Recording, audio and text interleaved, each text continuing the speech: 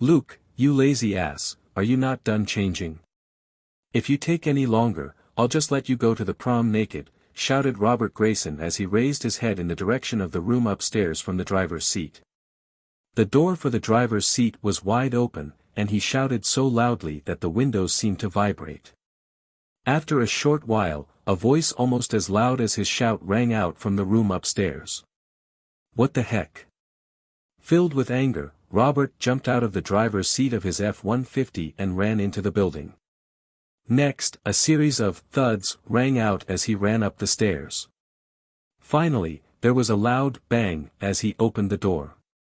Ah, Luke, what happened to you, brat? Robert's shout rang out once more, followed by the voice of a woman. A minute later, Robert could be seen running out of the building with a young man on his back. Following him was a flustered middle-aged woman with a 5-year-old boy in tow. Catherine, drive your car and come with Joseph. Be careful on the road and don't rush. Robert turned around and said a few hasty words before placing the young man on his back in the back seat. After helping the young man lie down, he rushed to the driver's seat. He started the car, and the Ford's engine roared furiously as the car sped off toward the highway and rushed away. One day later, Luke regained consciousness. He stared blankly at the ceiling above him and only recalled what happened after a short while. The moment he recalled what happened, his heart surged with excitement. However, he still quickly suppressed the excitement and calmed down. He scanned his surroundings and found that he was in a hospital ward. Apart from him, Claire was also in the ward. She was currently sleeping soundly on a sofa not far away from him. The moment he laid his eyes on Claire, he heaved a sigh of relief. Since his younger sister was here, Robert must have been the one to send him to the hospital. He continued listening to the sounds around him and found that the place was nearly empty as there were no sounds of human activity at all. From that, he judged that it was probably late at night now. The hospital was enveloped in silence. Only then did Luke shut his eyes and shout inwardly, with all his emotions poured into it, "Come out, system." Next, he received no response. What damned system was this?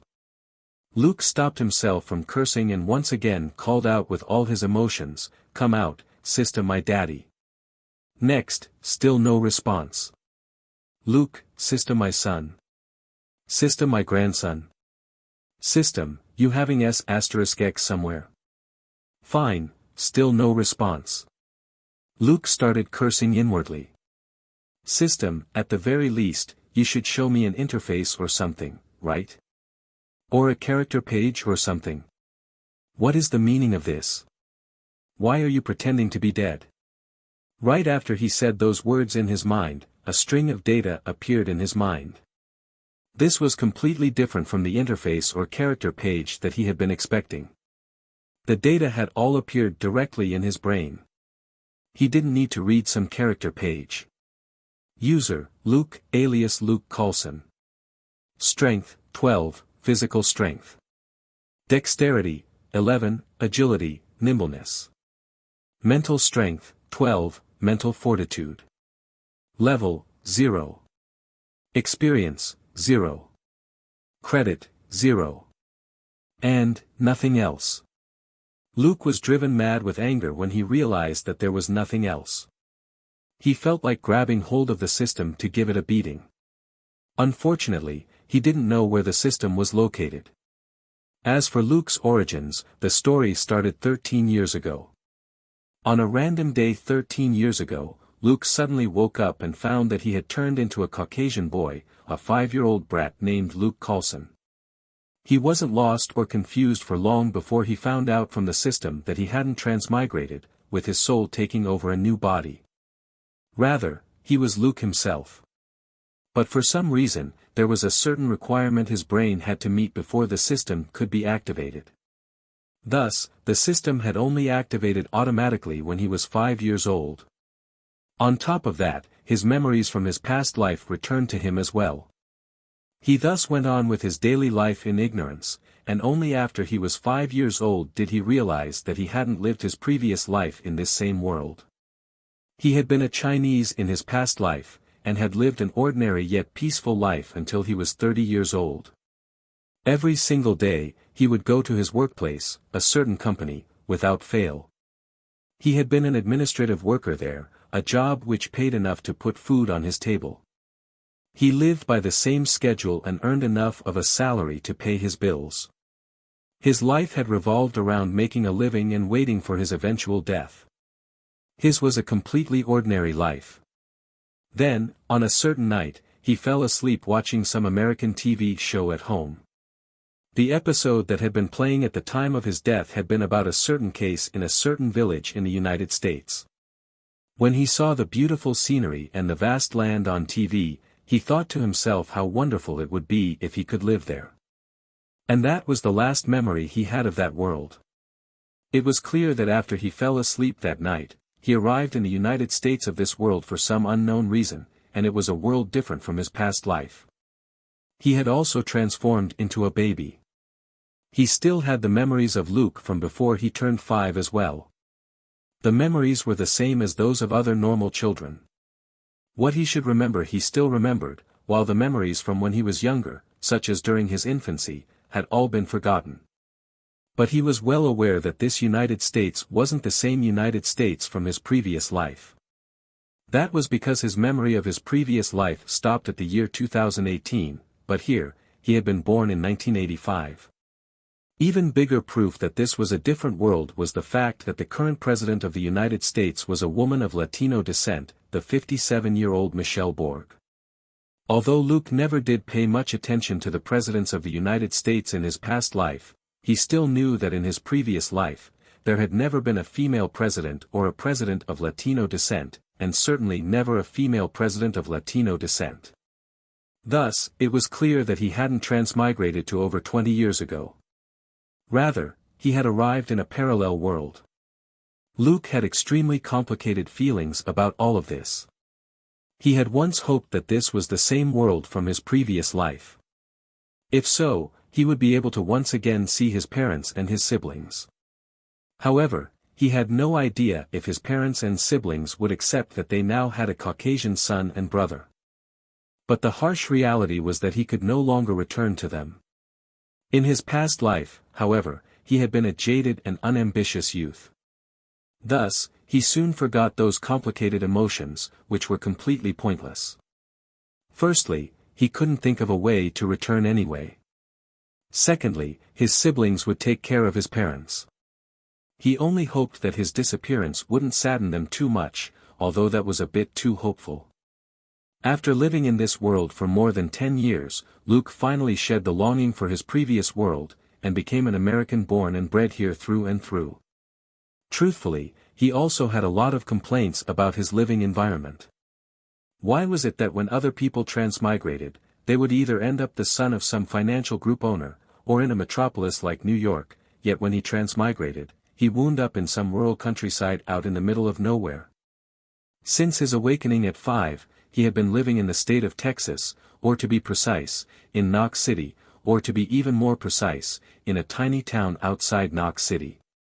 There were only about 2,000 residents in this tiny town, which was equivalent to the population of a village in China in his previous life.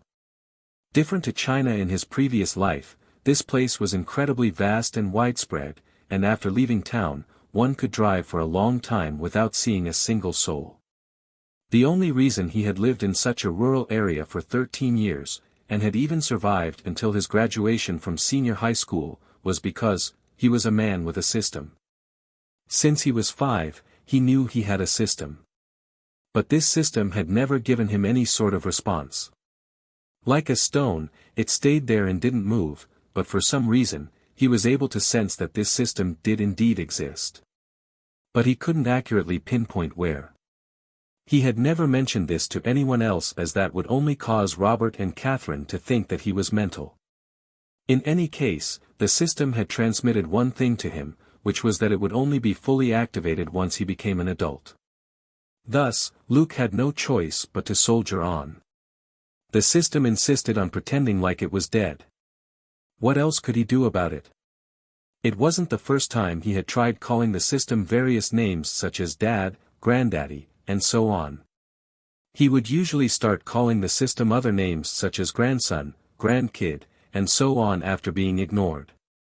Even so, the system had remained silent all these years. When he read about main characters in novels, their systems possessed either intelligence or artificial intelligence, and had different personalities. They could be aloof, proud, cold, outwardly kind but inwardly evil, adorable, talkative, or even despicable. When the main characters had nothing to do, they could chat up their systems. But this system he had obtained was no artificial intelligence. In fact, this was a retarded machine. Otherwise, there really was no other explanation for the lack of response from this system. And just like that, Luke grew up uneventfully, studying until he finally reached the day of his senior high school graduation prom. That was also the day he turned 18 years old. Just as he was suiting up in his room upstairs, preparing for the prom, the system suddenly sent him a message: the host has been detected as having reached adulthood. The system is formally activated, and synchronization will begin in 10 seconds. What the heck? Luke was able to cry out. After that, before he could think of anything else, intense pain assailed his brain. His eyes instantly darkened as his body's self-defense mechanism kicked in from the intense pain, causing him to pass out. The first thing Robert saw after he arrived upstairs was Luke lying unconscious on the ground. Next, Robert sent him to the hospital, and after one day in a coma, Luke woke up. Currently, only his sister, Claire, was here, and she was sound asleep. This was the right time for him to unveil his prize. The so-called prize was the system. All these years, he had felt like someone who found out that he had inherited immense wealth, but couldn't touch it until many years later. Yes, in a way, that was how he felt. This system was akin to a legacy his previous life had left him. During those 13 long years, Luke had been waiting for this one thing. And after he woke up, he finally understood why the system would only activate once he became an adult. That was because the system needed to synchronize with his soul to bind them both together. Prior to adulthood, his body, or to be precise, his brain wouldn't be able to bear the shock from the synchronization. It could easily kill him. Luke was rendered completely speechless as he cursed inwardly. "Can't you tell me earlier if you're going to synchronize with me? Like maybe give me a one-day notice?" The system had actually given him a simple countdown of 10 seconds before directly starting the synchronization. And thus, not only was he hospitalized, his graduation prom was ruined as well. Even worse was the fact that his current girlfriend, Jimena, had wanted to dance with him. After leaving her in the lurch, he wondered if that fierce kitten would scratch him to death. Nevertheless, that was something for him to worry about later. For now, his focus was still on the system. But the system's stupidity surpassed even his expectations. After the formal activation, even after the synchronization, the system still pretended like it didn't exist. The data he had received from the system didn't have so much as a character page, a panel, or a window. It was just pure data that could be seen, with no other tips or hints for him. Luke couldn't help but mumble in his heart, "System, you should have a name at the very least, right?" Suddenly, the system gave a reaction. Super Brave Detective System. To be abbreviated as Super Detective System. And nothing else. Luke couldn't even be bothered to be angry at the system anymore. He calmed down and started studying the system. Although he had been cursing the system for being so useless and for not even having a user interface and so on, there was still something useful about it. Logically speaking, one could deduce that since the system had given him some numbers, it was plausible that those numbers could be increased. From the three main attributes, strength, dexterity, and mental strength, Luke could judge that there was nothing out of the ordinary about the parameters the system used to measure a human. And the system had also tacitly agreed that for an ordinary person, the average value for all three attributes was 10. As for Luke, he had a strength of 12, dexterity of 11, and mental strength of 12. In other words, he was slightly above average. But that was probably because the majority of the people here worked as manual labor while the students here enjoyed exercising. Luke himself had also joined the fad and would occasionally follow the bodybuilding addicts from his class to the gym. Of course, for those people, bodybuilding was a passion.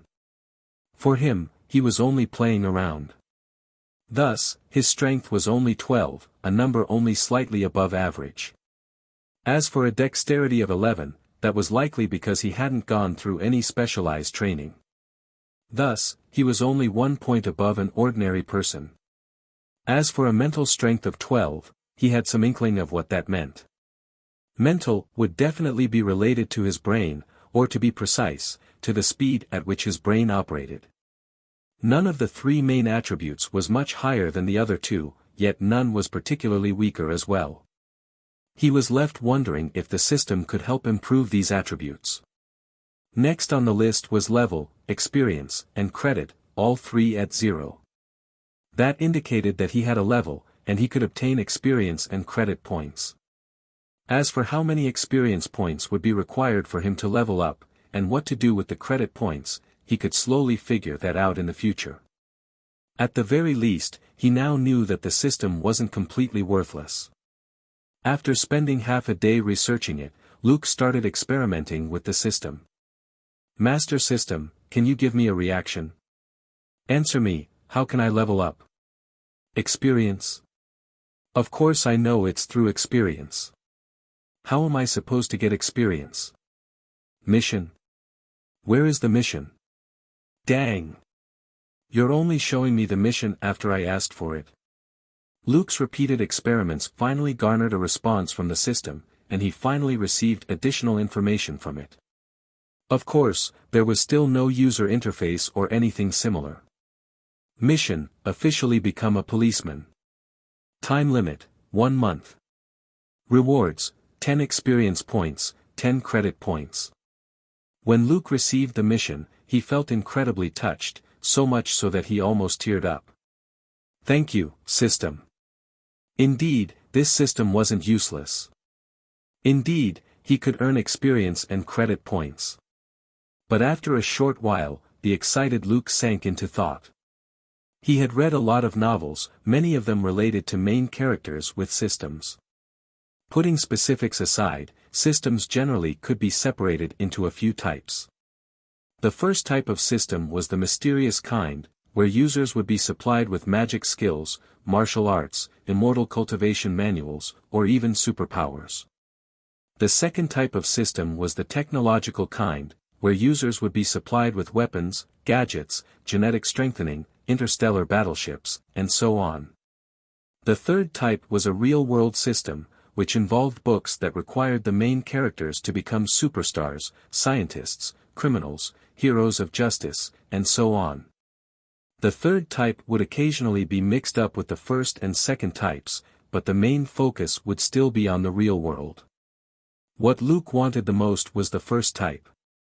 The rewards he stood to gain from the first type would always be the most enticing. His second choice would be the second type, where he could obtain technological rewards.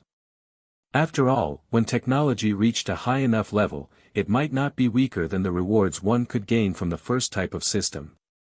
And the third type was his last choice. And if he had no choice but to take the third type, he didn't mind getting a system which required him to be a superstar, a super author, a super screenwriter, or a super schemer. All these were acceptable choices. Or to be a scientist, amassing wealth from his inventions. That would be a good option as well. Regardless of whether he became a superstar, a super author, or a tech tycoon, all of them meant that a large number of high-class women would rush into his embrace. He no longer needed to worry about the lack of a girlfriend. In fact, as a winner in life, he wouldn't even need a girlfriend. Many women would be willing to fool around with him without him even needing to lift a finger. But super detective system. And the first mission was for him to formally become a police officer. He was greatly saddened by that. Why? Because Robert was an officer, the sheriff of the town they lived in. No, sheriff wasn't Robert's last name. The so-called sheriff referred to a township's law enforcer, or in other words, someone similar to a police chief. The law enforcement in these towns was somewhat different from the police departments of larger cities. Both were law enforcement agencies, yet sheriffs were in truth paid from the residents' own pockets, and were in a way private police officers. As someone who had lived with Robert for more than 10 years, Luke was extremely clear on the amount of money a police officer in a small town made. Robert only made about $54,000 annually, and even that was a pre-tax amount. And he was the chief. For those ranked below him, their annual pay could go as low as $32,000. Even with Robert's pay, he was barely making enough to support their entire family. Fortunately, Texas had some of the lowest taxes in the United States, and the cost of living here was rather low too. In addition, Catherine also worked as a teacher. Because of that, Robert's family didn't have to live in poverty. And now, this shitty system was actually telling Luke to become a police officer. Wasn't that a trap? Since this was a super detective system, why couldn't he go and become a private detective or something? As a private detective, it was possible to make millions a year if he did well. With the system's help, Luke could very well become wealthy as a private detective. But what sort of future could he have if he became a police officer? Even New York's police chief didn't make more than $200,000 a year. Of course, the higher-ranked ones didn't rely solely on their salary to get rich. After they retired, they could perhaps go and give speeches, write a book, or go into politics, and easily make millions a year. That was legally allowed. But Luke was only 18 years old this year. How far away was retirement for him? Furthermore, if he could only get rich after he reached the age of retirement, what was the point of his life? Even worse, 3 days ago, Luke nearly got into a quarrel with Robert while talking about jobs. That was because Robert wanted him to join their police department after graduation and Luke firmly rejected him. His goal was to become a wealthy person. He had a system, even if it was a system that would only activate after he became an adult. According to the law in the United States, those who were 21 and above in age were considered adults. After all, they could already start drinking alcohol at that age. How could they not be considered adults then? Luke had believed he only needed to wait another 3 years for the system. Never had he expected that he would only need to wait 3 days for the system to activate, and after activation, it wanted him to become a police officer. That was, had he done any evil to deserve this? Luke started crying silent tears in his heart. It wasn't that he was worried about Robert. Although Robert wasn't his biological father, he was as good as, given their relationship. If Luke suddenly changed his mind and agreed to become a police officer, Robert would tease him for a bit at most, and would still help him with it. Robert was a normal Texan citizen, who had once served in the army and once ran a ranch before ultimately becoming a police officer. He was a coarse but straightforward and direct person. Luke lay on the hospital bed with extremely complicated emotions and started letting his thoughts run wild, and without realizing it, he fell asleep again. After a long time, a voice sounded by his ear. "Luke, wake up." Still half asleep, Luke mumbled, "No, Claire, let me sleep in. It's the school holidays."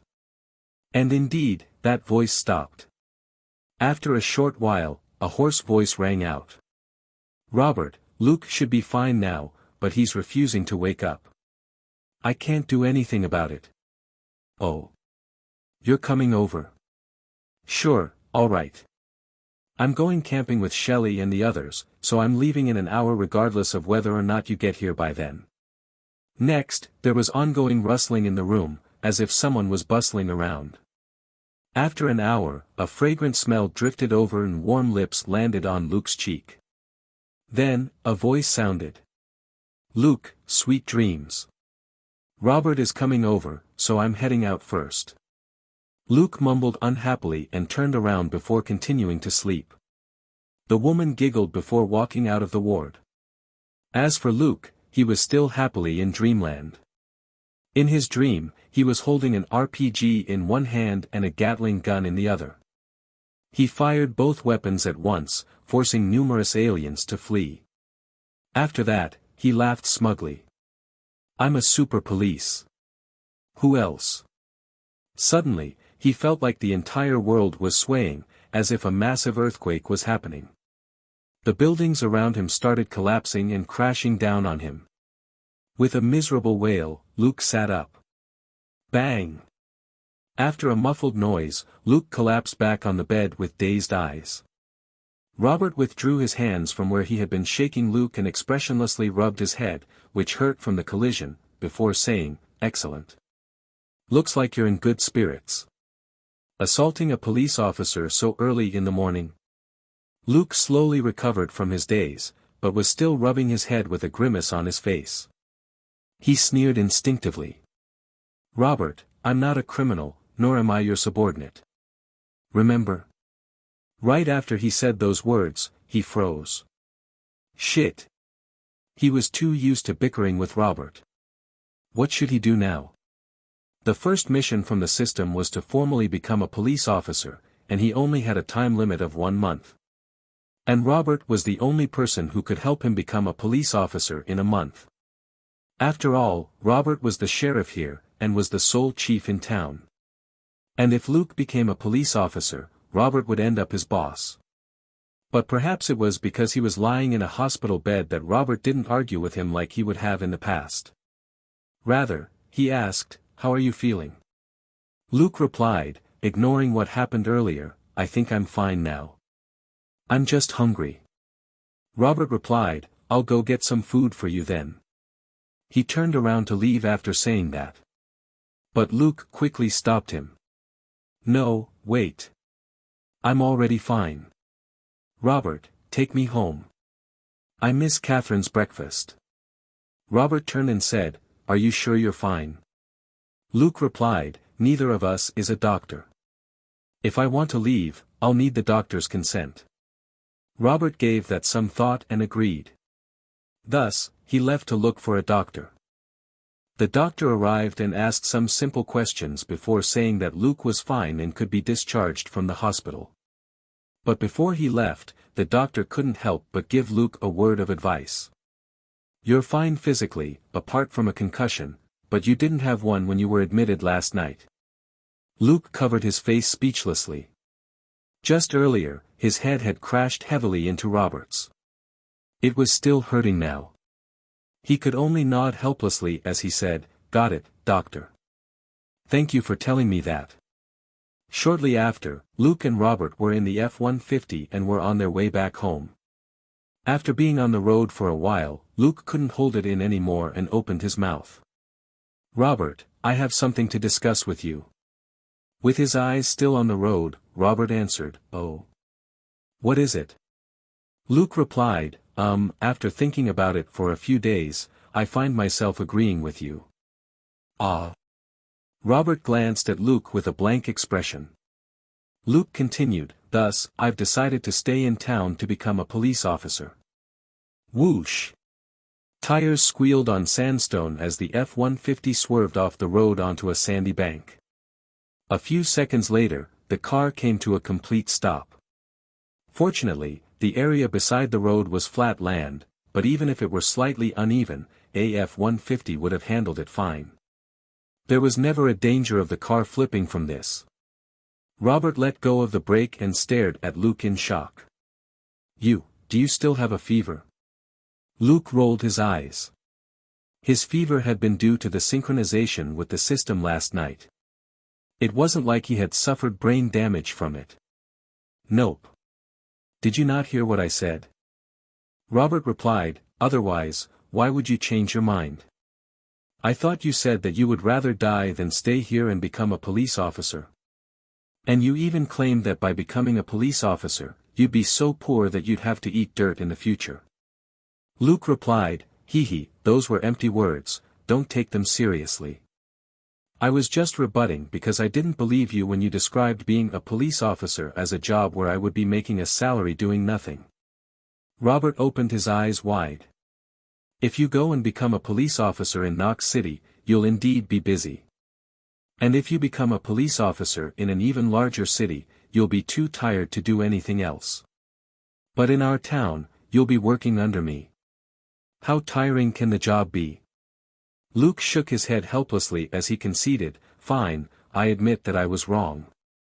Robert, you're the boss. I'm prepared to listen to you from now on. Robert stared at Luke for a bit before abruptly roaring with laughter and smacking Luke's shoulder. Huh, finally. This is the very first time you've ever conceded. Luke, remember this well. You conceded this time. Luke replied, hee hee, whatever you say, as long as it helps you sleep at night. Next, the F-150 entered the road again. They started to head back home, and on the way, only Robert's occasional outburst of laughter could be heard. When they arrived home, Luke couldn't be bothered to wait for Robert. He directly pushed the door open and entered the house as he said, Catherine, I'm home. A tiny head popped out from the living room and a voice rang out. Huh. Luke, you're fine now. Luke walked over and patted the tiny head before saying, yes, I'm fine now. Joseph, what are you doing? Oh, you're dead. You're playing video games without permission. The tiny face curled his lips and said, Catherine agreed that I can play for an hour. Moreover, you're not Claire. It's not like you'll tell on me. Luke shrugged. Fine, I won't tell on you. But since you've promised Catherine, remember to take a break when time is up. Joseph was somewhat indignant but still nodded. Yeah, sure. You're getting long-winded. He then sat back down on the floor and continued staring at the TV as he played his video game. At that moment, Catherine walked out of the kitchen and looked at Luke with a deeply concerned expression. Luke stepped forward and gave her a hug before saying, I'm fine. But I'm starving. Is breakfast ready, Catherine? Despite the assurance, Catherine was still worried as she shot a look at Robert, who walked through the door right at that moment. Robert seemed to read her mind as he replied, he's fine. I already checked with the doctor. Only then did a smile form on Catherine's face as she said, good, that's good. Come, breakfast is ready. She turned and couldn't resist smiling and pointing at Luke's face before saying, but during breakfast, please do tell me which youthful nurse you were flirting with at the hospital. Luke was completely clueless about what she was talking about.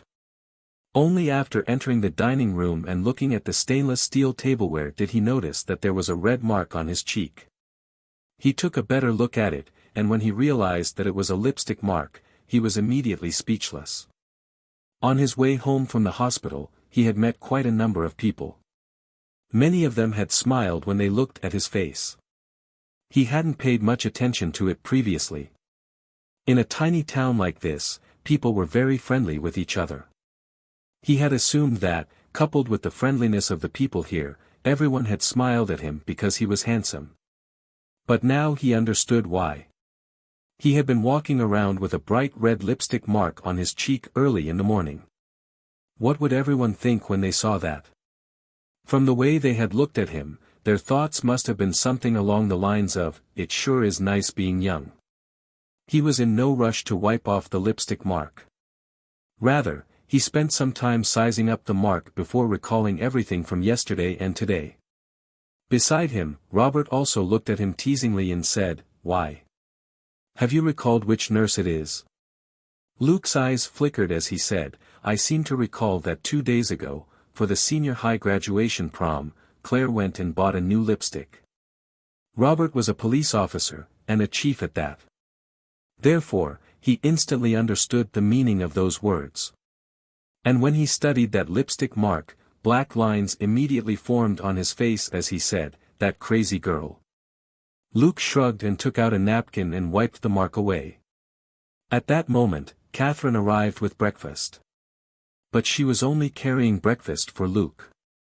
Robert had already eaten before going to work. In fact, he had been on the way to work before he took a detour and headed to the hospital for Luke instead. In any case, this was a tiny town, so he could consider it part of his daily patrol. As for Catherine, she had already eaten with Joseph earlier. A kid needed to eat on time. Thus, Joseph couldn't wait till this late to eat. Luke took out a glass of warm milk from the microwave and poured it into the bowl of oatmeal before saying, may I?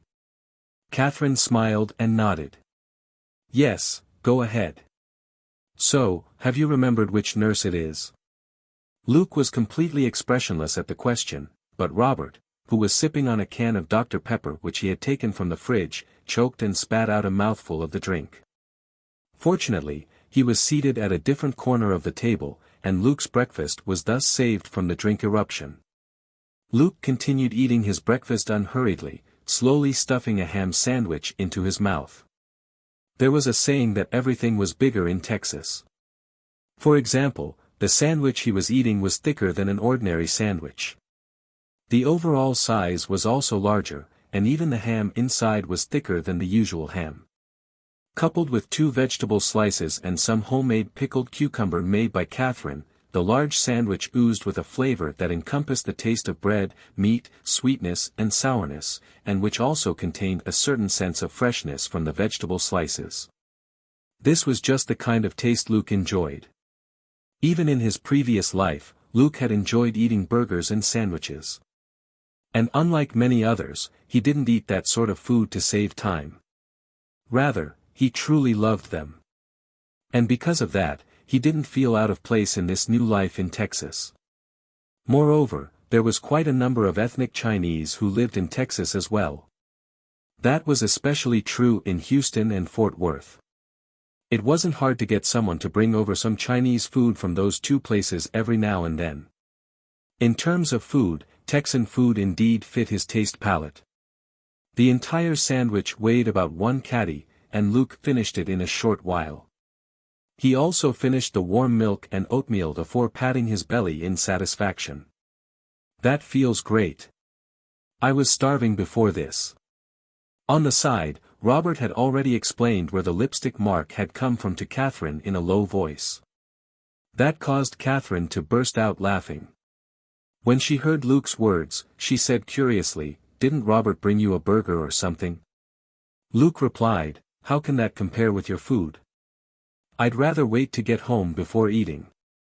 Catherine stood up with a smile, and Luke also stood up and picked up the tableware he had used. Catherine would clean them up later. Robert also stood up and said, "All right, if there's nothing else, I'm going back to the department." "Luke, rest at home for now." Luke called out to him. "Wait, I'll go with you." Robert was curious. "What's going on?" Luke shrugged and said, "I've nothing better to do anyway. I might as well go with you and complete the recruitment process. At most, I won't start immediately, but in a few days. Will that be acceptable?" Robert nodded. "Sure. In any case, you'll only get paid from the day you start working. But are you sure you want to go now? Do you not want to think more on it?" Luke replied, "I already spent a few days thinking about it. I've made up my mind. Let's go." Beside them, Catherine couldn't help but interject, "Start. What are you starting?"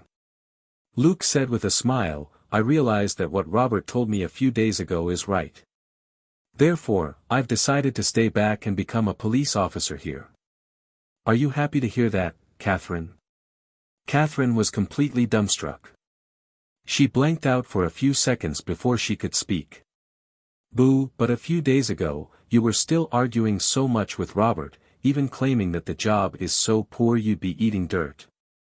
Luke shrugged and replied, "We're all countryside locals. Which one of us doesn't smell like dirt? And eating dirt is still better than having nothing to eat." Catherine. Robert. Catherine couldn't resist asking further, "But you were just released from the hospital. Why don't you rest for a day or 2 first?" Luke replied with a smile, "Don't worry, Catherine. Yesterday, no, to be precise, the day before yesterday, I was too excited and forgot my lunch in my excitement. I only fainted because I was too hungry. My body is perfectly fine. In any case, I'll still be resting for a few days after I register for work. Are you worried that Robert will force me to start earlier? Catherine glared at him and said, you can even forget your meals. How can I not worry about you? Wait a bit. I'll prepare a lunchbox. Bring it along so you won't forget. Luke nodded with a smile. Sure. With that, I'll definitely remember. Robert asked, how about me? Catherine replied, you're bringing lunch today as well. Sure, what do you want? Burger? Or a sandwich? Robert grumbled, am I going to eat whatever this kid is eating too? Luke smiled without saying anything, and ignored a certain jealous middle-aged man. Catherine quickly prepared 3 sandwiches, but they weren't ham sandwiches this time. Rather, they were beef sandwiches. These would serve as lunch for the 2 men. 30 minutes later, the 2 arrived in town. Robert parked the car in front of the police department before getting out of the car. Everything was bigger in Texas, including the parking lots. Or to be precise, in small towns like this, there were no specific parking lots. The police department was nothing more than a small 2-story building with an empty space behind it that was big enough to fit around 200 to 300 vehicles. But this town only had a population of 2,000. And including Robert, there were less than 12 people who worked at this police department.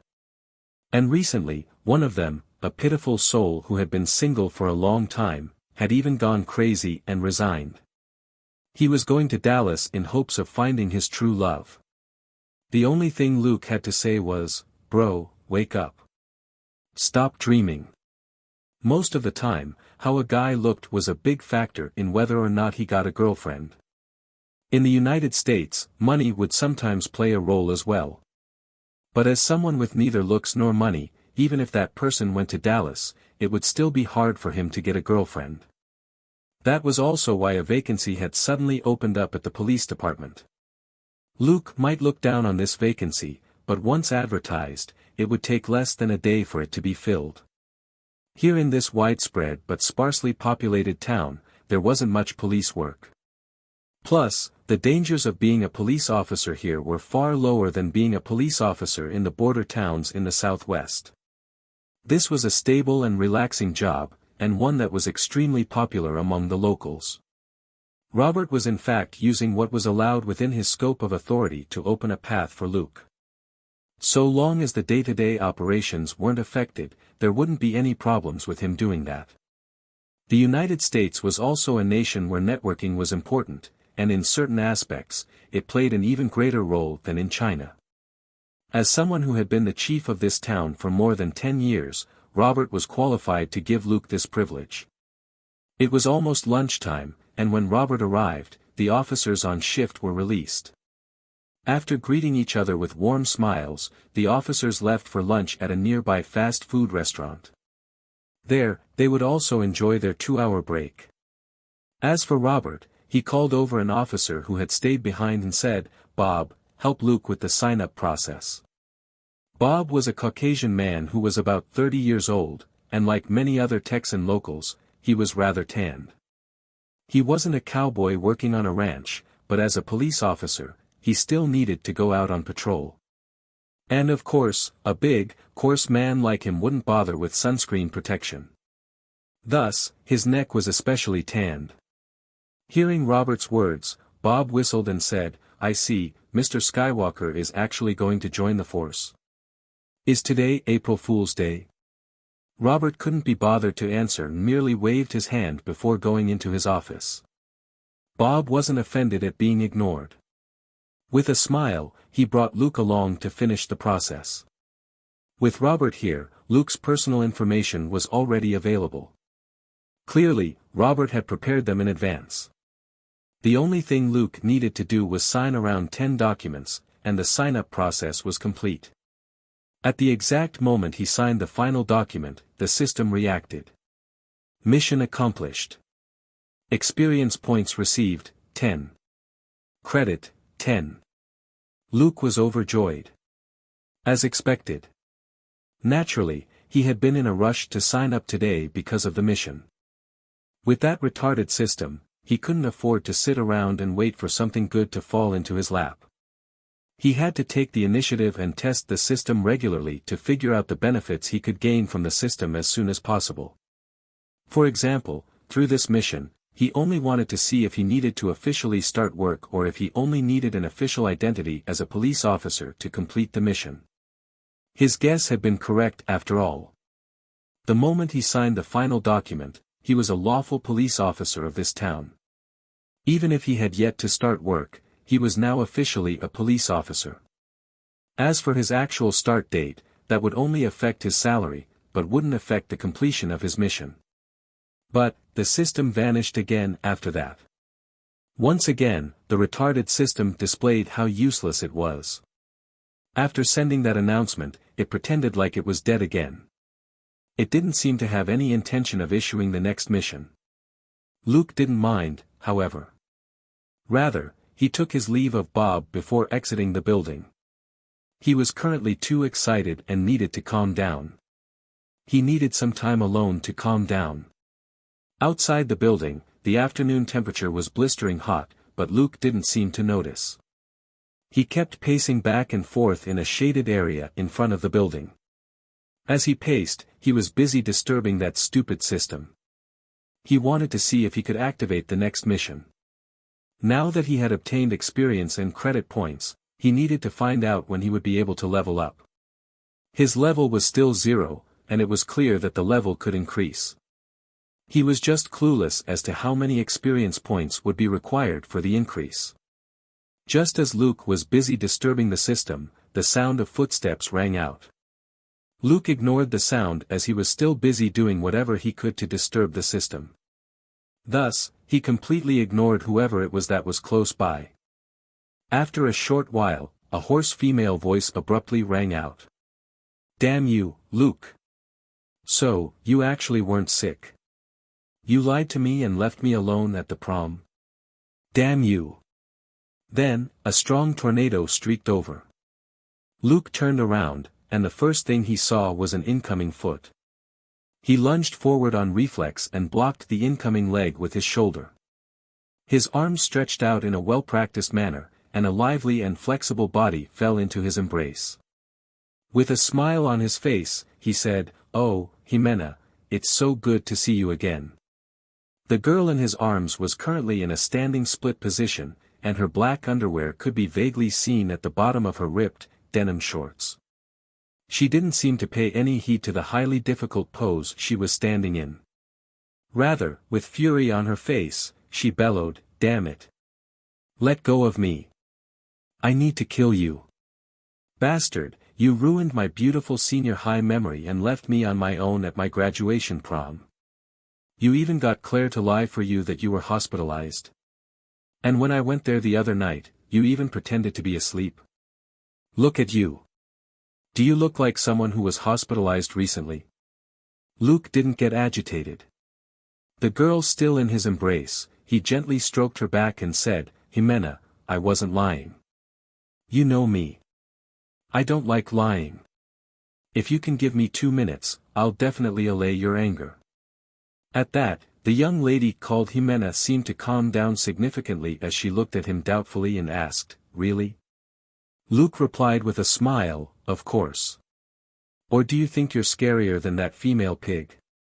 I won't lie even when facing that so. Bastard. I'm no pig." Jimena burst out laughing before she continued, "I'll give you 2 minutes. Hey, what are you waiting for? Let go of my leg." Luke smiled and released her leg, allowing the long and slender leg to slide off his shoulder back to the ground. Then, with his arm around her, they sat down in front of the building. "I didn't tell Claire to lie for me. I was discharged at 10 this morning. I think you just need to ask any doctor there and you'll have the full story, right?" Luke explained calmly. Jimena countered, "Then what are you doing being so free and sitting here? Why didn't you give me a call?" Luke shrugged. "I just woke up this morning and had to immediately go back to let Catherine have a good look at me. I couldn't let her continue worrying, right? Next, Robert brought me here to sign up at the department. I just finished the process, and it hasn't even been 5 minutes since. I wasn't able to call you before you got here yourself. Jimena blanked out. Sign up? Luke nodded. Yes, just now, in fact. I'm officially an officer of the department. I'll start work in a few days. Jimena was in disbelief. I thought you said before that you would go to either Dallas or Houston to further your studies. Why did you change your mind? Is it because of Catherine and the others? No. Luke interrupted her and explained, I merely came to realize something. Actually, Robert already mentioned to me about being a police officer a few days ago. I was just thinking it over. Jimena sank into a long silence before saying, then, good luck to you, I guess. Luke smiled and said, don't be too sad. A beautiful future still awaits us. It's not like I'm planning to stay a cop here forever. Jimena forced a smile, but her heart was assailed with sadness. Her feelings were extremely complicated right now. Jimena was Luke's girlfriend. They were both students of Knox High, and both graduated this year. As for how their relationship started, Jimena was the one who pursued Luke. This was a story that started with a hero's semi-successful attempt to rescue a beauty. A group of high school students once decided to go camping. That was when the two met each other. However, they still weren't particularly close at the time. During the camping trip, Jimena encountered a wild boar. At that time, Jimena was frightened and started shouting for help. Luke, who was the nearest to her, arrived first. Then, in a head-on confrontation, he stood in front of the wild boar, which also seemed to hesitate. He protected Jimena behind him as they slowly backed away. Ultimately, the other people on the trip arrived, and an adult with a rifle shot the wild boar down. In truth, that wild boar wasn't particularly big. And at that time, the boar was slightly frightened by Jimena's shout as well. That was why it hadn't attacked her immediately. Strictly speaking, the one who had rescued Jimena was the adult with a rifle, not Luke. But after the two got into a relationship, Jimena said that when Luke arrived and protected her behind him without hesitation, she saw that as a symbol of valor. If it was any other person, they would have directly fled when they saw the wild boar. Or they might have stopped running and started shouting as well. That was what most people would have done. At the time, Luke only had on him a knife which he sliced beef with. It was impossible for him to be able to do anything to the boar with that knife. What could Luke say? Should he tell her that he was already used to seeing wild boars on his maternal grandpa's ranch, and was thus unafraid? Should he also tell her that he in fact knew the temperament of wild boars very well? If he hadn't protected Jimena, and had allowed her to continue shouting, the wild boar would most likely have gotten so annoyed by her loud voice that it might have actually decided to attack. And that wild boar wasn't too big anyway. At the same time, it was rather timid. Sure, to do what Luke did required some courage, but all along he had been sure his life wasn't in danger. And after that incident, Jimena started pursuing Luke. Jimena was an above-average beauty, and that was only because Luke had different taste compared with the locals here. For a regular person, she was definitely a great beauty. She had long legs, a slender waist, and a curvy bottom. Sure, her chest wasn't too bountiful, but her figure was still outstanding as a whole. Coupled with her healthy tan and an athletic body that was the product of constant exercise, she was definitely an athletic-style great beauty. As a Latina, Jimena was a very passionate young lady, and when she started chasing Luke, she had done so openly. And Luke was a normal and healthy man.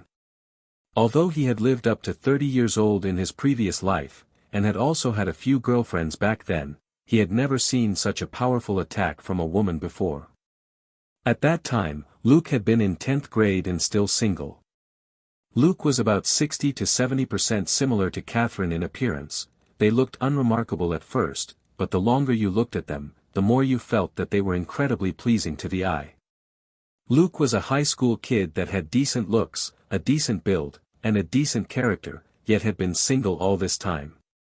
In the United States, a man in this situation would very commonly be misunderstood as someone with different preferences, i.e. a man who didn't prefer women.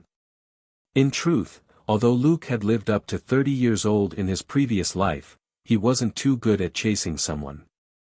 That, coupled with certain habits of his that were completely out of the norm compared with ordinary American students, had caused him to remain single all this time. Suddenly, a great beauty appeared to pursue him. He couldn't resist the attack by the beautiful and passionate Latina, and soon, he accepted her and became her boyfriend. Only then was Luke free of the rumors swirling around in school about his S**Zul preference, and people no longer talked about him behind his back. But in truth, his and Jimena's relationship had formally ended after the prom the day before. The prom was the last formal event of senior high, and after that, the students could start spending their time as they wished. Some went on a trip, some traveled around in preparing to further their studies, some started looking for a job, and so on. Most of them would start doing all that after the prom. Although some of them were staying behind in their hometown, Luke and Jimena had long known each other's plans. The difference in their grades was rather big. Luke's results were above average, and since he had long accumulated enough credit, entering the state university was a possibility. As for Jimena, she had barely been able to accumulate enough credit right before graduation. Nevertheless, she still planned to enter a community college and further her studies. She longed for the big city life. It seemed that the two were fated to be unable to continue their relationship. But they had never talked about it seriously. In any case, something like this was in fact incredibly common among high school couples, and not many people would be overly bothered by it. Now that Luke had suddenly said that he was staying here to become a police officer, it was a change that nevertheless wouldn't affect their plan to break up after prom. Jimena would never stay back. She was full of life, and would never remain in a small town like this. After a long while, she said, "But you must go to Martha's party tonight." Luke nodded with a smile. "Of course. Do you need me to dress up in the suit I prepared a month ago?" Jimena laughed and hit him playfully before saying, "Even if you're shameless enough to wear it, I'd be too embarrassed." "All right, don't forget the time. It's 7 tonight. If you dare come late again, I'll crush your balls." The party tonight was a private event and not a school event. Therefore, everyone could wear whatever they wanted, or one could even choose to go in their birthday suit. The only thing nobody would wear were the same formal suits and dresses they had worn for prom. Luke nodded with a smile. Jimena stepped forward and gave him a long French kiss before saying, "All right, see you tonight. Martha's still waiting for me at the supermarket." Luke nodded with the same smile on his face. "See you tonight." When Jimena saw his expression, she couldn't resist stepping forward and nibbling lightly on his ear before speaking into it. "Don't you have any bold ideas? Hee, don't forget to search Robert's bedside cabinet." Luke nodded solemnly. "Yes, I will. I promise." As for what he could find in Robert's bedside cabinet, it definitely wasn't a gun. Gazing at Jimena's departing back, Luke rubbed his chin and muttered, "Based on what's going to happen tonight, do I need to bring an entire box over?" Just as Luke was busy thinking about his private affair that night, Robert's voice rang out behind him. "I see the brat has grown up. He's even flirting with girls in front of the police department now." Luke smiled before turning around. "By the way, Robert, I have a party tonight. But I'll visit your bedroom before that." Robert blanked out slightly before raising an eyebrow. "Hee, sure. Do as you wish. I have some lube as well. Do you want it?" Luke replied, "No, thanks. I'm far more skilled than you are." Robert raged, "Piss off, you damn brat." Luke said, "Give me lunch first. I'm hungry again." A while later, Robert chased Luke out of the police department, the latter holding a large paper bag. Luke looked at Robert, who entered the building again, and his lips curled up before he sat down in front of the building and started eating his lunch slowly. He didn't care too much about the party. Even with Jimena's hint, he still wasn't particularly moved. The two had been in a relationship for 2 years. Anything they could do, they had already done. He had an 18-year-old body, but his soul was in fact 30 years old. He continued disturbing the system in his mind while he ate his lunch. After lunch, he leisurely headed home. After walking for a couple of 100 meters, he met Smith, his neighbor. Thus, he got a free ride home. And at 6 on the dot, Luke left his house after he was done getting ready. Apart from a shower and a clean outfit, he didn't need to dress up in anything fancy for the party. And he didn't need to drive. Martha's house was in the same small town, and was only about a 10-minute bicycle ride from his place. He rode his bicycle leisurely along the road, and when he stopped at a particular traffic light, he heard a shout not far away. "Come, Mickey, come home with Granny. We're having your favorite canned fish tonight." Luke turned around and smiled at what he saw. He got off his bicycle and left it resting against the railing along the road before he walked over and said, "Lucy, is Mickey being naughty again?" This was a granny around 60 years old. She had a petite body and her white hair was pulled up neatly with a few hair clips. Her face was filled with wrinkles, but one could still see that she had definitely been a big beauty when she was young. She turned around, and when she saw Luke, she felt immensely relieved. "Ah, Skywalker, use your force and help me out. Get this troublemaker down here for me." Luke gave a police salute and said, "Yes, ma'am." Granny Lucy smiled. "Oh, am I Obi-Wan now?" Luke replied with a smile, "Yes, you are. Otherwise, how can you command me around?" As he spoke, he made use of a small opening in the wall to push himself up before he grabbed at the eaves with both hands. Applying some force, he found that the eaves were stable, and spoke again. "Come here, Mickey. Follow Granny back and have your dinner." An American Shorthair cat sat there looking at him with its head tilted. The cat didn't run, and Luke was able to grab it easily with one hand before jumping off the wall. After he handed the cat called Mickey to Granny Lucy, the two said goodbye and parted ways. Granny Lucy was one of his neighbors, and lived 3 houses away from him. Mickey would occasionally hang out at Luke's place. Thus, Mickey was rather familiar with him. That was why Luke had been able to catch Mickey so easily. While Lucy took her sweet time driving back home, Luke encountered something that gave him a pleasant surprise. He had received another response from the system. Mission: help a town resident, save a cat. Mission accomplished.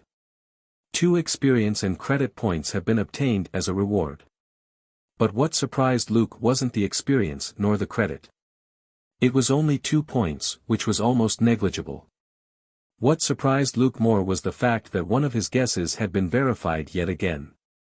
The system had indeed been officially activated.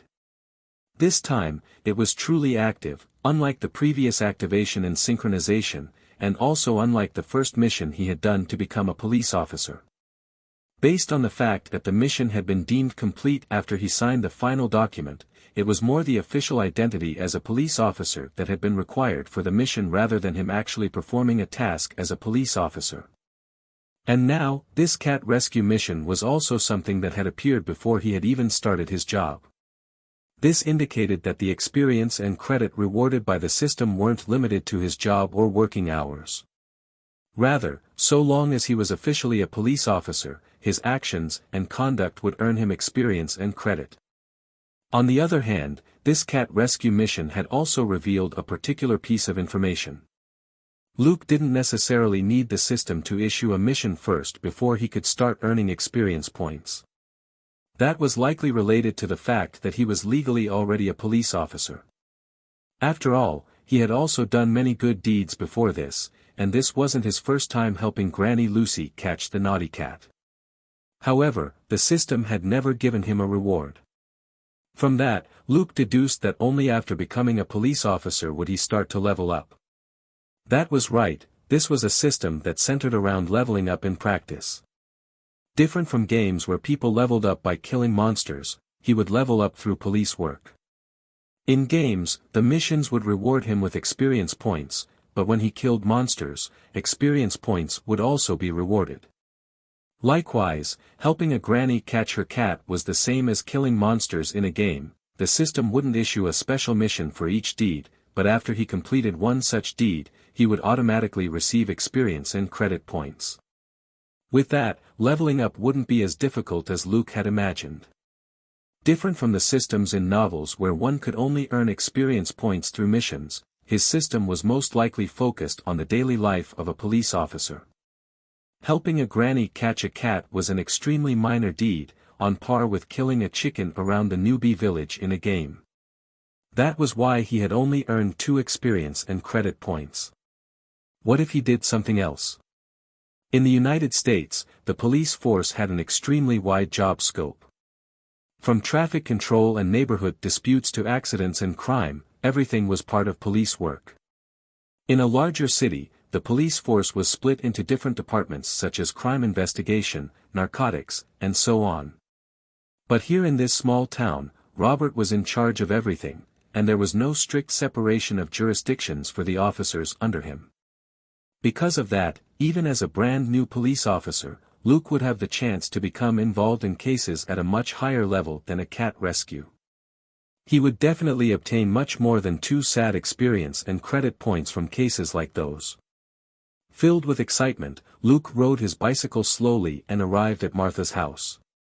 Martha came from a fairly wealthy family. Her father was involved in the wholesale of meat products and supplied several major players in the surrounding large cities. He definitely had one of the highest incomes in this town. Because of that, Martha's house was very big, even among other houses in Texas that were already generally of a larger size. Her house had 3 floors, and the building was close to 1,000 square meters in size. Behind and in front of the house was grassland big enough to be a soccer field. There was also a garden which had several large trees in it, adding to the beauty of the estate. There was also a swimming pool behind the house that was 50 by 20 meters in size. For a family of 3, this swimming pool was incredibly large. Luke arrived at 6:45 p.m., not too early but not too late either. Of course, there were definitely other people from school who had arrived much earlier. For parties like this, one could come so long as someone who had been invited brought them in. Or one could even take part just by sneaking in. But most of the time, only senior high students from their school would come. There was also the occasional middle school girl or 2 who seemed to have matured a tad too early. Yes, middle schoolers. Given the size of the crowd at a party like this, nobody could be bothered about a few middle schoolers in their midst. But of course, the prerequisite for their presence was that these middle schoolers had to be females who had developed early and looked like any other high schooler. Luke picked a random metal pole and locked his bicycle to it. He wouldn't carry his bicycle in. An ordinary person would find it hard to imagine how crazy a group of partying high schoolers could be. He had no intention of allowing his bicycle to be disassembled by the crazy crowd, nor did he want to be greeted with a bicycle covered in vomit when he was about to return home. After he locked his bicycle, he strolled into the front yard. He had guessed that about 70% of the students would be here tonight. Thus, the garden was filled with noise. A few girls in tank tops and hot pants could be seen giggling and playing on the swings which hung from one of the large trees. Many girls could be seen sitting on the lower branches and talking among themselves. These girls were all wearing tank tops and hot pants as well. At most, some of them had thin jackets over their tank tops. One could say that with one look, all that entered your eyes was pair after pair of long, slender legs. But of course, most of these legs were tanned. Texas was a place that got a lot of sun, and the local girls here were mostly athletic, so they all had healthy tans the color of wheat. A few girls shouted their greetings at him from the tree. They were part of the group that he was closer to at school. Luke smiled and waved at them before asking, "Where's Jimena?" Jimena's friends were among them, and they didn't say much. They only pointed at the back of the building. That place was even noisier than the front yard. Luke nodded as a sign that he got the message. The girls laughed heartily, some even throwing him a few flying kisses. Of course, he wouldn't take them seriously. From their expressions, it was clear that they were making fun of him because of something Jimena had told them about him. In this manner, men and women were quite similar. Luke detoured around the building. He didn't feel like going inside for now. The party's hot spot tonight was the swimming pool. As for the rooms inside the house, those belonged to couples looking for some privacy. Sure enough, when Luke arrived at the backyard, he was met with a scene of insanity. A large number of the people here had already graduated senior high, and coupled with the insanity of this party. In any case, that was what Luke thought. But of course, for the crowd there, this was the most natural thing to do. People could be seen swimming in the pool, or running after each other, or talking with each other, eating, drinking, hugging, and so on. A lighting system had been set up in the backyard in advance. Not far away was a platform with 2 speakers and an amplifier on it. Also on the platform was a curvy female DJ dressed in a bikini whose body swayed back and forth, further adding to the excitement in the air. Luke adjusted his expression and his walking posture. He couldn't allow himself to walk into this scene expressionlessly like a sleepwalker. That would look too out of place. His new walking posture was one that he would never dare use ordinarily. He would most likely be beaten up after a few steps if he tried. But here, nobody cared. Everyone was busy partying. As Luke walked, he scanned his surroundings. Soon, he found his girlfriend. He sidled up to her and said, "Girl, make me happy." Jimena, who was busy chatting with her friends, blanked out slightly, before the group of girls burst out laughing. They couldn't react any other way, as they were very clear on the type of person Luke normally was. He was a person who didn't care about showing off, yet was an existence nobody could ignore. But currently, he stood there like a thug from a movie who was about to be beaten up. It was clear that he was joking around. Jimena and the other girls all roared with laughter. Now that they had graduated, it was understandable if someone suddenly decided to change their image.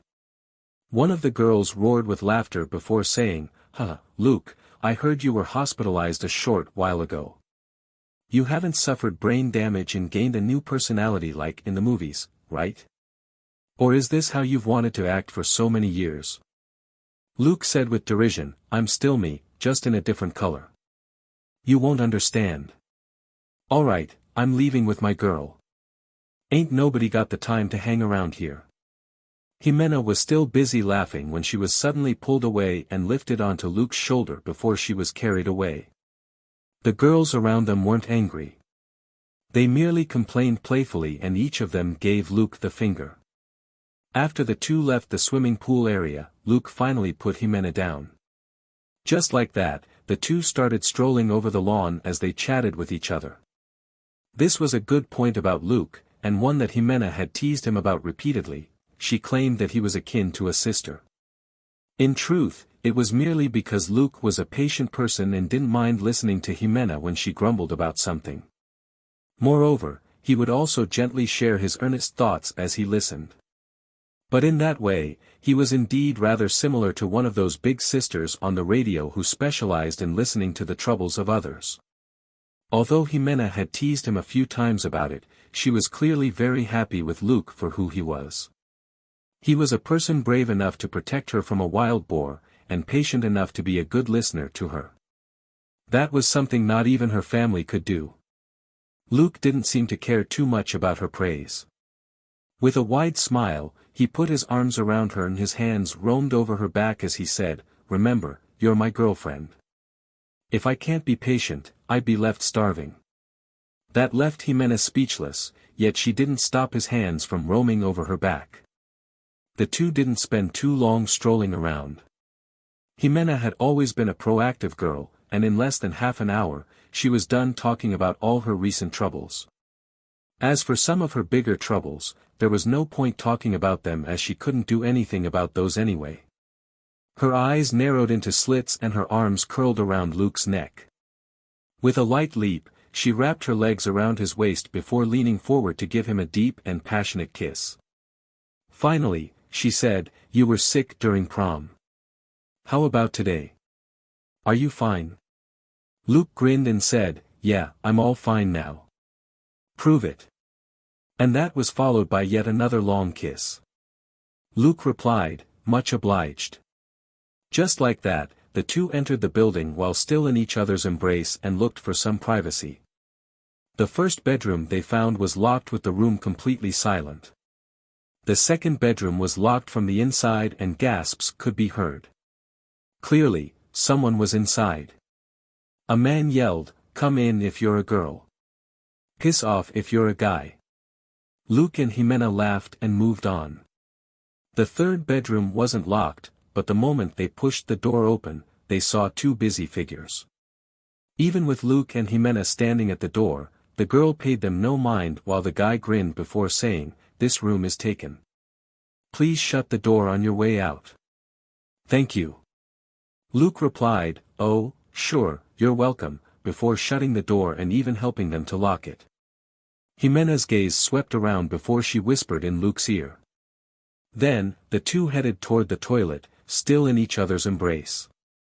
But when they were a few meters away from the toilet, they heard the groans of a man and woman from within. These two were clearly the bold and unrestrained type.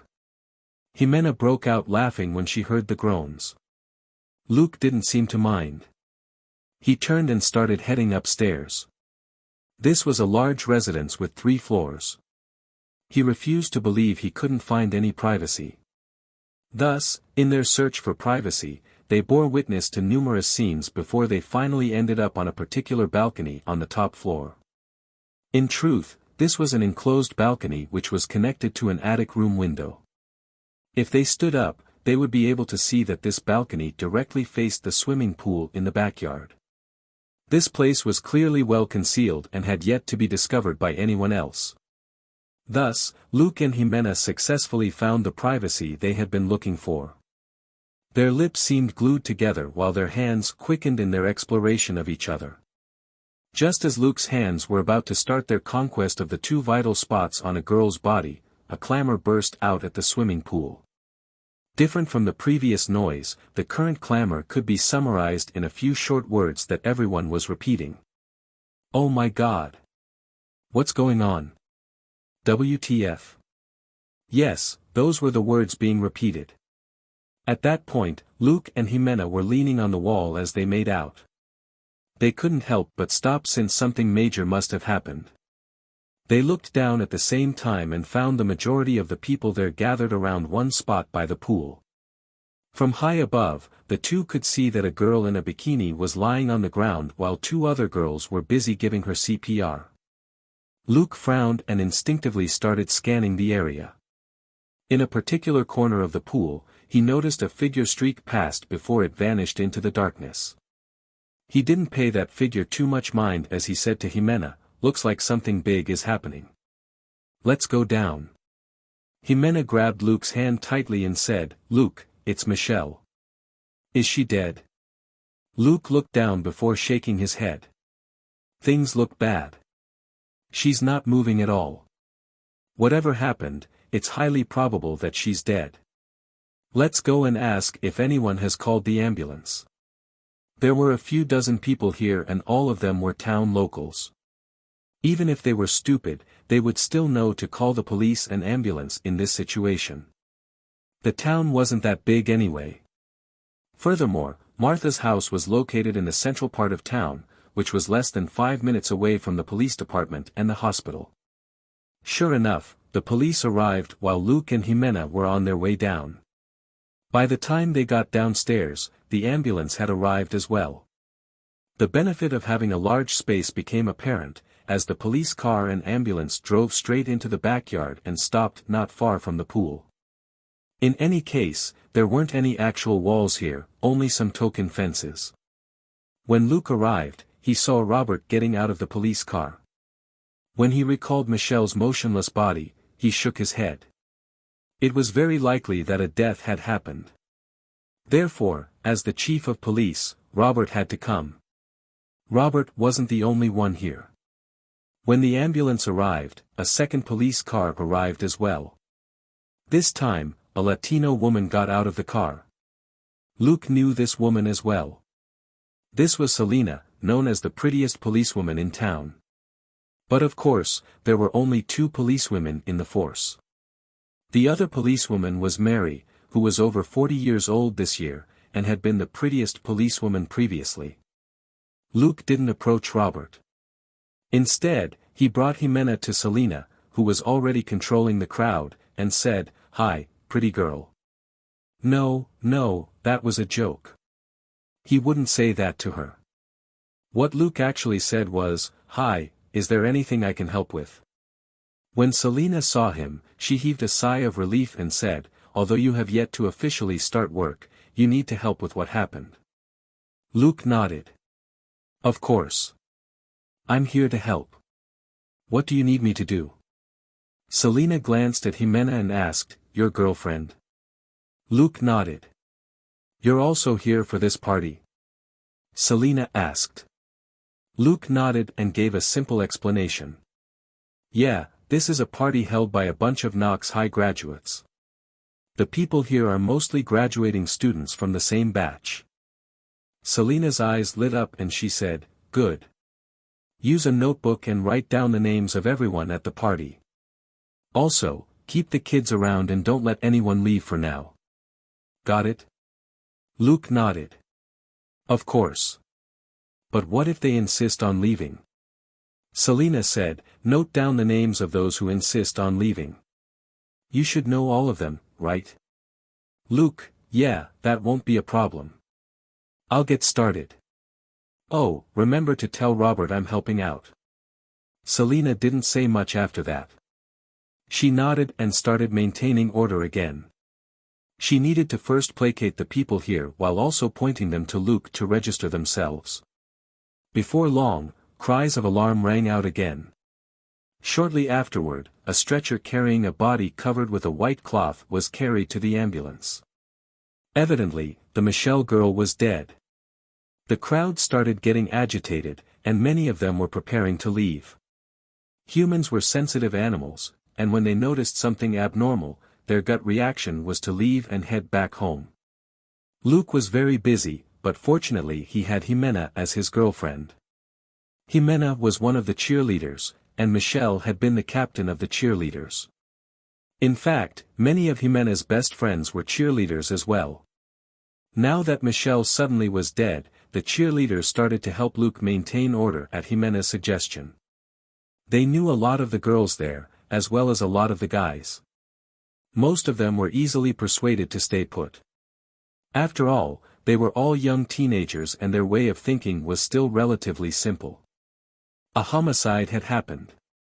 It was normal for the police to want them to stay behind. They couldn't do anything about those who had left, but for those who were still around, if they insisted on leaving even after being asked to stay, they might look guilty. Furthermore, if they stayed, they could continue gossiping with their friends who had also stayed behind. Although they were no longer in a party mood, it was still lively at least, and they could try further figuring out what was going on. After about 10 minutes, nearly all the town's police officers had arrived. Apart from a policewoman on shift at the station, the others were here. At present, Robert was greatly troubled. What he was most worried about wasn't the homicide itself. Rather, it was the excessive number of people at the crime scene. From the information gathered, there were more than 200 people at this party. More importantly, apart from the Knox High graduates who made up the majority of the partygoers here, there were also some underage high schoolers, and even 3 girls who weren't even 15. That was right. The 3 were the so-called middle schoolers, 8th grade students who had been brought here by someone's cousin to show them the ways of the world. It was very likely that, after tonight, the 3 would have a miserable summer. Their parents would most definitely freeze their allowance, and might even ground them. But all that was their parents' problem. What Robert was worried about was the fact that these minors most definitely couldn't stay here for long. He would have to release them at midnight at the very latest. Otherwise, if something else happened, things might get even more troublesome. This was also a sign that the upcoming investigation would be extremely annoying. There were over 200 kids here, and even if they visited one every day, it would still require more than half a year to finish visiting all of them. And a large number among them had graduated and would be leaving on trips, for work or for further studies. What could Robert do? He sank into despair. They worked tirelessly, and slightly before midnight, they finally finished the initial casework.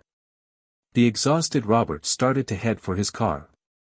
But what he saw was Luke, who looked just as exhausted, standing there, with a girl beside him. Of course Robert knew who Jimena was. Although he always bickered with Luke, he still cared deeply for him. Thus, he had known about Luke's relationship with Jimena since long ago, and even had a rough understanding of their situation. When he found out that Jimena was a decent girl, he stopped worrying about Luke's relationship with her. When he saw Luke, Robert asked, "So, should I consider this your first day of work?" Although he was tired, Luke still flashed a smile as he replied, "It's fine. Just consider tomorrow the first day." Robert flashed a helpless smile and said, "Thank you. Tomorrow will be a busy day." Luke pointed at Jimena beside him and said, "Luckily, she was here to help tonight. Otherwise, I wouldn't have been able to handle those troublesome kids." Robert nodded at Jimena and said, "Thank you, Jimena." Jimena was similarly exhausted, but she also smiled and said, "Don't worry about it. I only helped maintain order. It's what I should have done." Luke said, "It's getting late. Let's send her home first."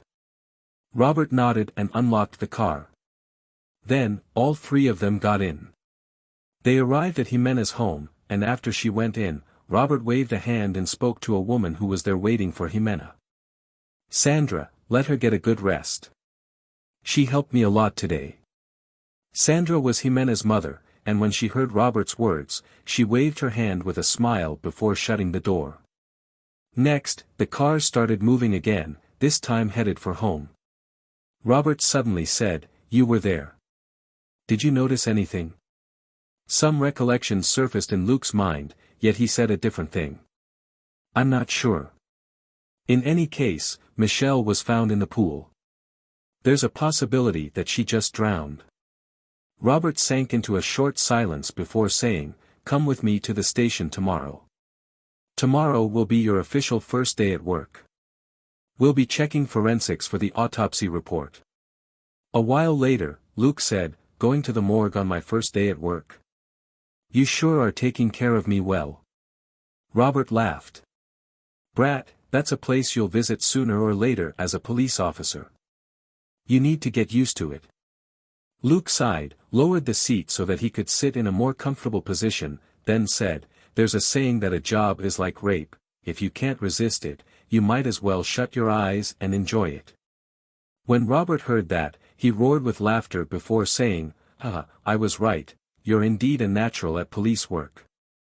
Inside the dark car, Luke rolled his eyes.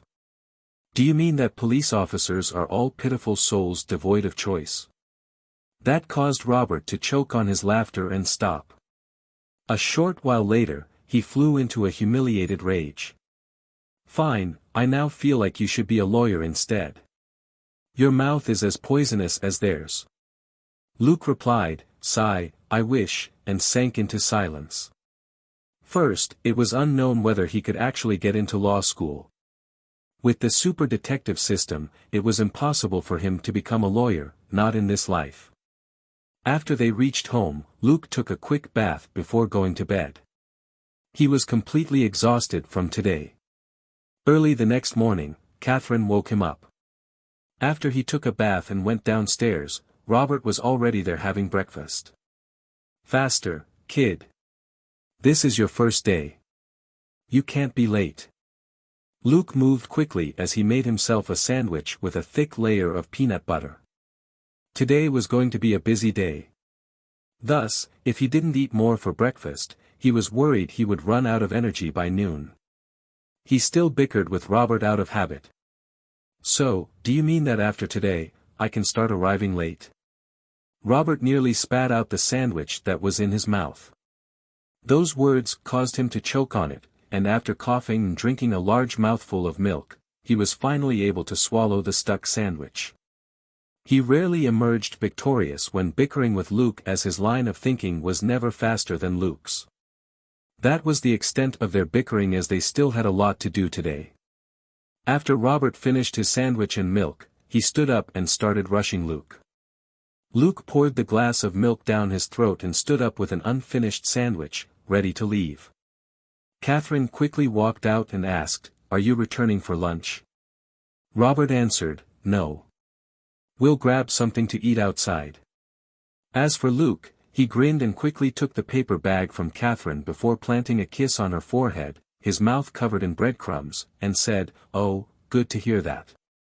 Thank you, Catherine, for preparing lunch for me alone." Robert's face immediately fell when he heard that. So it turned out Catherine had made more food just now and wanted them to bring the food along so that they could have a quick bite when they got hungry. Looking at the two men, one with an ugly face and one with a wide grin, enter the car, a smile surfaced on Catherine's face. With the two going to work together, she felt much more at ease. She cared deeply for the both of them. And with the two of them watching each other's back, their work would most likely be less dangerous as well. Of course, for now, it was still Robert who was taking care of Luke. But based on the intelligence Luke had displayed since young, he would be on the same level as Robert before long, and the two could start watching each other's back then. Catherine was confident of that. The police car sped off toward Knox City. Their small town didn't have a forensics department. Thus, they had to visit the one in Knox City for the autopsy results. However, even Knox City wasn't particularly advanced in forensics. If they couldn't figure anything out, they would need to enlist the help of a better forensics department, such as the one at Houston. The United States was different from China. Their administrative divisions were arranged in descending order: state, county, township, and smaller population centers. As for their law enforcement system, it worked differently. Cases not within the jurisdiction of the local town or city police force would fall under the jurisdiction of county-level law enforcement agencies, and those not under the jurisdiction of these agencies would fall under the jurisdiction of state-level law enforcement agencies. Moreover, their local town police department wasn't under the city police department, nor was it under the county-level police department. Rather, their police department, or to be apt, their sheriff department, answered directly to the local citizens, while the salaries of members of the sheriff department were paid from the town's administrative budget. Thus, situations where different law enforcement agencies would snatch each other's cases were quite commonplace here. After all, the various law enforcement agencies nationwide were independent entities that weren't subordinate to one another. Even when FBI agents carried out their investigations, the local police force would frequently be prejudiced against them, feeling as if the FBI was trying to interfere in their cases. Since the local police department was responsible for the town, they preferred to solve their own cases. Unless they were unable to solve a case, or if the case was too big to handle, they would never hand a case over to a different law enforcement agency, no matter if it was the FBI or some other police department. The reason Robert was in a rush to see the autopsy report in Knox City was so that he could quickly determine the nature of this case. If the girl had drowned, the police department would no longer have anything much to do with it. And if it was an actual homicide, he would have to solve the case as quickly as possible. It had been many years since a murder had happened in their town. This time, the dead was the daughter of a local resident. As such, they had to treat this case seriously. Only by solving the case as quickly as possible would they be able to prove that their department wasn't receiving their pay for nothing. They sped along, and in less than an hour, they arrived at Knox City's police department. The forensics department wasn't inside the department. Rather, it was located in a 4-story building next to the department. As for whether that was because the police force didn't want corpses in their building, no one knew. After getting out of the car, Robert didn't enter right away. Rather, he looked at Luke. "Do you know what you need to pay attention to as a new officer?" Luke sank into thought for a short while before saying, "Listen more, speak less, and don't touch anything." Robert replied, "Where in the world did you hear that from?" "Yes. That's right. Simple and accurate. Remember, don't repeat those words to anyone. I'll use them to train my subordinates in the future." "Luke, can I tell you that that's the most common saying in the TV series I watched in my past life?" After signing in with his name and position on the force, Robert brought Luke along and followed the receptionist to room number 3. The so-called room number 3 was the third morgue. Robert didn't seem to have any misgivings as he directly knocked on the door before entering. A middle-aged man of about 40 years old nodded when he saw Robert enter. "You're here. Please wait a moment. Let me finish my freshly ground cup of coffee." Was something wrong with the script? Luke was completely confused. Had he arrived at a coffee shop instead? On the other hand, Robert had an unsightly expression. But he didn't flare up. Rather, he lowered his voice and said, "This is how he is. Every morning before work, he must have a cup of so-called freshly ground coffee. He claims that without this cup of coffee, he'll feel weak for the entire day." Luke replied in an even softer voice, "Are you sure he's talking about coffee?" Robert's face twitched as he replied, "He doesn't do drugs, not even weed. I think coffee is his version of weed. He's completely addicted to caffeine." That left Luke speechless. But that wasn't the only surprise that morning. While waiting to finish his freshly ground coffee, the middle-aged man turned on the speakers in the room. It wasn't too loud, but it was still extremely clear in this completely silent morgue. It was the sound of a violin playing, but Luke couldn't figure out what the song was. He had never been too interested in music. But the music was still quite nice. After 30 minutes, the middle-aged man finally slowly finished his cup of freshly ground coffee. He didn't even show any intention of offering them some. Robert was perfectly calm. He knew this person well. This was a person who would take his own sweet time in everything. And nobody could do anything about him. He was just too good of a forensic doctor. Or to be precise, he was the only forensic doctor in all of Knox City. After the middle-aged man put his coffee equipment away, he sized up Luke and asked, "New guy?" Robert replied, "My kid, Luke. He's also an officer. Today is his first day on the job. Mars, can you hurry up?" The middle-aged man clicked his tongue and said, "Hee, you brought him here on his first day. Are you sure he's your biological son?" Luke smiled but didn't say anything, adhering closely to the command to speak less. In any case, Robert was there to do all the talking. Sure enough, Robert's face fell as he said, "Mars, don't joke about my family." The middle-aged man called Mars blanked out slightly before he smiled apologetically and said, "Sorry, I'm used to trash talking with the people from the department. You should know about Hanks." "Oh, let's not talk about that." Mars stopped harping on the awkward conversation topic. He started to walk toward the stainless steel autopsy table before he turned to look at Luke and said, "Young man, are you sure you're ready for this?" Luke nodded with a calm expression. It wasn't that he didn't feel anything, but as a police officer, it was a matter of time before he had to face something like this. He had to get used to this. Michelle's cause of death was likely to be drowning, and she had been discovered soon after her death. Luke would rather this be his first autopsy than face something that was comparatively more dreadful. Mars started to remove the white cloth which covered the body and stopped at the chest. He first started studying the head under the lights. First, he used something which resembled a comb to comb Michelle's hair. No obvious foreign objects found in the hair. He put the comb down and used his hand to move the hair around as he inspected the head in even more detail. No obvious external injuries on the head. Then, he moved on. No palm or rope marks found on the neck. Next, he moved on to the part that would generally be censored in films. Luke remained silent and watched attentively. Luke wasn't a psycho, and thus wouldn't be turned on by seeing a naked corpse. It wasn't as if he was watching a movie. He was facing an actual corpse here.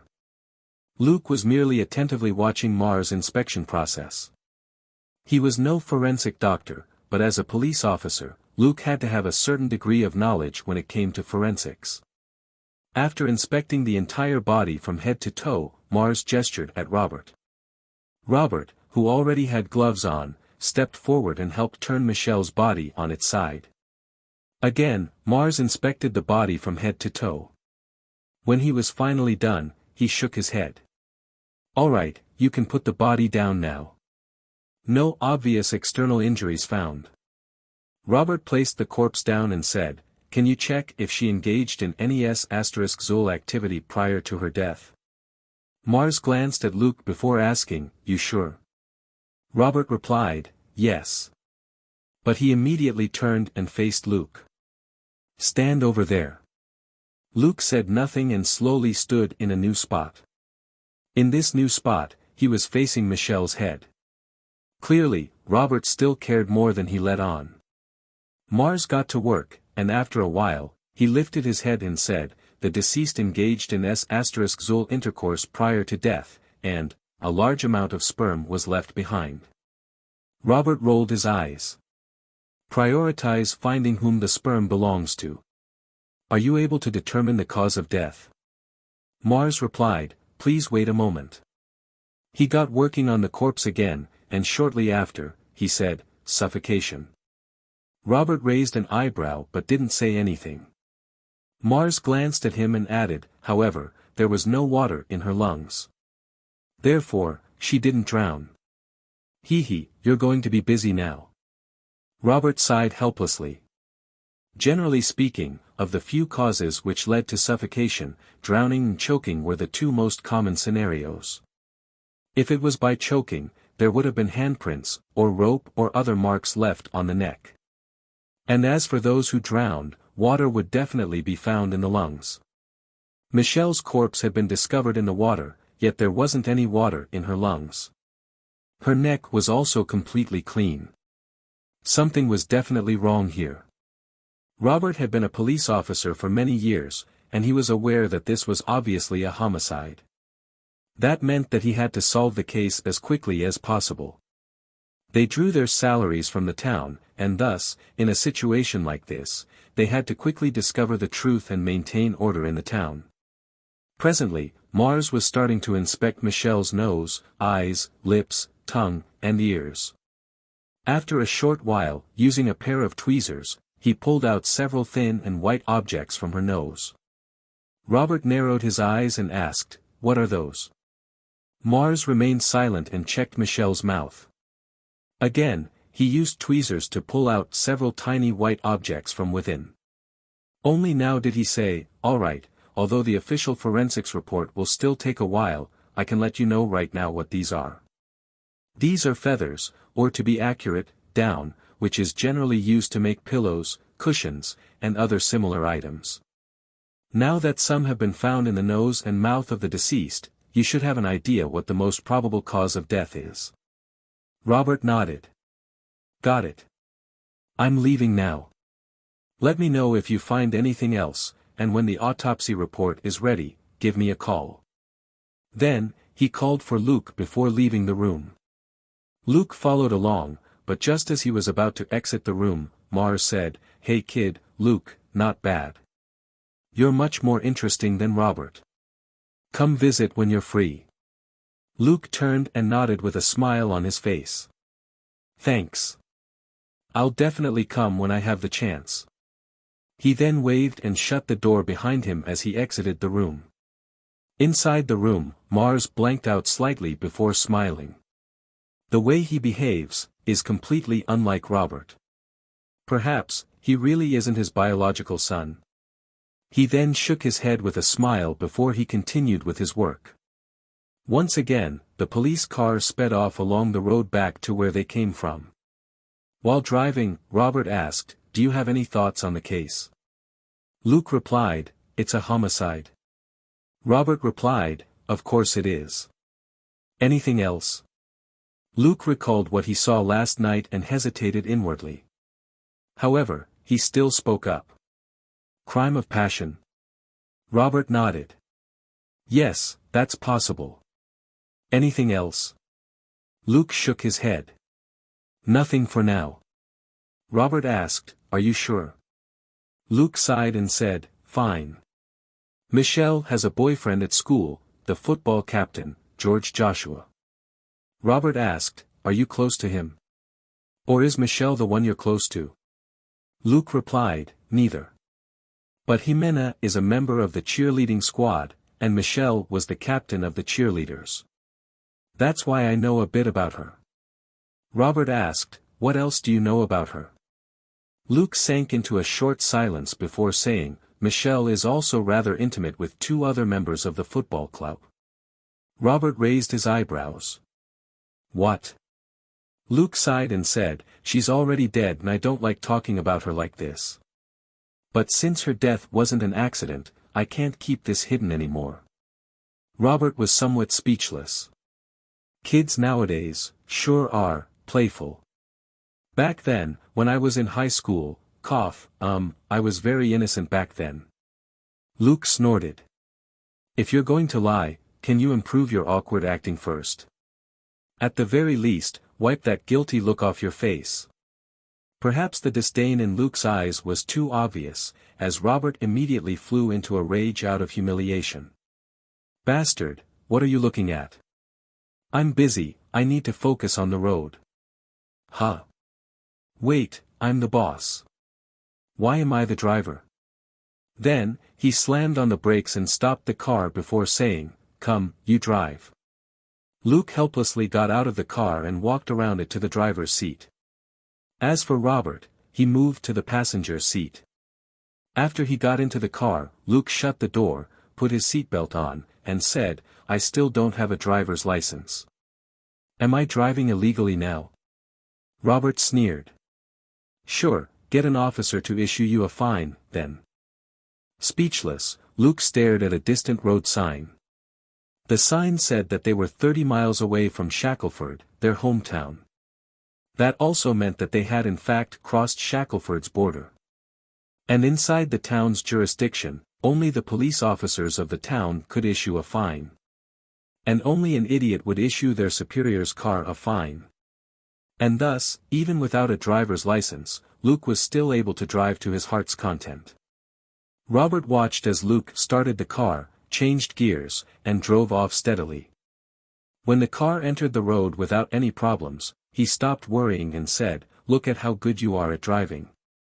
You must have driven around the ranch a lot, huh? Why don't you go get a license then? Luke replied, I'll do it after this case. Robert said, you can drive faster, you know. Luke replied, 80 miles per hour is fast enough. Otherwise, I won't be able to ensure our safety anymore. It's not like I'm some experienced driver.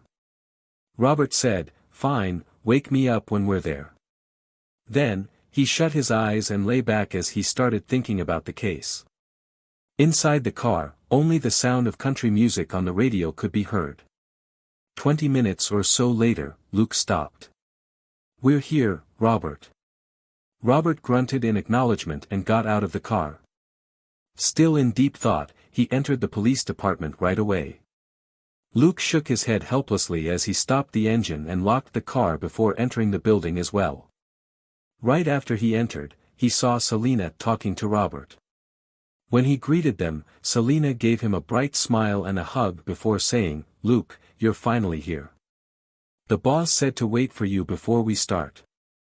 Luke nodded with a smile on his face.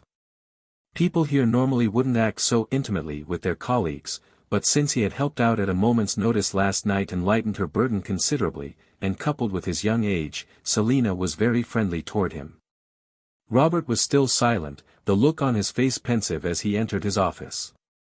In this tiny police department with only about a dozen members, Robert was the only one with his own office. Even the deputy chief only had a large table in a corner of the room.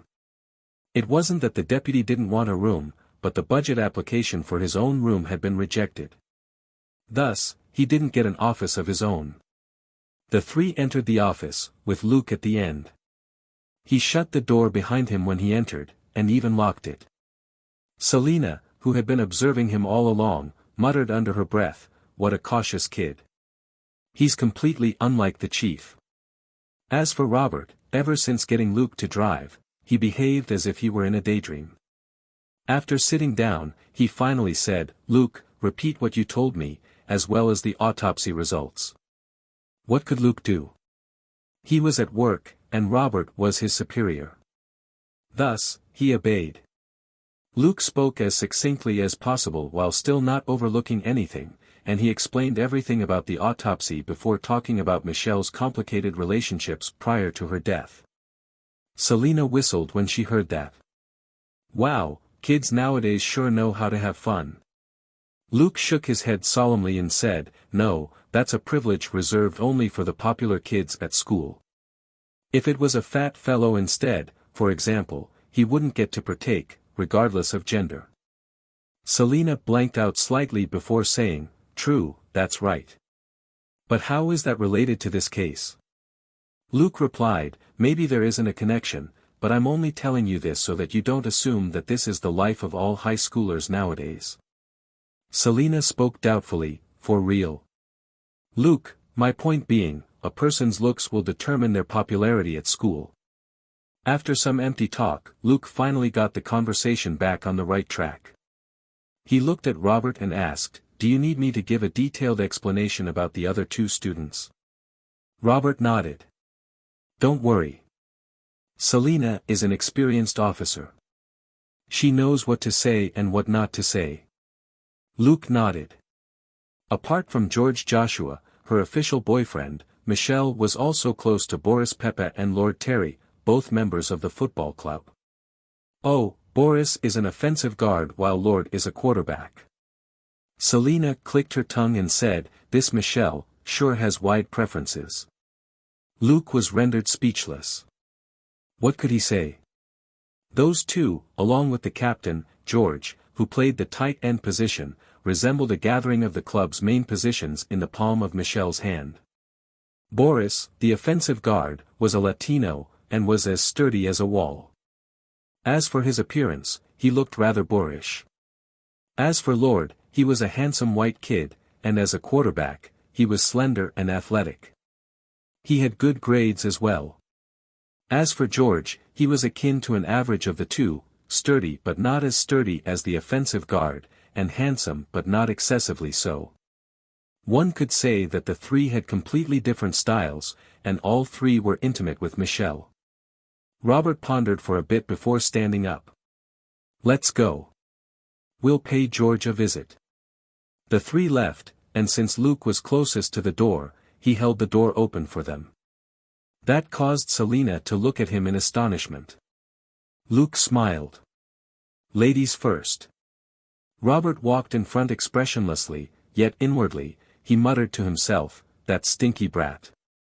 He's not going to get the prettiest policewoman just like that, right? He has a girlfriend. Fine, he mentioned that Jimena is leaving to further her studies. Forget it, forget it. I don't care anymore." As for Selina, she giggled before leaving the room. When they reached the parking lot, Luke was about to get into the car before Robert shouted at him, "What are you doing?" Luke replied, "What?" Robert pointed to the side and said, "Selina is your partner. Go there." Luke was hit by realization as he quickly went over to Selina instead. Selina was already seated in the driver's seat and she laughed heartily. "Young Luke, you're now an officer, and my partner at that. You can't remain Robert's tail forever." Luke smiled as he put on the seatbelt. "So you mean that I have to be your tail instead?" As he spoke, he glanced at a certain part of his partner's body. "Selina, Robert was right. You look honest, but you're very crafty inside." Luke said, "Are you sure those were Robert's words?" In the face of this completely emotionless line of questioning, Selina was struck speechless again. She slammed her foot on the pedal in annoyance and sped off after Robert's car. "Fine, what Robert said was that you look stupid but are in fact very smart. Luke said, forget it. I would rather he call me crafty. Selena blanked out again before she reacted. Haha, so you don't enjoy being called stupid. Luke rolled his eyes. Would you like to be called that? Selena was rendered speechless again. Luke fished something out of his pocket and said, all right, boss, come, have a candy, before handing her a piece of chewing gum. Selena took the chewing gum, unwrapped it with one hand, and stuffed it into her mouth. As she chewed, she mumbled, if Robert was as thick-skinned as you are, he would have become Knox City's chief of police by now. Luke didn't seem to mind. No, to become the chief of police, one must first be ruthless. Being thick-skinned is merely an extension of the trait. Selena pondered for a bit and found herself incapable of countering that. So are you saying that Robert isn't ruthless enough? Luke replied, I meant that I'm not ruthless enough. As the two chatted, they arrived at their destination. They got out of the car and followed behind Robert. Robert didn't even bother to press the doorbell. He yelled directly, Buck, open the door. In less than 2 minutes, the door opened. A middle-aged Caucasian man stood there looking at Robert before he said, come in, Robert. I've been waiting for you. When he saw the two behind Robert, he squeezed out a smile. Selena, Luke, how are you doing? Come on in. And thus, the three entered the house. This was a small town and they did things differently here. In a larger city like New York, for instance, before entering someone's residence, the police would have to flash their badges and call out NYPD before they could enter. As for Robert, he knew nearly everyone in town, and practically all the residents here knew him as well. Thus, he didn't need to show his badge or introduce himself. Of course, Robert was still dressed in his police uniform. His badge was thus naturally hanging on his belt. After entering and taking a seat on the sofa, Robert said, Buck, we're here to ask George some questions. Buck hesitated slightly before he said, Robert, since we've known each other for years, do me this favor and tell me, will George be fine? The hearts of the three officers thumped as they thought, that's an interesting choice of words. Robert remained silent for a short while before he said, Buck, I can only promise that I'll do whatever is within my scope of authority to take care of George. Buck smiled bitterly. You're still as strict as ever. Robert said, Buck, Michelle is dead. This isn't something we can just cover up and forget. Buck inhaled deeply and nodded before he turned and shouted up the stairs. Get your ass down here. If you keep hiding, I'll personally greet you with my gun. Luke was speechless, but this was Texas, and grumpy dads like this weren't exactly rare. Almost immediately, George appeared on the stairs. He had evidently been eavesdropping on them. Looking at the 6'2" tall guy step forward with a pitiful expression, Luke found it hilarious. In truth, there was something else he hadn't mentioned to Robert. But that was related to his own privacy, and he had no intention of clouding Robert's judgment, so he decided to keep silent. Luke personally believed that the person who had left the large amount of sperm in Michelle was either George, Lord, or Boris. It was most likely George, as Luke had heard from the cheerleaders that George and Michelle had entered the house together earlier that night. And what else could they have done inside? Most likely what Luke and Jimena had been doing, the only difference being Luke's bad luck at being interrupted when he had barely gotten started. But Luke didn't think that George was the one who had murdered Michelle. At the very least, he was the least suspicious suspect. That was because Luke knew that George was in truth a very cowardly person. Moreover, George was actually aware of Michelle's relationship with other men. Likewise, Michelle was also aware of George's relationship with a few of the other cheerleaders. These two were quite a pair. The man enjoyed messing around everywhere, while the woman was like a collector of special editions. Luke was aware of all of it because George had once set his eye on Jimena, and for some reason, he had even stupidly decided to threaten Luke, telling him to give up on Jimena. Luke hadn't said anything on the spot, but after school, he had blocked George's way when the latter was on his way home alone. In less than 30 seconds, George was already begging for mercy on the ground. The two of them were fairly different in size. George was 6'2" and weighed more than 220 pounds. With one look, anyone could see that he was obviously a sturdily built youth. Luke was only about 5'9" in height and only weighed about 170 pounds. He was comparatively much smaller than George. But Luke had been practicing Brazilian Jiu-Jitsu since junior high, and was on a completely different level than George, whose only training was in football. In roughly 30 seconds, Luke managed to place George's arm in a lock, causing such pain that George started begging for mercy. That was why Luke had never bothered to practice something else like boxing or Chinese martial arts. Generally, Brazilian Jiu-Jitsu could be used to subdue and also disable an opponent. Moreover, it was good for close combat, and was very suited for day-to-day conflict. With boxing, sure, it felt great to KO someone with one punch, but it would be way too easy to give someone a concussion in boxing. Brazilian Jiu-Jitsu was more technical and size didn't matter as much. So long as Luke could place George in a lock, it didn't matter that George was bigger, his only choice was to beg for mercy on the ground. After teaching George a lesson, that fellow had avoided Luke ever since. Only about a month later did things return to some level of normalcy between them, but George no longer dared to mess with Jimena. And from this, Luke judged that George was simply a coward. A coward that would appear strong before the weak and weak before the strong.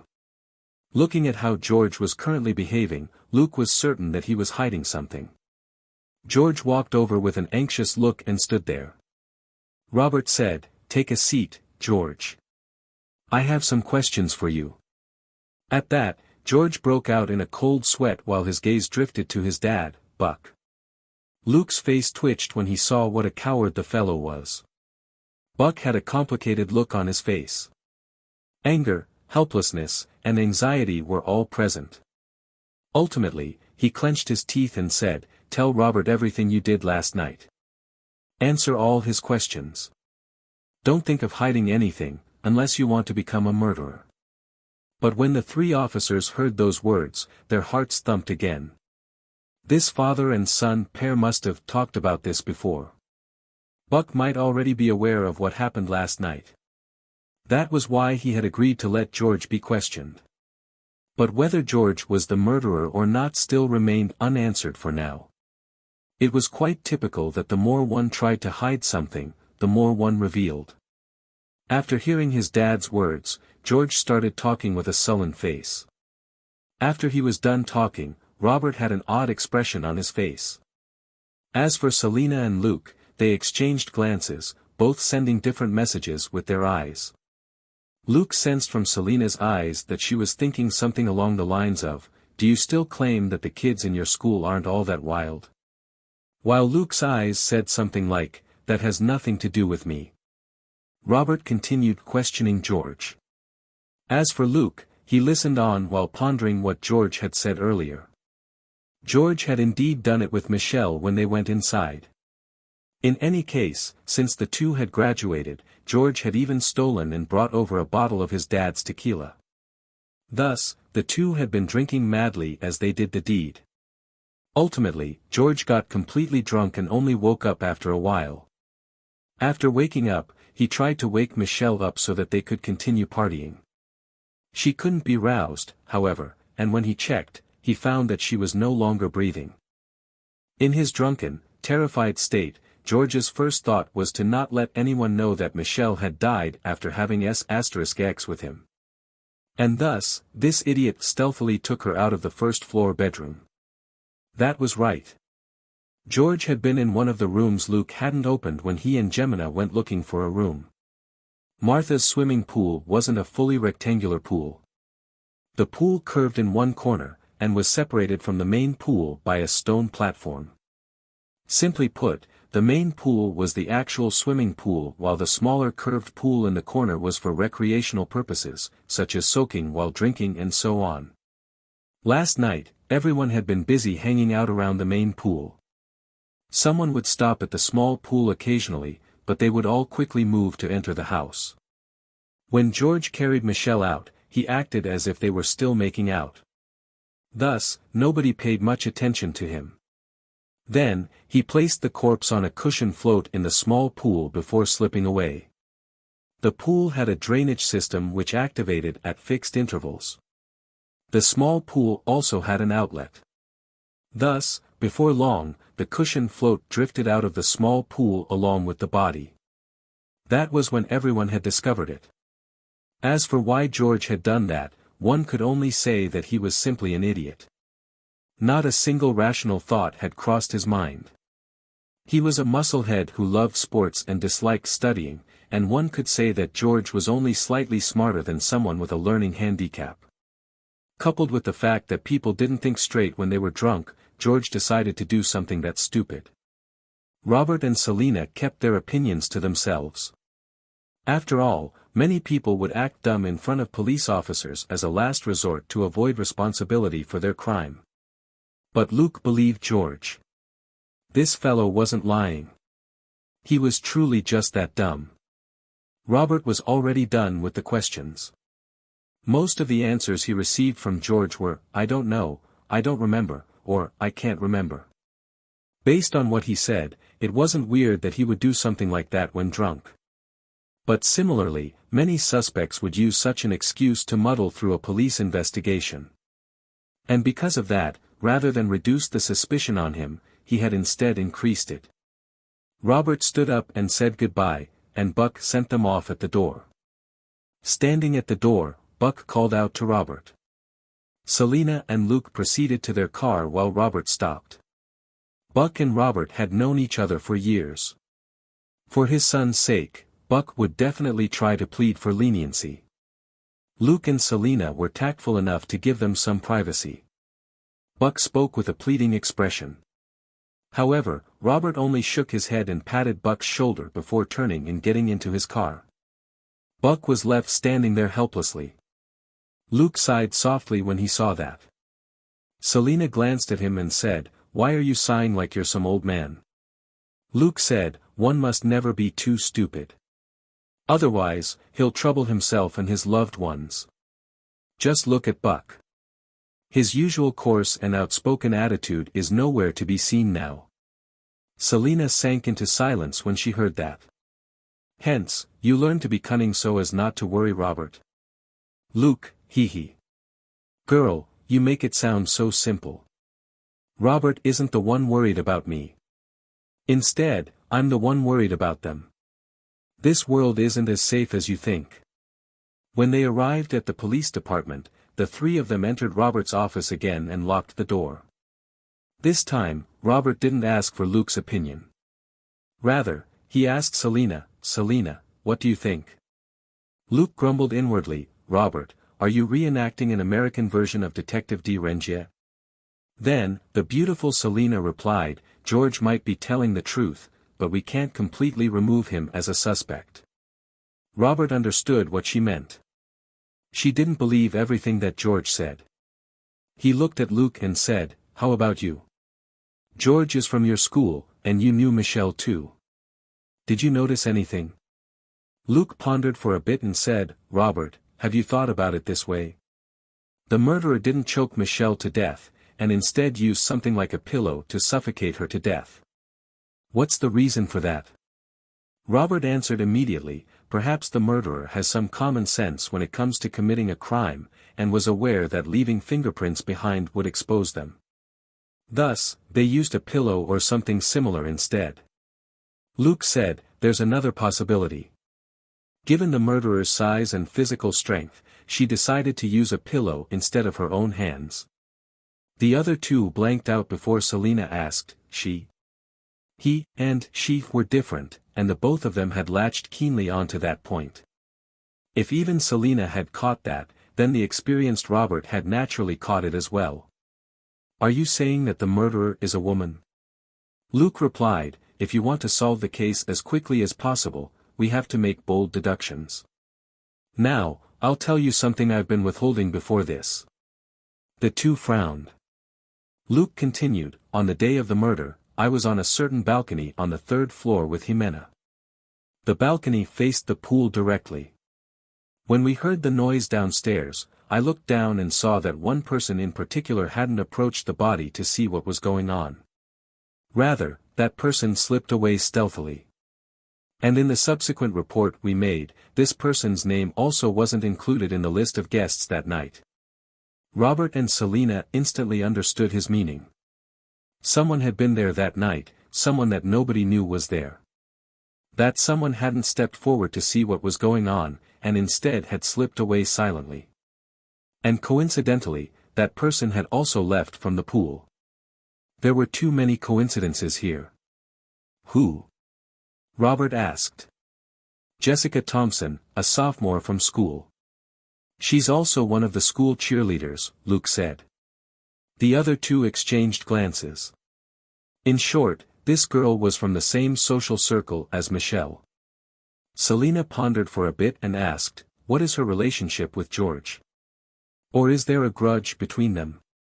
If they were a couple, it was very likely that she was the murderer, and this was a crime of passion. And if she had a grudge against George, then this might be a setup. Luke shook his head. No, she once got into an argument with Michelle, but it wasn't over George. Rather, they fought over Lord. Robert and Selina asked blankly, Lord? Luke nodded. Lord is the quarterback. He's handsome and athletic. Moreover, he does quite well in his studies. He's also from a decent family. There's always been a rumor among the cheerleaders that Jessica was chasing Lord. Robert frowned. Only a rumor? Luke shrugged. As far as I know, they indeed aren't together. But there are also rumors that Lord rejected Jessica's advances. Robert and Selina exchanged glances again. This made things interesting. Robert started pacing around the room. After a short while, he pointed at the computer and said to Selina, pull up the details on Jessica and Lord. Then, he started searching the room before he found a folder. He opened the folder and read it for a bit before he lifted his head. Selina, are you done? Selina replied, I only found their school records. Do you want me to read them out? Robert asked, what size shoes do they wear?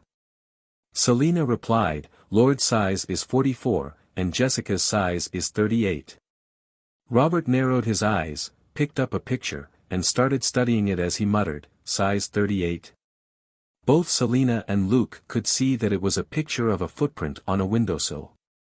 Selina asked, is this the footprint that was found in the first-floor room? Robert nodded as he continued studying the picture. Luke said, can I have a look? Robert glanced at him before passing him the picture. Luke studied the picture for a bit before looking away, seemingly in deep thought. After a while, he inhaled and said, I've seen this footprint before. Both Robert and Selina stared at him in stupefaction. Luke continued, this is probably a Nike Flex Essential TR. A while ago, the cheerleaders bought a bunch of them together as the team's official shoes for team activities. I've seen Jimena wear them before. Selina whistled. You sure are attentive to your girlfriend, even remembering a pair of her shoes so clearly. Luke rolled his eyes. Because they're very expensive and Jimena didn't have enough money for them. She even borrowed $100 from me for them. That's why after she got them, I took a good look and remembered the pattern on the soles. Robert interrupted, where did you get the $100? Luke, that's a secret. Robert said, do you think I won't cut your allowance? Luke replied, sure you will. But I'm officially employed from today onward. Do you want to cut my pay instead? Robert replied, don't forget to give Catherine some money for food expenses after getting your pay. Luke, bastard. After some nonsensical talk, Robert finally returned to the topic. So Jessica has the same pair of shoes? Luke shook his head. I don't know. Buying these shoes wasn't compulsory. Only those who were interested had to buy them. They paid out of their own pockets anyway. This was only a suggestion that was made to take advantage of the bulk discount the store was offering. I have no idea how many pairs were bought and who bought them. Robert grunted, but wasn't too disappointed. Luke added, Jessica's family is quite wealthy. I think her dad is an accountant in Knox City. Robert and Selina exchanged glances. Luke was clearly hinting that Jessica could afford that pair of shoes. What now, Chief? Selina asked. In truth, what she wanted to ask was whether they should go look for Jessica now. After all, she was the most suspicious of all the suspects. Robert rapped on the table before he said, I'll make a call first. He didn't use his cell phone. Rather, he used the office's fixed line to make the call. To the side, Luke blanked out when he heard the content of the conversation. He approached Selina and whispered, Has Robert always been such a brute when investigating cases?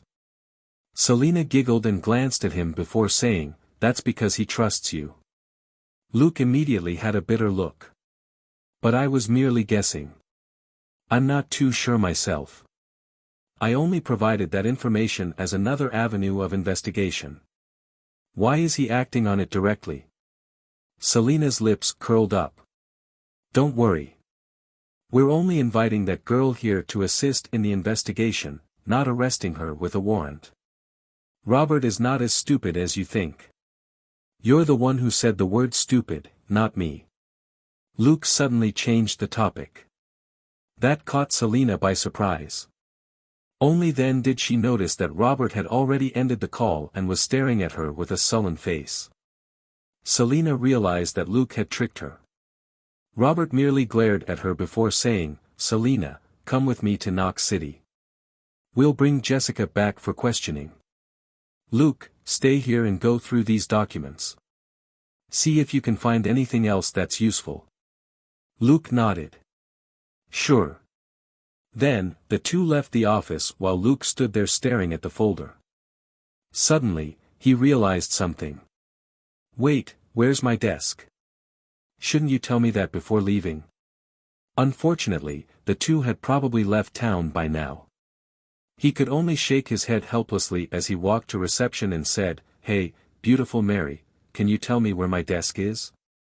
He was talking to a Caucasian woman who was about 40 years old. She wasn't dressed in a police uniform, merely in casual clothes. Hearing his words, the woman seated in front of a computer raised her head. Oh, it's you. Little devil, you sure have a sweet mouth. Did Robert not arrange a desk for you? Go in. There are 2 desks in the left corner. The empty one is yours. Luke smiled and thanked her before asking, So whose desk is the one beside mine? Mary answered, Selina's. Don't you know? Hank resigned, and he used to be Selina's partner. Naturally their desks are situated next to each other. The empty desk used to belong to Hank. Luke finally understood. I see. Mary glanced at him. Don't tell me you don't know that Selina will be your partner as well, right? Luke slapped his head. Yes, I know that. I just hadn't thought of it that way. Thank you for your reminder, Mary. Mary smiled. Do you need my help to clean the desk? Hank's a forgetful fool, so he most likely left some stuff behind. Luke said, No, it's fine. You're very busy too. I'll do it myself. Do you have any empty boxes? I'll just put all his stuff into an empty box. Mary replied, Yes. Her leg dug into the space below the reception counter before fishing out an empty box. She then picked the box up and handed it to Luke. Thank you for the help, Mary. Luke smiled, waved, and entered the office again. When he found the empty desk, he saw that Hank hadn't left too many things behind anyway. There were only some tiny things that he had no use for or had been too lazy to move. Luke placed the box under the desk. He felt that the current desk was already sufficient for him, so he wasn't in a rush to clean it up and make more space. After he was done with this case, he would probably have plenty of time to do something like clean his desk. Thus, he opened the folder on the table and started going through the documents page by page. In less than half an hour, he finished reading it. There wasn't much information in the folder. It only contained a summary of the initial findings, and for even more detailed information, they had to wait for the forensic results from Knox City. He didn't make any new discoveries either. After all, the information he provided earlier was only available due to his familiarity with the suspect and also because he had recognized Jessica when she slipped away. He was no master detective. Although he had that completely unresponsive super detective system, he was still a thoroughly ordinary person. After thinking about the case for a bit, he suddenly felt hungry. Thus, he went to Robert's office and took out a lunch box which Catherine had prepared from the fridge. While heating the lunch in a microwave in the lounge, Luke also made himself a cup of coffee from the coffee machine. As he ate, he continued going over the folder. After finishing his late lunch, he looked outside and checked the time, and discovered that it was already 4:30 in the afternoon. Robert wouldn't have forgotten lunch because of work, right? With Selina there, that was quite unlikely. It couldn't be that both of them were absent-minded enough to forget lunch, right? As Luke mused to himself, Robert and Selina returned. Behind Robert was Selina and a girl, Jessica. On the girl's other side were her parents, as well as a man who was dressed formally. This man was also carrying a black briefcase. When Luke saw that, he frowned. The guy walking behind everyone with a briefcase reeked of a lawyer.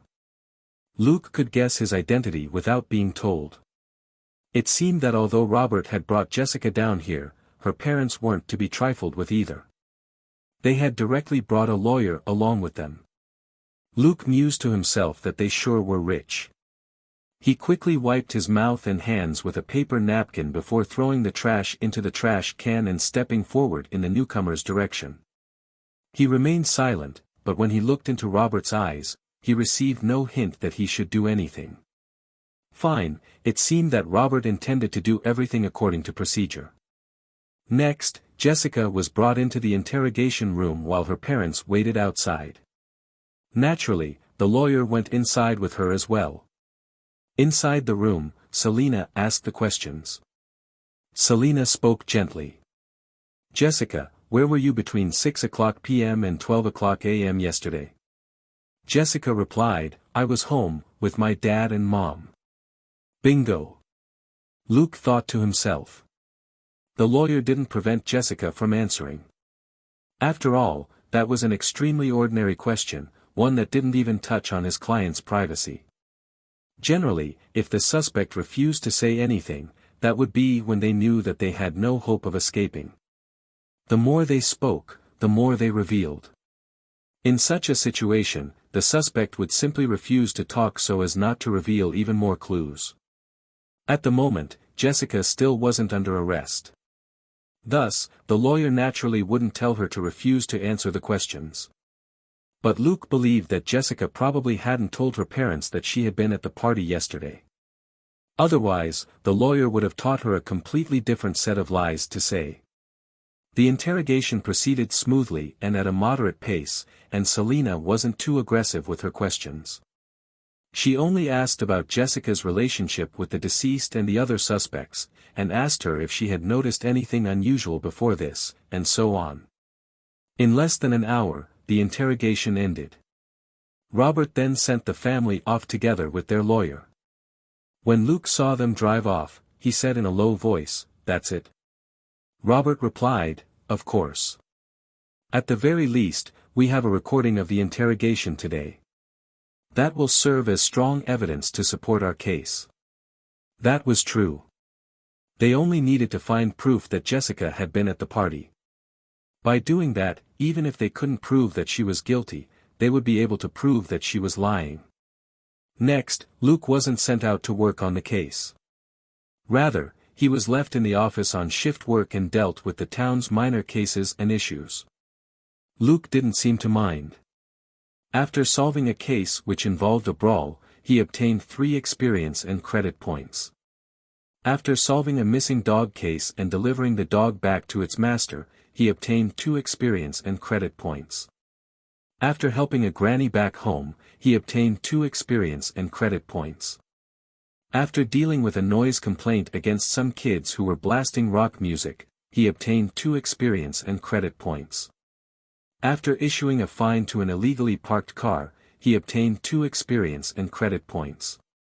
Luke worked diligently as he handled the numerous issues, such as calling for a dispatch for incidents that required it, solving some unresolved issues on the spot, dragging things out if necessary, or redirecting people back to the police department as needed. After about 5 days, he had accumulated 76 experience and credit points. Excluding the 10 points and 2 points he gained when he had first been hired and when he had rescued the cat, he had earned 64 points over the past 5 days. He was making more than 10 points per day. Although this was quite slow, Luke was in no rush. And then, the weekend arrived. He woke up late on the weekend, only getting out of bed after 9 in the morning. Yawning, he entered the kitchen and gave the busy Catherine a peck on her forehead. "What delicious food are you preparing today?" Catherine smiled. "Steak, salad, apple pie, and tomato soup." Luke nodded. "That sounds so good." It wasn't like he had to do anything himself. He was eating for free. Was there anything bad about that? Catherine asked, "Try asking Robert if he has any free time. Maybe we can have a barbecue tonight." Luke shook his head. "Forget it, he's still busy. I'm sure he won't have any free time." After saying that, he took a bite of bread. Right at that moment, there was suddenly a reaction from the system. Mission: Michelle's murder case solved. Completion of the mission is worth a total of 100 experience and 100 credit. Since the host's contribution to the mission was 70%, 70 experience and 70 credit points have been awarded to the host. As experience has reached 100 points, the host has leveled up to level 1. That caused Luke to choke on his bread before he coughed it out, spraying bread all over the table. This surprise had completely caught him off guard. Faced with Catherine's curious look, Luke said that he had carelessly choked on the bread, before he ran out of the kitchen with the bread and a glass of milk.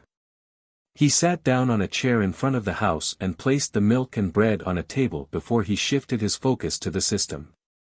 This stupid system had remained silent for the past few days, no matter what he did. The only reaction he had gotten from the system were the experience and credit points he had gained from the police work he did. But today, he had actually leveled up. After a short while, Luke checked the information in the system, and was overjoyed. Character: Luke, alias, Luke Coulson. Extra stat points, 3. Strength, 12. Dexterity, 11. Mental strength, 12. Level, 1. Experience, 46. Credit, 146. Holy shit. Level up. There were free stat points upon leveling up. That was great news. Luke loved a simple system like this. Fine, he could excuse the system for its lack of reaction. Since he could obtain additional stat points, that was more than enough for him. But 100 points had been deducted from his experience, leaving only 46.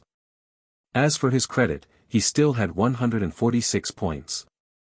Evidently, the experience indicated here was something like an experience bar, which only showed his progress for his current level. The missing 100 points had been used for his level up. And the benefit of leveling up was free stat points. He didn't even need the system to explain the stat points.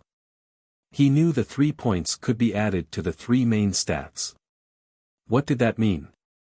An ordinary person would have an average stat of 10 points. Luke only needed to level up 3 times to obtain 9 points, and if he added them all to the same stat, his stat would be nearly twice that of an ordinary person. Upon reaching level 10 or something like that, he would be akin to a mini Superman. But now was not the time to be overly excited about this. Michelle's murder case had been solved, but in truth, Luke hadn't participated in the entire case. And from this, he was able to glean an important piece of information on how the system worked. The super detective system wasn't the same as a superior at the police department. It had its own way of calculating one's contribution to a case. The total points allocated in Michelle's case was 100, while Luke had contributed 70% in solving it. When Luke thought about it, it was probably because he had played a big role in both identifying and capturing the suspect. For example, without what he had seen at the party, the investigation wouldn't have focused on Jessica so quickly. If the case had dragged on until she was already out of town for further studies, it wouldn't have been as easy to look for her to assist in the investigation. Moreover, the longer the case dragged on, the more likely it was for more of the evidence to disappear. At the same time, the memories of the people involved in the case would start growing hazy, and all that would adversely affect the investigation. Because of that, Luke had been accorded a contribution of 70%, and awarded 70% of the total points for this case. This implied that if Luke was the chief of police and wanted to gather points via his subordinates solving cases for him, that was unlikely to succeed. He had to make actual contributions to qualify for the rewards. Luke wasn't too disappointed by this discovery. It wasn't that bad. The only thing he was still clueless about was the credit points. What exactly could he do with the credit points? Generally speaking, credit points existed for the purpose of being spent. But the system hadn't shown him any sort of catalog, so the credit points were left untouched for now. Perhaps that function would only unlock after further level-ups. He opened his eyes and started eating his breakfast of bread and milk again. After he was done eating, he entered the house. After thinking about it, he gave Selena's official number a call. "It's me, Luke. How's the case coming along?" Shortly afterward, Luke hung up and nodded in satisfaction. The case had indeed been solved. The intelligence he provided had indeed been helpful. Jessica was the murderer. The next day after Jessica's questioning, Robert obtained a search warrant. They caught Jessica by surprise, and from her house, they found the shoes which matched the footprint. Apart from that, they also found several articles of clothing which Jessica hadn't yet had the opportunity to wash. Since Luke had described what Jessica was wearing the other night from memory, Robert had a clear target when searching her house. Next, Knox City's forensics department worked overtime and found George's and Michelle's bodily fluids on Jessica's clothes. That, coupled with the footprint, made it clear what Jessica had done that night. In truth, Jessica had been paying attention to Michelle. When she saw them enter the room, she waited until they were dead drunk after S*X before she snuck in through the window. Then, she suffocated Michelle to death with a pillow before leaving through the window. While she was suffocating Michelle, Jessica had been crouched over her. Because of that, some of the bodily fluid stained her clothes. The bodily fluid was the most important evidence, one that played a bigger role than the footprint. After all, Jessica wasn't the only one with that pair of shoes, but the party was the only place where her clothes could have been stained with George's and Michelle's bodily fluids. That was because prior to the party, George and Michelle would only have met at their respective homes, places that Jessica couldn't enter easily. When Robert returned and told Luke the full story that night, Luke was rendered speechless. During the interrogation, Jessica quickly lost her mind and ignored the lawyer who was pleading for her to keep quiet. She started cursing Michelle, and while she was at it, she confessed everything about how she had killed her. It was indeed a crime of passion. Michelle was in a relationship with many guys, Lord the quarterback being one of them. The handsome quarterback was Jessica's true love, but he had rejected her many times. Jessica was sure that it was definitely Michelle who had seduced Lord, causing him to reject her. Now that Lord had graduated and Jessica was still in her sophomore year, the two definitely no longer had a chance of being together. When Jessica accidentally found out about the party, she stealthily drove over, and while everyone was partying, she kept an eye on Michelle. Based on what Jessica said, she hadn't planned to kill Michelle, and merely intended to give her a beating. As for how that turned into murder, Jessica said that after she saw what Michelle had done with George, she recalled how Michelle still refused to back off from Lord. In a fit of anger, she picked up a random pillow as she thought about frightening Michelle with it. Alas, Michelle was dead drunk and couldn't even struggle, and was thus directly killed with the pillow. Jessica didn't even realize Michelle was dead. She thought that Michelle had passed out, and she even felt like her revenge had failed. But just as she was about to leave, she saw George come out and place Michelle in the small pool. She had watched on coldly, still unaware of Michelle's condition. Finally, when someone noticed that Michelle was no longer breathing, Jessica had gotten a bad feeling and slipped away. That was also when Luke had seen her from above. When she arrived home, Jessica was uneasy yet unsure about what was going on. Since she also felt guilty, she didn't dare call anyone to ask about it. She didn't even tell her parents anything. As a result, when Robert brought her to the police department the next day, she was greatly frightened. And before her parents could even do anything, Robert arrived with a search warrant the day after. As for what happened after that, it no longer had anything to do with their police department. It no longer had anything to do with Robert as well. They had already done their job. What was left was for the prosecutor to charge Jessica with a criminal lawsuit, while her family would enter a plea for her. In less than a week, the police department solved the case, sufficiently displaying their capabilities. More importantly, Michelle was a children of the town while Jessica was a child of Knox City. Because of that, the residents of the town were satisfied with the results of the investigation. Luke was even more satisfied. Since it was the weekend, he used the simple workout equipment which Robert had in the backyard to test out his new strength after allocating his stat points. He had played a few video games before, where he wanted to become a pure strength character. Thus, he first allocated his points to strength. After all, strength was a stat that would definitely be useful. Why was the Hulk so powerful? Because he was strong enough to destroy a battleship with one punch.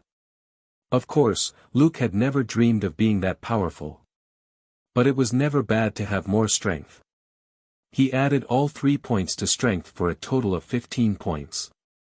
He tried doing bench presses, deadlifts, and squats, and found that his strength had indeed increased slightly.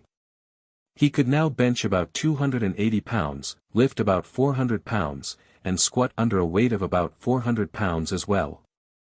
And the reason his results stopped at 400 pounds was because that was all the weight Robert had. Luke only knew that he still had strength to spare, especially during the squats.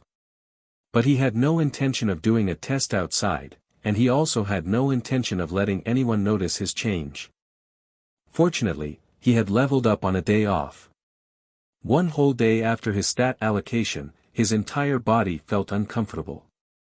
It was neither painful nor itchy, it was more like his entire body felt sore, as if all his muscle groups were working out non-stop.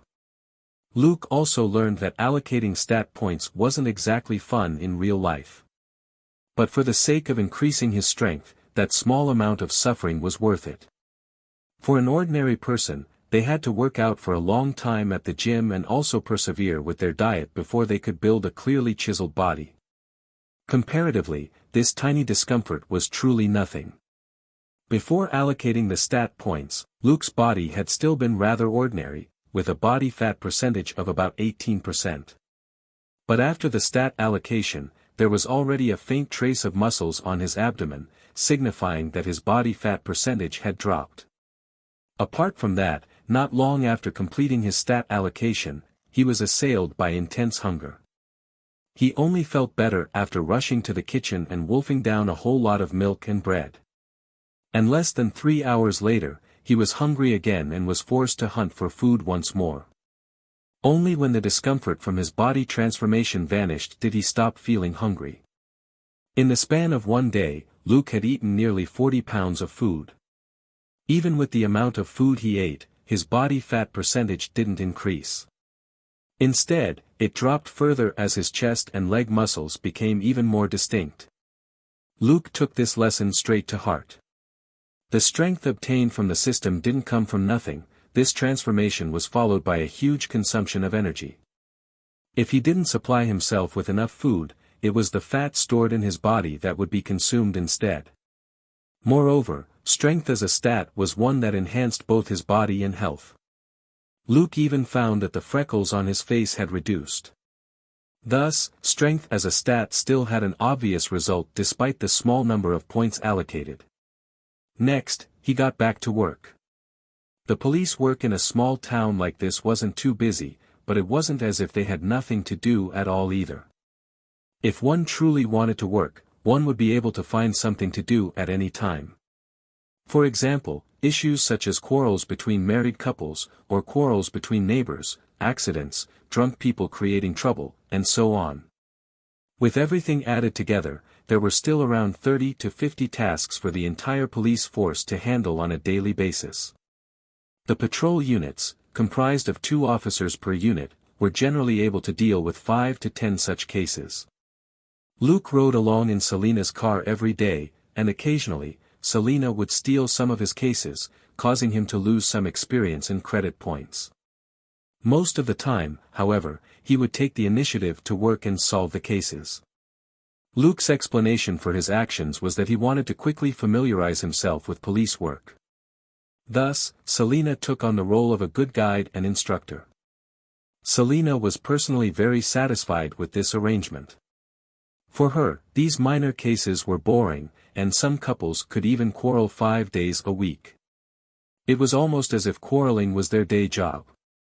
As for other cases such as water leaks, gas leaks, wild animals, and so on, those were similarly dull cases.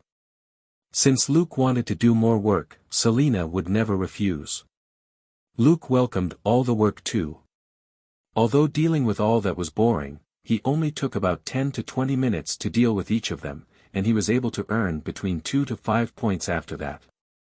With that, he was able to accumulate between 10 to 20 points per day, and after 4 weeks on the job, he leveled up again.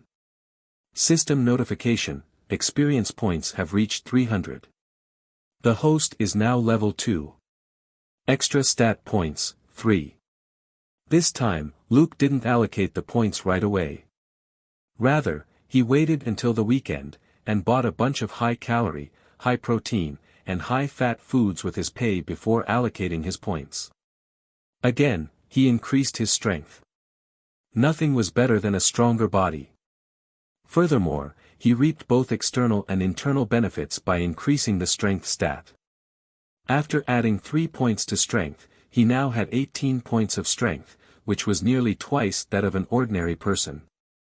At the next level up, he could add 3 more points to strength to reach 21, which would officially be more than twice an ordinary person's strength. How powerful would he be at that time? Luke daydreamed as he stuffed himself with food inside his room. After that, he used Robert's workout equipment to do a short test again. This time, he was able to bench about 330 pounds.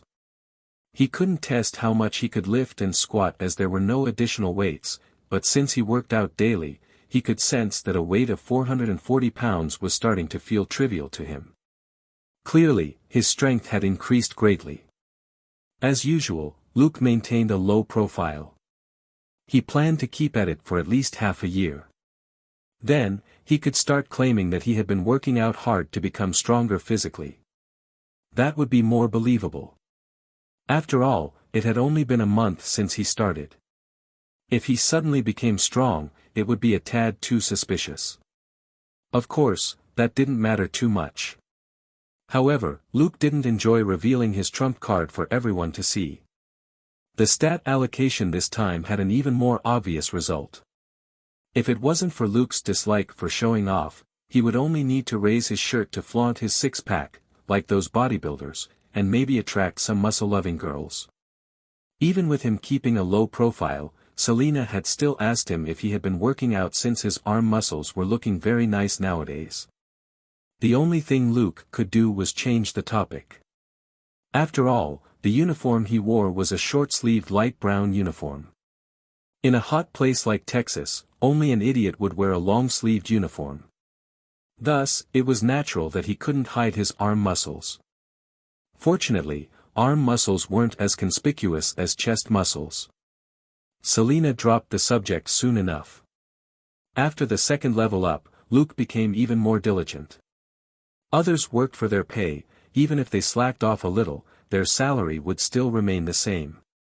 On the other hand, Luke could see the accumulation of experience and credit from work with his own eyes. Looking at his past 2 level ups, the current level up requirement wasn't too high yet. He would probably level up again in a month. What would his body look like after he added 3 more points to his strength? Would he look like one of those super bodybuilders? Luke estimated that his body fat percentage had dropped to about 15%. Otherwise, his six-pack wouldn't be so visible. At the same time, his skin had also become much healthier, and his body hair was falling off as well. It was as if his skin was changing back to the skin of his previous self. Yes, in his previous life, for some reason, he had better skin than even many females, and he didn't have a lot of body hair either. In this life, he was Caucasian. What he disliked about his present body was the body hair. Now, with the change in his constitution after the stat allocation, he felt incredibly joyful. His hard work brought him another benefit. The veteran officers at the department were all friendlier toward him nowadays. Nobody would hate a hard-working colleague, especially when this was a colleague who wouldn't cause one to lose their job. Thus, the more hard-working Luke was, the easier life became for the others. Luke treated his job like a video game, and his tasks like he was farming game monsters. Because of that, his other colleagues' workloads had lightened considerably. Previously, Robert had used his position as chief to help Luke directly become an official member of the police force. There were still some lingering issues there, waiting to erupt. But now, Luke relied on his seriousness and hard work to make the existing members of the force acknowledge and accept this new colleague, and they no longer simply tolerated him out of respect for Robert. As for Robert, he was even happier than the others to see this. He had bragged many times that he had been right to hire Luke. Luke was simply born to be in the force. Luke merely sneered when he heard that. "Chief, if it's just empty praise, forget it. Will you be raising my pay?" Robert immediately chased him away when he heard that. What kind of joke was that? Luke had only been on the job for a month. The only reason Robert hadn't been reported for abusing his authority was due to his prestige in town. If he dared raise Luke's pay, someone would definitely report him for abuse of authority. And just like that, time passed peacefully and Luke's second month at the police force arrived. Today, he was out patrolling with Selena as usual. After a while, Selena stopped the car in front of a supermarket and went inside to buy a can of Coke and a can of Dr. Pepper. The people of Texas loved Dr. Pepper, and Luke could only comfort himself that he couldn't get used to the taste because of his Chinese soul. In truth, it wasn't like he loved Coke too. He had drunk too much of it in his past life. But Selena insisted that they get fat together, and she wouldn't allow Luke to drink plain water when she was drinking some fattening beverage filled with sugar. She got into the car and tossed the Coke to Luke before opening her own Dr. Pepper. She took a big mouthful of the drink before burping in satisfaction. When she saw Luke fiddling with the can of Coke, she was immediately unhappy. "What are you doing? Are you trying to wait until we finish work before leaving it behind in my car?" Luke could only helplessly open the can of Coke when he heard that. He planned to take a few sips just to make her happy. At that moment, raucous music started resounding in the air. Far away at first, it got louder as it approached them.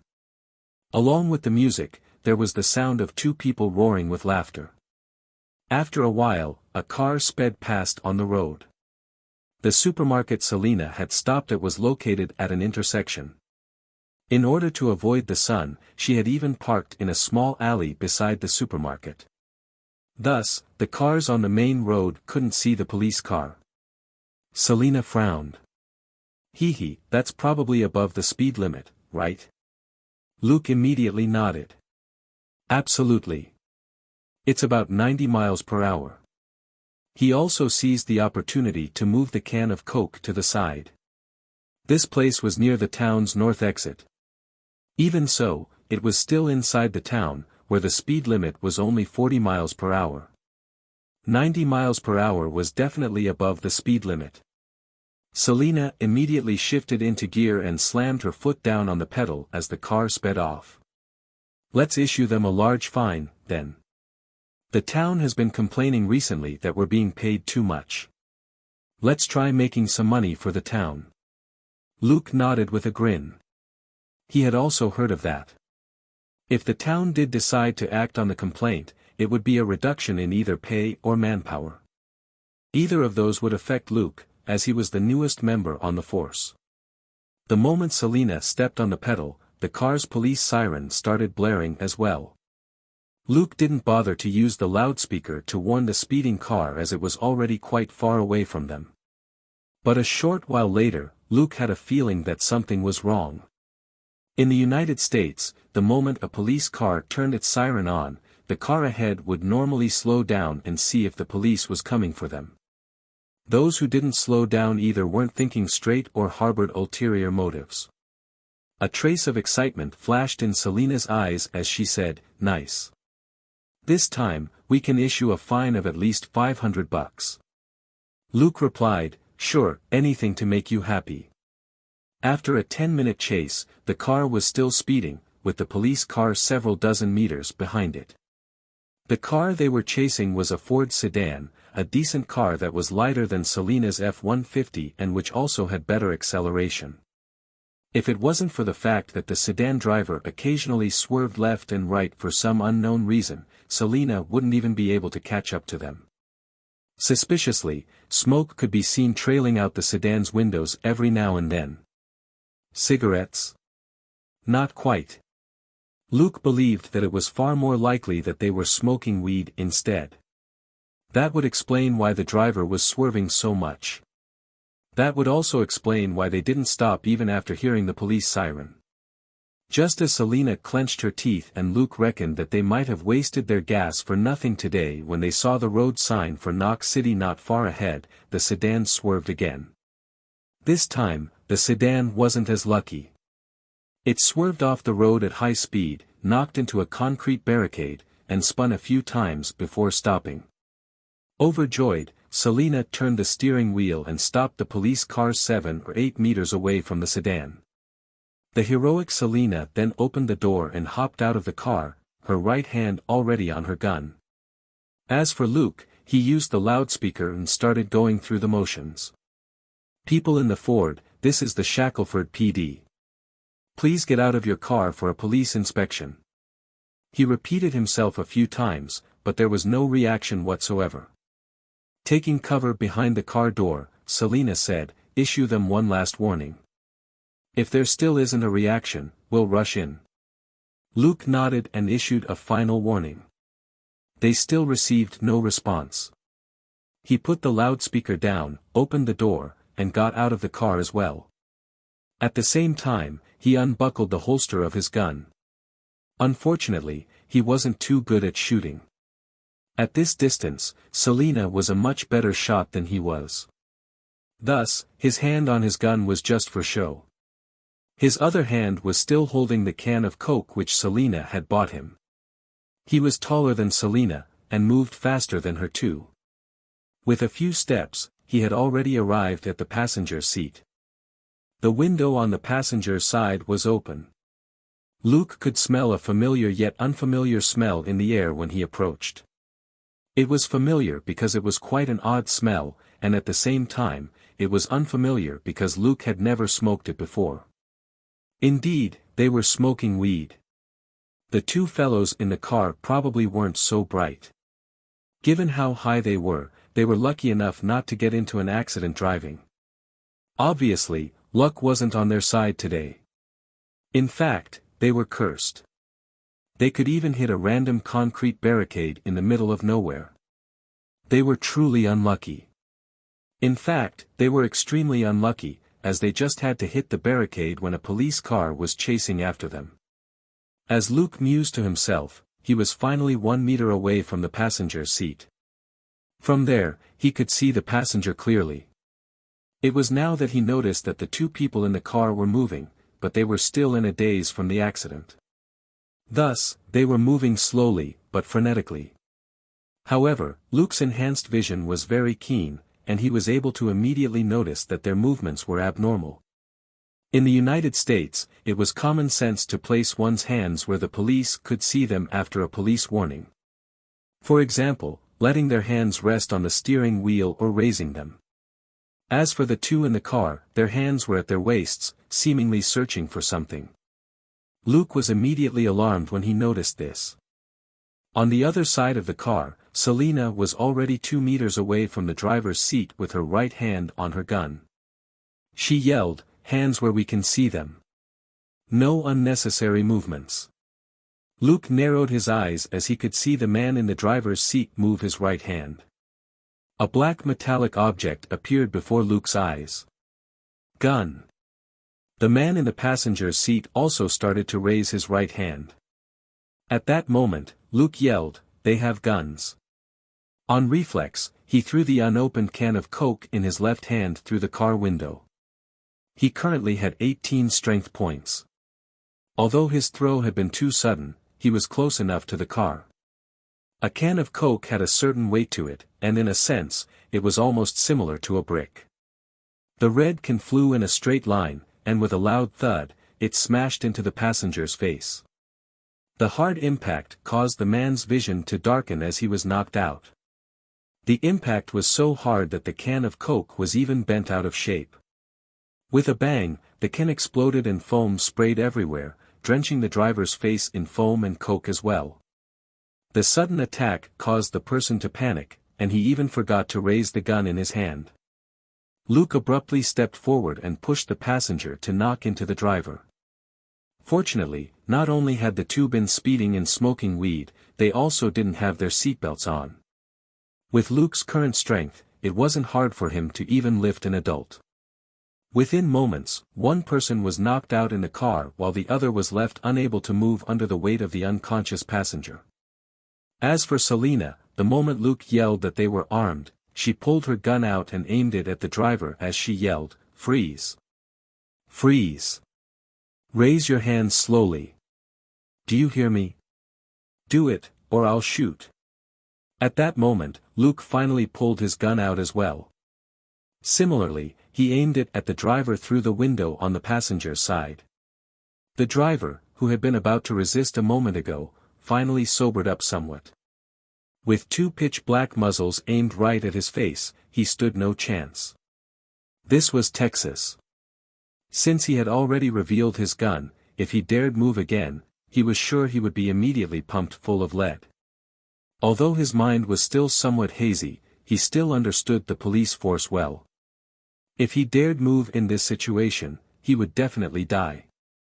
If he allowed himself to be arrested, he could live, and might even be free in a few years. He quickly shouted, "No, please don't shoot. I'm raising my hands. I'll raise them slowly. Please don't shoot."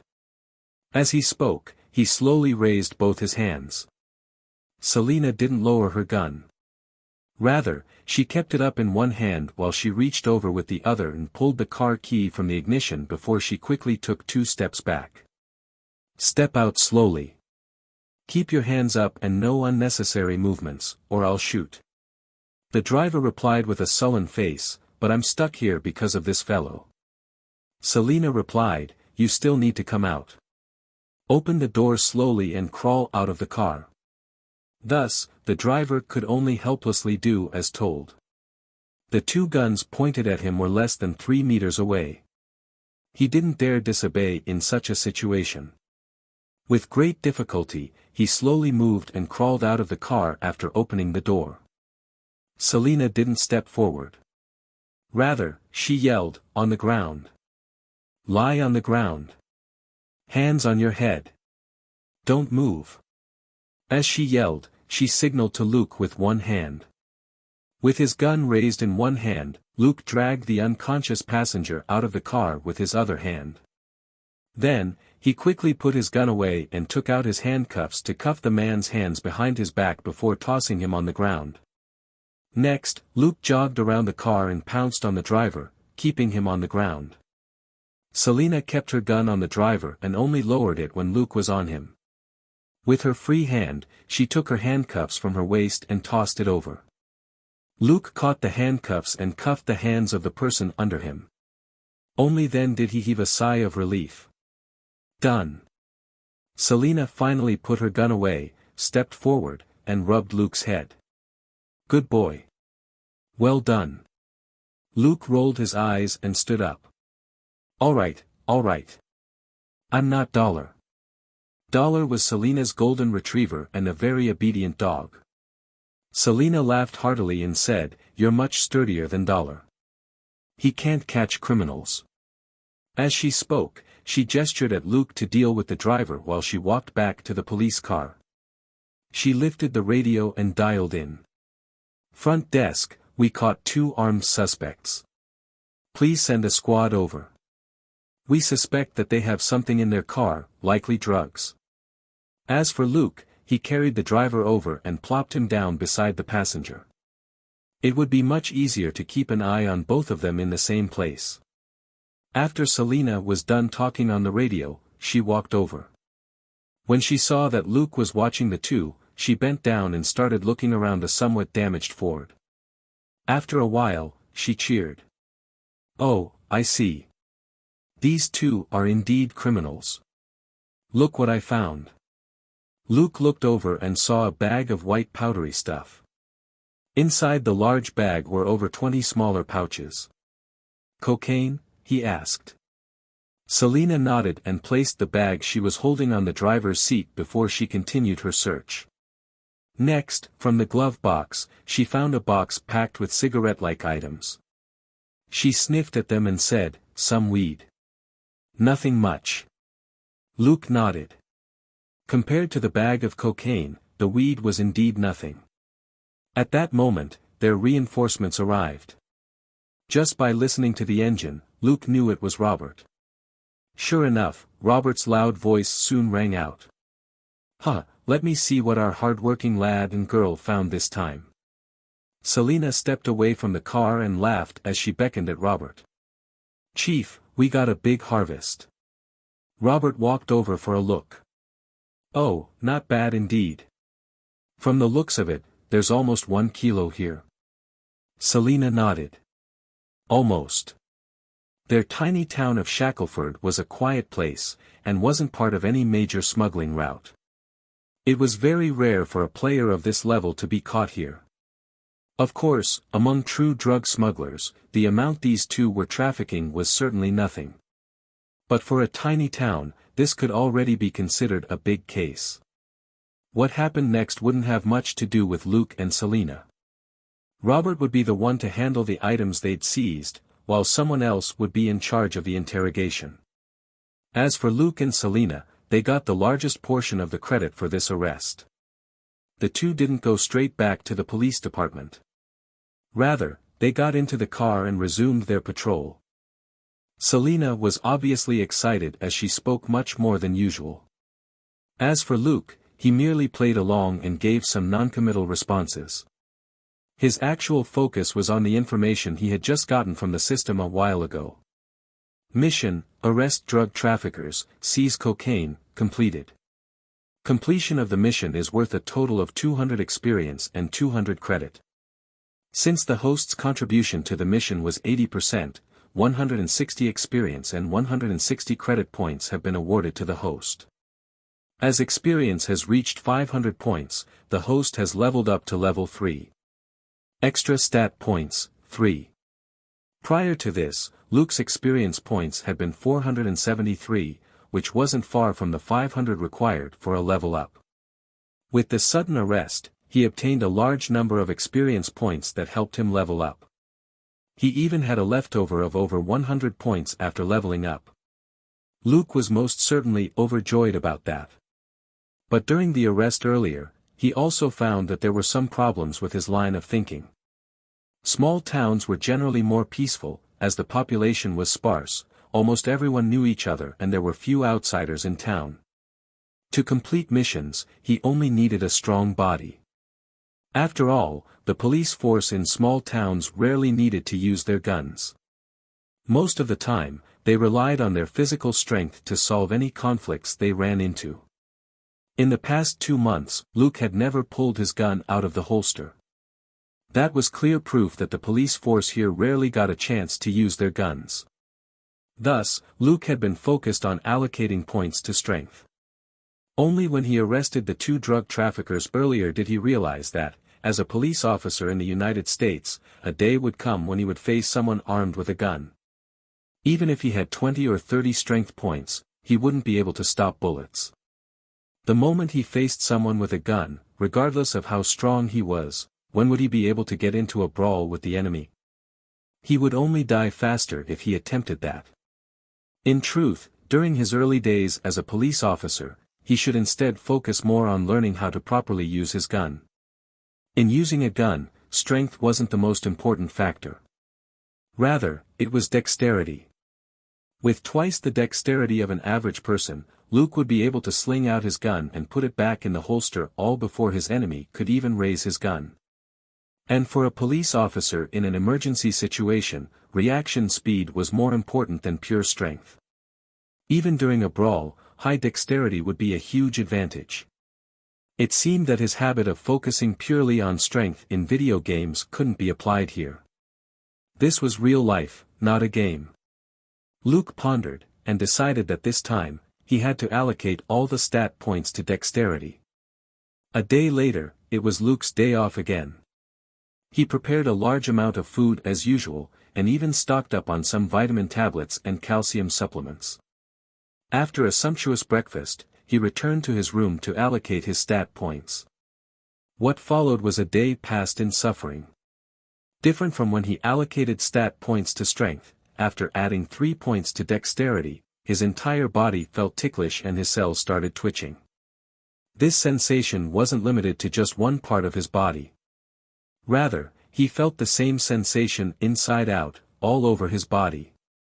His energy consumption was also far less, about half of what he required when allocating stat points to strength. Luke could only smile bitterly at that realization. If this was what it was like, he would probably end up mentally scarred after allocating points to dexterity a few more times. And then he recalled that there was a mental strength stat that he had yet to upgrade. That was most likely something related to his brain. What would happen then? Unfortunately, he didn't know what to do for now. He would only think about it during the next level up. Although the arrest of the drug traffickers was a large case, for the police department, it brought them limited benefits. Comparatively, Luke would have rather caught traffickers carrying large amounts of cash instead. The cash would belong to the police department, and he would even be rewarded with an individual bonus. In the United States, the police force had the authority to seize any money carried on the criminals they arrested. After all, there was reasonable suspicion that the cash was used for criminal activities. Officially, they were keeping a temporary hold of the cash.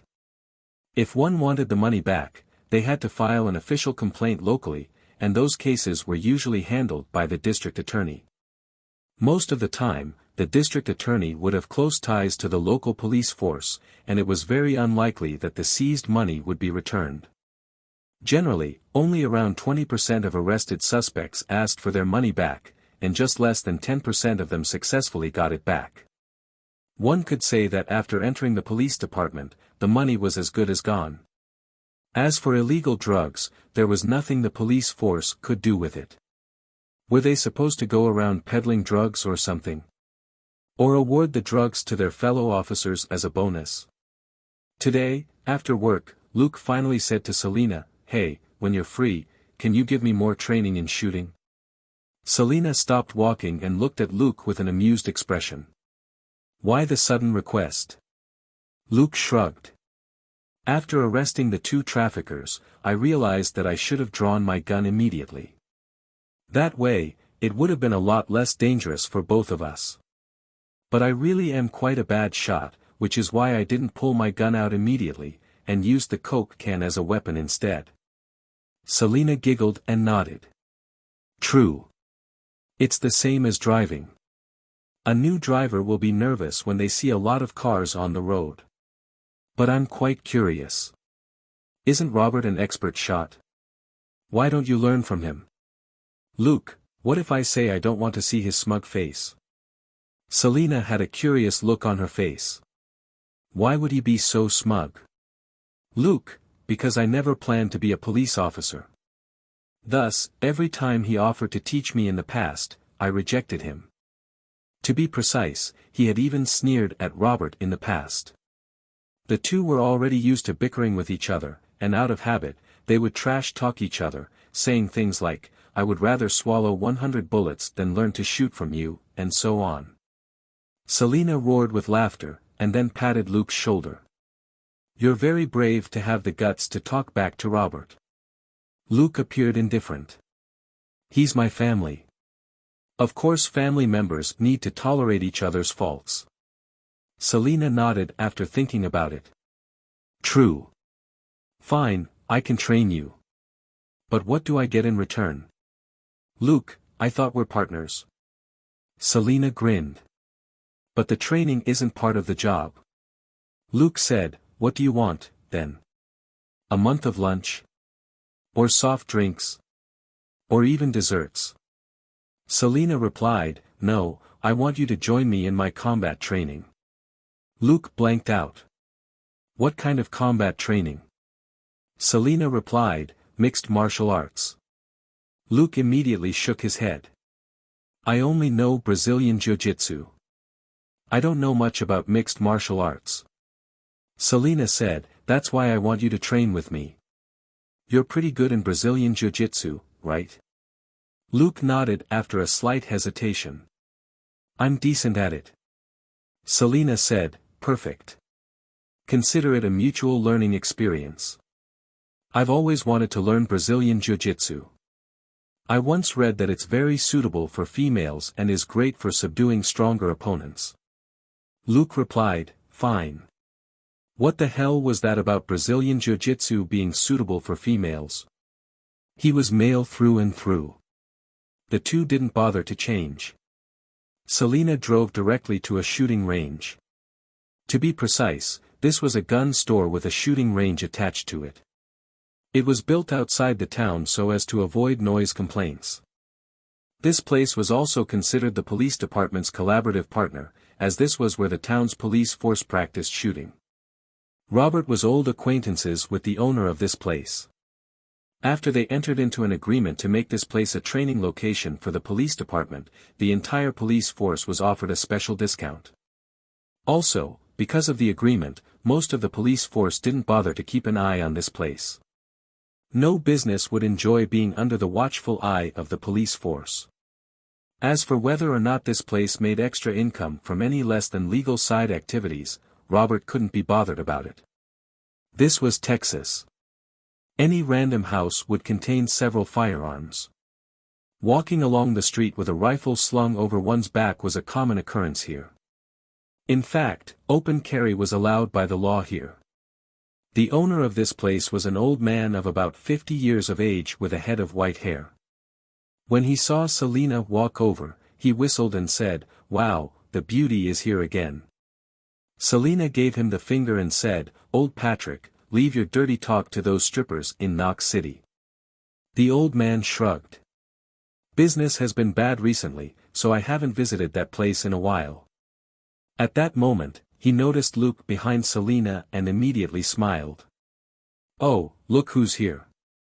The little girl from Robert's household. Why are you here? I thought you hated guns." Luke wasn't offended. Patrick was a person with an extremely coarse mouth, but a long time ago, Luke had taught him a lesson.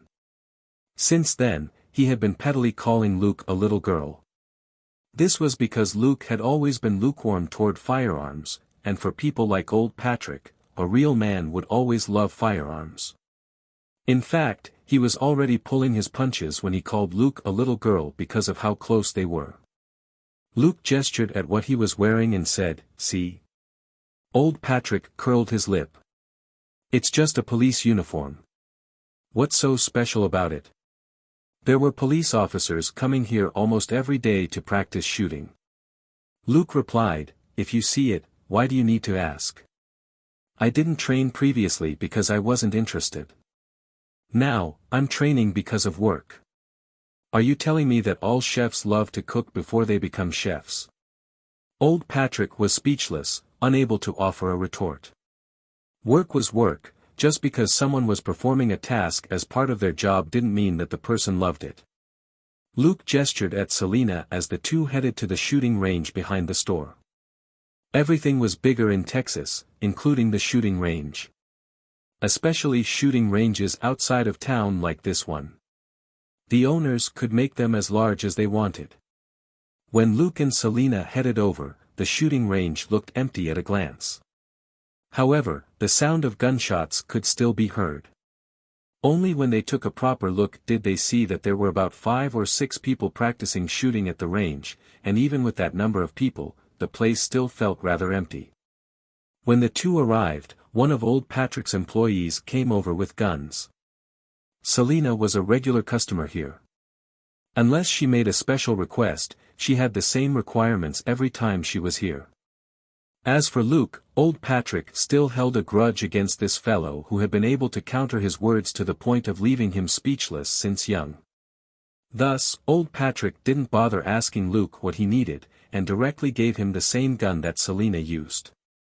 But of course, old Patrick had still glanced earlier at the gun Luke had at his waist, and recognized it as one of the guns most commonly issued to police officers. 5 out of 10 police officers would be issued this gun. Luke was curious. "Are we not using our own guns?" Selena said, "Sure you can. But aren't you here for practice?" Luke replied, "Yes. Wouldn't it be easier to learn with our own guns?" After all, in the novels he read, things like gun sense and so on were frequently mentioned. Selena said, "You aren't a complete rookie. Please tell me you're not totally clueless about guns." Luke replied, "Oh, sure, I know how to fire a gun. I have all the basic skills. I just have bad aim." Selena said, "That's your answer. If you have bad aim, shoot until you have good aim. And to have good aim, you just have to practice and become good through sheer amounts of it. Before you reach the height of your talent, the only thing you need to do is shoot and get used to the sensation of shooting." Luke had a pensive look. "I see. Practice until it becomes second nature." Selena asked, "What?" Only then did Luke realize that he had accidentally spoken Chinese, so he quickly changed his words. "In other words, so long as I have the basic skills, I only need to achieve a degree of familiarity and my aim will improve along with it. Am I right?" Selena nodded. "Yes. Therefore, to quickly improve your aim, the easiest way is to come here and shoot a gun about 100 times or so after work each day. Of course, if your hands can take it, firing 200 or 300 shots would be even better. In a few months, your aim will naturally improve." Luke nodded. "I understand. Why can't we use our own guns though?" Selena rolled her eyes. "To improve quickly, you'll have to fire thousands, if not tens of thousands of shots, in a few months. After that, you'll need to change your gun barrel. And after that, your aim will be affected. More importantly, you need to write a report when you change the barrel. That's way too troublesome." Luke was hit by a realization. "I see." Selena picked up the gun provided by the store and started inspecting it as she spoke. "Therefore, when I come by, I use the guns here most of the time. As for my own gun, I'll only fire it a couple of times every few days just to retain a certain level of familiarity with it. With that, I might only need to change the barrel once before retirement." "Luke, should I praise you for being so smart?" Selena looked at Luke suspiciously. "Why do I feel like you're mocking me instead?" Luke, hee. Next, the two stood about 7 or 8 meters away from each other and started practicing. Selena's movements were extremely fast. She had been in the force for 5 years. She started at 19, and was now 24. Her marksmanship had long reached the limits her talent would allow. If her full potential was 100, she was already currently at 90. Thus, she only needed to come every few days to practice and keep her skills polished. In less than 10 minutes, she emptied 2 magazines. She placed her gun down, removed the empty magazine, and went over to check on Luke. After watching for a bit, she couldn't help but start to give him advice. Luke had indeed learned how to use a gun, and he had even learned from a veteran like Robert. Thus, he had a stable foundation and his firing motions were very textbook-like. But he rarely fired a gun, and his interest hadn't lasted long. Real life wasn't the same as an action film. After a few days of target practice, he got bored and stopped practicing. Because of that, he was akin to someone who once learned to drive and had a driving license, but still couldn't drive well. When handling and firing a gun, he had many bad tics. Without someone else to correct him, he wouldn't notice these bad habits. Selena slowly corrected all the bad habits. Right now, Luke was in a different state of mind. When he learned from Robert in the past, it had been a hobby. But learning from Selena now, it was for work. And thus, he was learning seriously, which yielded completely different results. Of course, Selena's aim wasn't as good as Robert's. In fact, her aim was much worse. That was because she only had a police background and her training was generally in accordance with how the police did things. And in terms of handling guns, there was a difference between the police force and other professions. When a soldier carried out his mission, killing his target would be the priority most of the time. And killing the wrong target was always better than being killed instead. But the police couldn't do the same. They had to first decide if the person they were facing was an innocent citizen or a criminal, and then decide whether to open fire or prioritize evasive maneuvers. After all, if they killed an ordinary citizen by mistake, they might even lose their job. The first mission which Luke's super detective system gave him was to officially become a police officer. He had no intention of losing this identity. The shooting lesson continued with non-stop practice, and Luke and Selena spent an hour there just like that. Luke had emptied 10 magazines during his practice, and his hands were starting to feel uncomfortable. Thus, he decided to stop. They called the shooting range employee over to take their guns before they headed to the gun store. Luke rushed forward to pay for the both of them with his card and Selena didn't reject his gesture. Since she had instructed Luke in his shooting, she didn't feel guilty about him paying for her.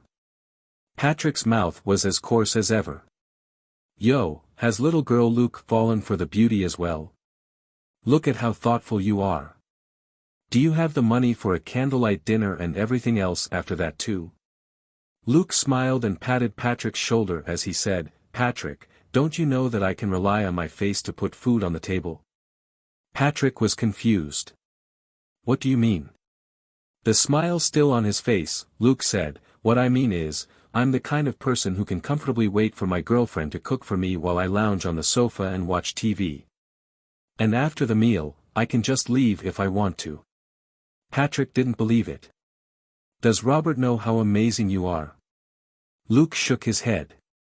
"That's not the point. My point is, I don't need to pay for women.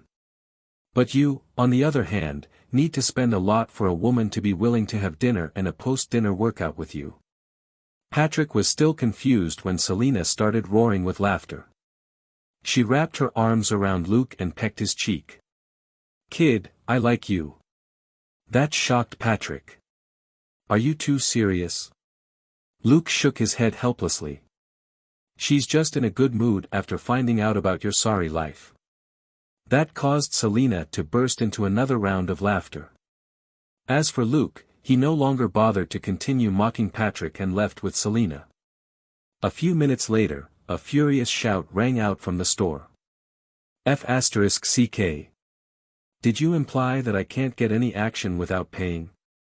You damn mother *king ***.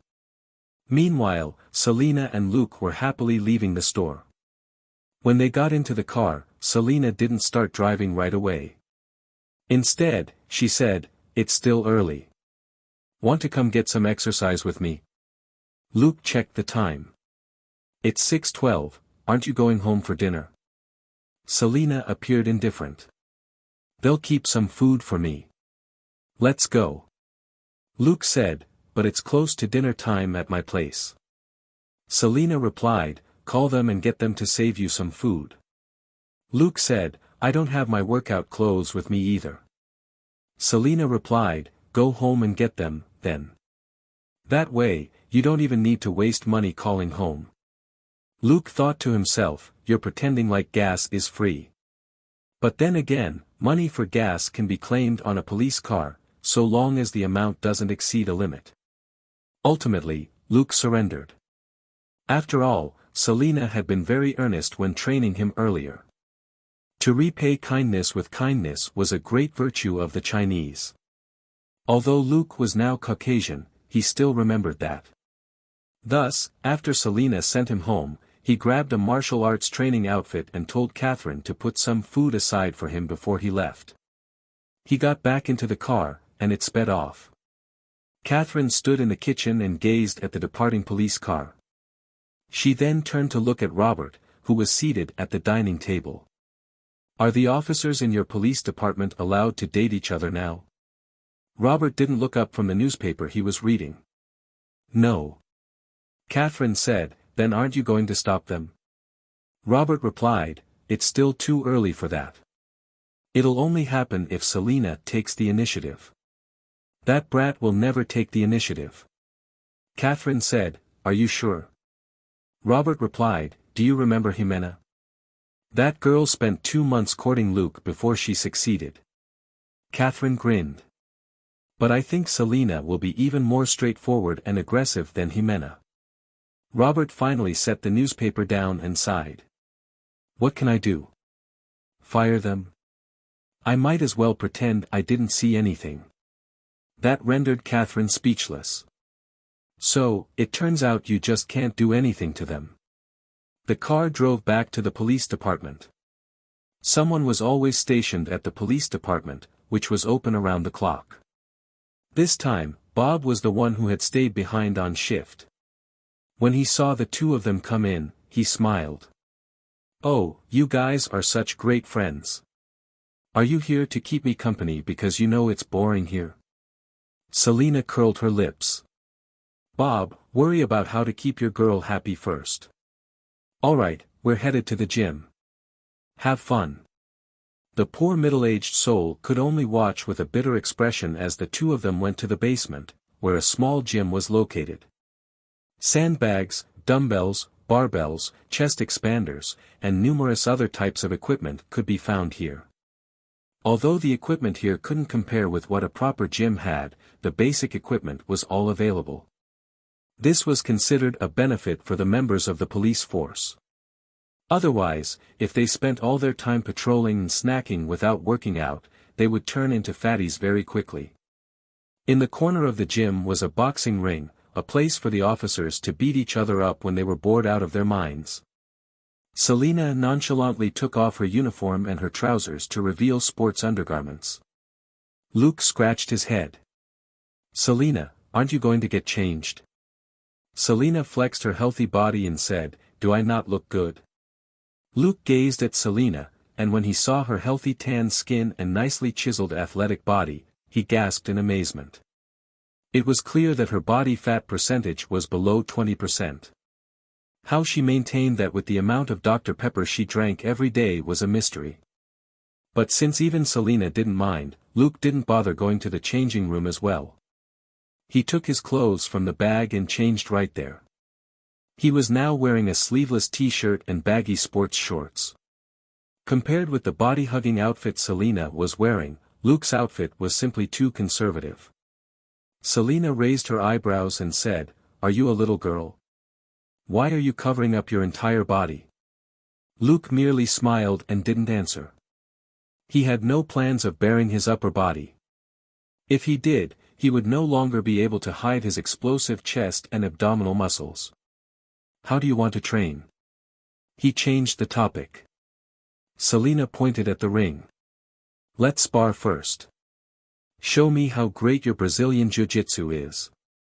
Luke said in astonishment, are you sure? Selena jumped a few times, her footwork extremely nimble as she moved in a lithe fashion, akin to a restrained leopard. Yes. Let's do it. Luke gave it some thought and decided not to defeat her too badly when they sparred. When the two stood facing each other in the ring, Selena shouted, "Here I come." She then rushed Luke. It was obvious she had learned boxing before. Her posture was very similar to how a typical boxer moved. Her eyes were filled with concentration. She quickly stepped forward and sent a jab straight at Luke. With a smile on his face, Luke didn't bother to block the incoming jab. His hands were still hanging by his side, and instead, he abruptly leaned forward. Selena's fist struck the empty air above Luke's head while Luke grabbed her waist with his arms and instantly bore her down on the ground with his massive strength, as if she was a helpless doll. Before Selena could even react, Luke shifted his body and wrapped his arms around one of hers while his legs wrapped around her chest to suffocate her. Luke said, "Selena, you lose." Selena replied, "I haven't surrendered." Luke replied, "Sure, try moving." Selena started struggling, only to find that she couldn't even budge. Her right arm was completely locked by Luke, and his legs kept her body on the ground. As for her left hand, it couldn't exert any strength at all in her current position. After struggling for half a minute, she said helplessly, "Fine, release me." Luke released her and stood up before helping her up with a smile. "I thought you practice mixed martial arts. If so, you should be rather familiar with an arm lock, right?" Selena replied, "I learned from a cousin, but he's busy preparing to join the UFC. In any case, he hasn't taught me the arm lock." Luke was speechless. "So, your so-called mixed martial arts is in fact something you learned from a cousin who isn't even in the UFC yet?" After thinking about it, Luke said, "I'll go get a pair of punch mitts. You can try punching them." Selena nodded. The short spar earlier taught her that what little skills she had was far from enough against Luke. Next, muffled sounds rang out in the ring as she started punching the punch mitts. After a few minutes, Luke finally signaled for her to stop. Selena sat down and gasped for breath. Luke set the mitts aside and sat down before saying, "You have a basic foundation in boxing. For someone doing it as a hobby, you're very decent. However, I think you made the right choice in deciding to learn Brazilian Jiu-Jitsu. After all, you're a woman. In situations where your body size and physical strength can't compare with your opponent's, Brazilian Jiu-Jitsu will allow you to subdue your opponent using skills instead. Moreover, boxing is very widely practiced, and you can easily encounter someone even better at it than you. Of course, there will also be criminals who have practiced Brazilian Jiu-Jitsu, but the number definitely won't be as high as those who have boxed before. Therefore, you'll be able to catch them by surprise, increasing the chances of you winning in a brawl." Selena nodded. "When will I reach your level?" Luke smiled. "In terms of technical skills, so long as you aren't too stupid, you won't have trouble reaching my level in 3 years." Selena replied, "That's a long time." Luke shrugged. "I've been training since middle school. It's been 4 years for me now." Only after hearing that did Selena accept that it would take years for her to reach his level. After all, she clearly wasn't a genius fighter.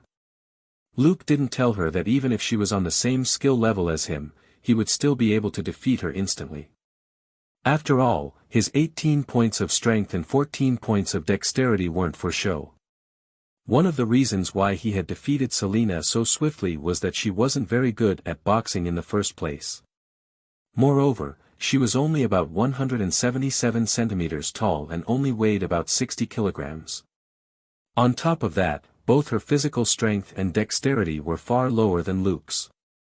Since her skills, strength, and dexterity were no match for his, it was natural that she would be instantly defeated. Even after improving her skills, she would still be completely suppressed by Luke in terms of dexterity and strength. At most, she would be able to survive a few seconds more compared with today. Then again, there was no need to tell her all that. That would be too discouraging, and in any case, Luke wouldn't be one of the enemies Selena would face in the future. Next, instead of sparring, Luke proceeded to teach Selena the basics of Brazilian Jiu-Jitsu. This was something that required time. Only after practicing for a while would she be able to use what she learned in combat. Brazilian Jiu-Jitsu was an extremely technical martial art that wasn't simple to learn. If the two of them practiced boxing, they might end up punching each other and leaving bruises on each other's faces. As for Brazilian Jiu-Jitsu, it was much simpler. So long as they held back the right amount and stopped once the opponent was subdued, there wouldn't be any injuries. In any case, practicing Brazilian Jiu-Jitsu with a beauty was a pleasant experience. Luke would naturally never say anything unnecessary during such a training session. After an hour of practice, Luke stopped the session. "Alright, take it slow since you're just starting. Don't injure yourself since we still need to work tomorrow." Selena nodded and leaned against a pillar, drenched in sweat. Luke smiled and helped her stand straight. "Come on, you still need to send me home." Selena rolled her eyes. "I have no energy left and you still want me to send you home?" Luke shrugged. "Fine, I'll drive you. Just don't ask for my driving license." Selena asked curiously, "Where's your driving license?" "It's been 2 months. Luke replied, "I wish I knew. Do you want to go ask the people at the Department of Motor Vehicles for me? Ask them what's the hold-up." Selena snorted. "Forget it. Those people are no different than sloths. They always take their sweet time doing anything." Before long, Luke drove Selena home in her car.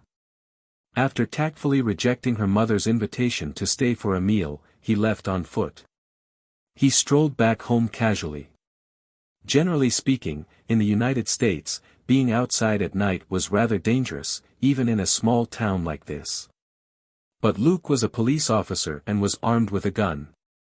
He doubted that there was anyone brave enough to rob him. If he drove from Selena's place to his house, it would only take a few minutes. On foot, it was over 20 minutes. Luke was in no rush. He strolled casually along the street and even spared the time to help a girl lift her bicycle out of the drain. Apart from the girl's gratitude, he also obtained 2 experience and credit points from the deed. When he was nearly home, he saw a familiar figure standing several hundred meters away. Luke burst out laughing when he saw who it was. It was Claire. This naughty girl was now in her sophomore year of senior high school. She was playing around on a skateboard outside their house. From her movements, it was obvious she was quite good at it.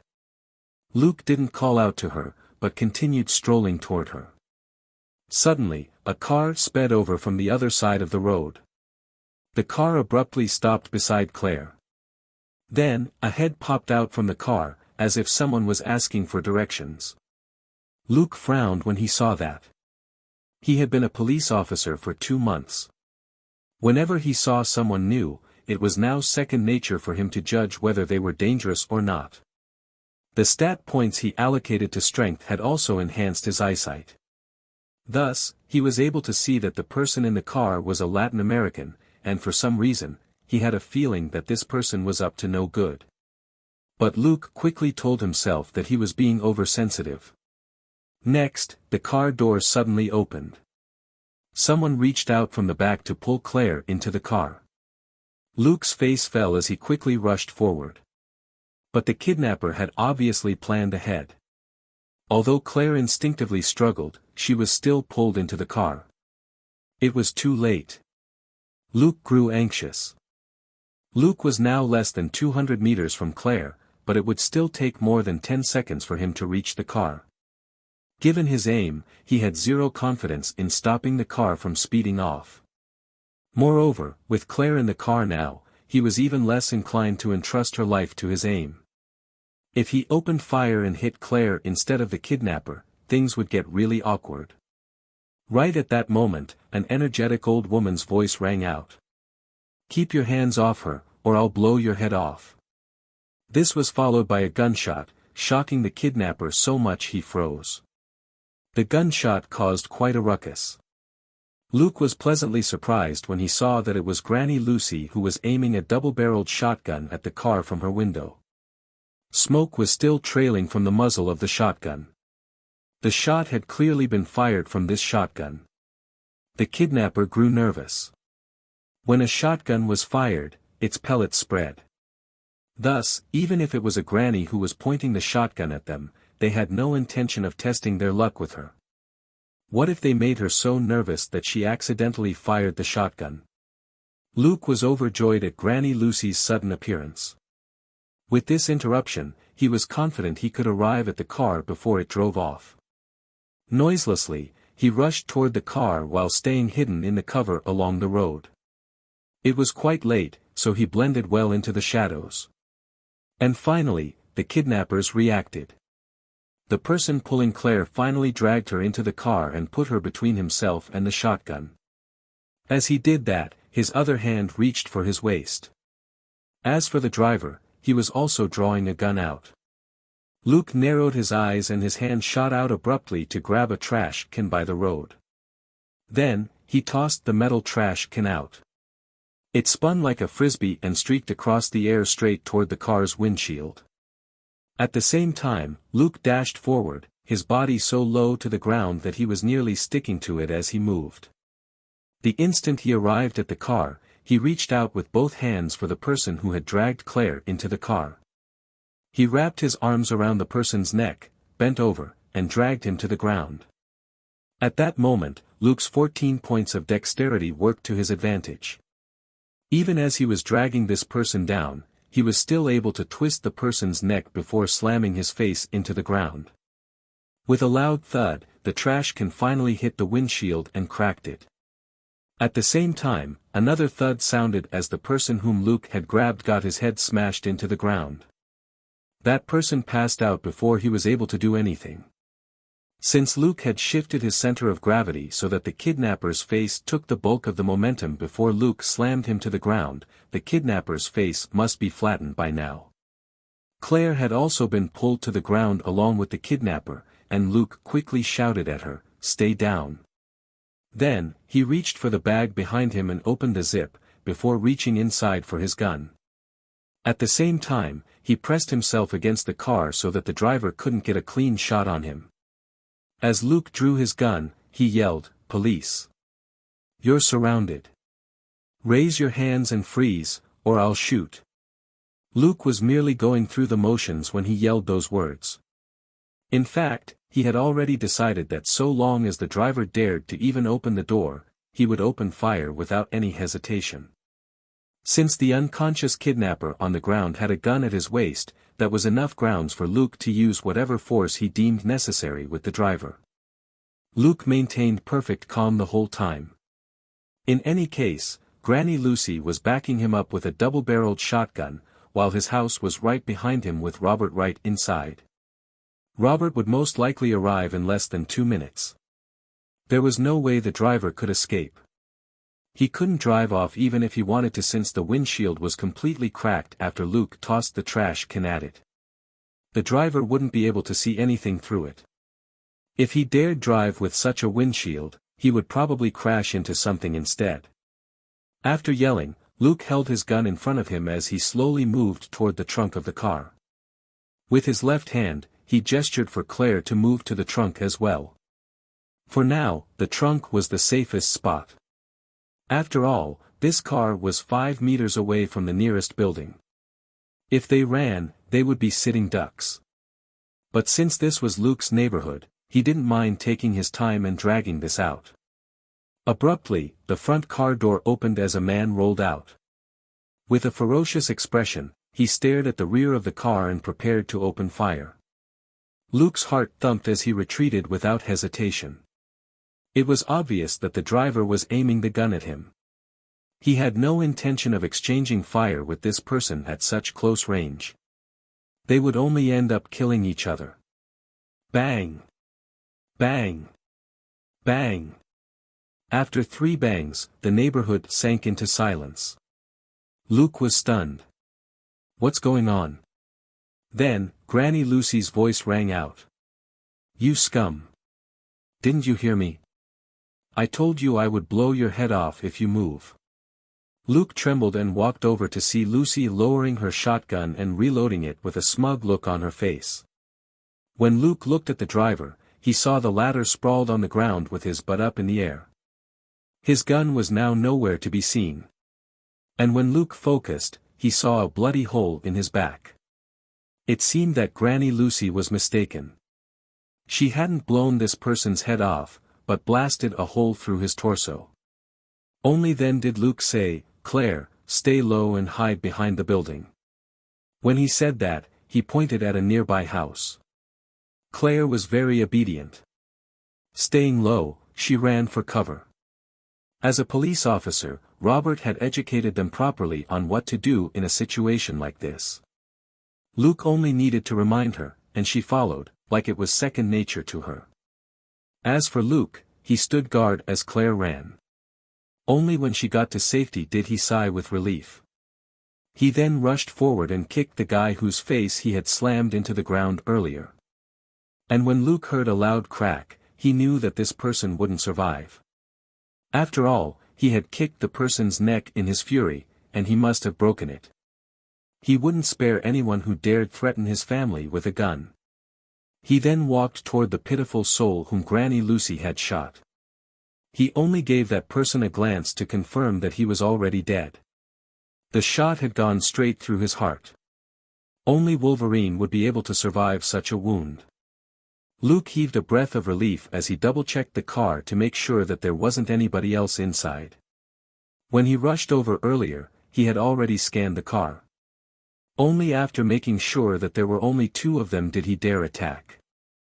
Not far away, Robert was already running out of their home while yelling, "Luke, how are you?" Luke shouted back, "I'm fine. Both criminals are dead." As he said that, he stood up and gave Granny Lucy a thumbs up. "Lucy, you should join the Olympics. With your skills, you can get a gold medal." A wide smile bloomed on Granny Lucy's wrinkly face as she said, "Haha, of course.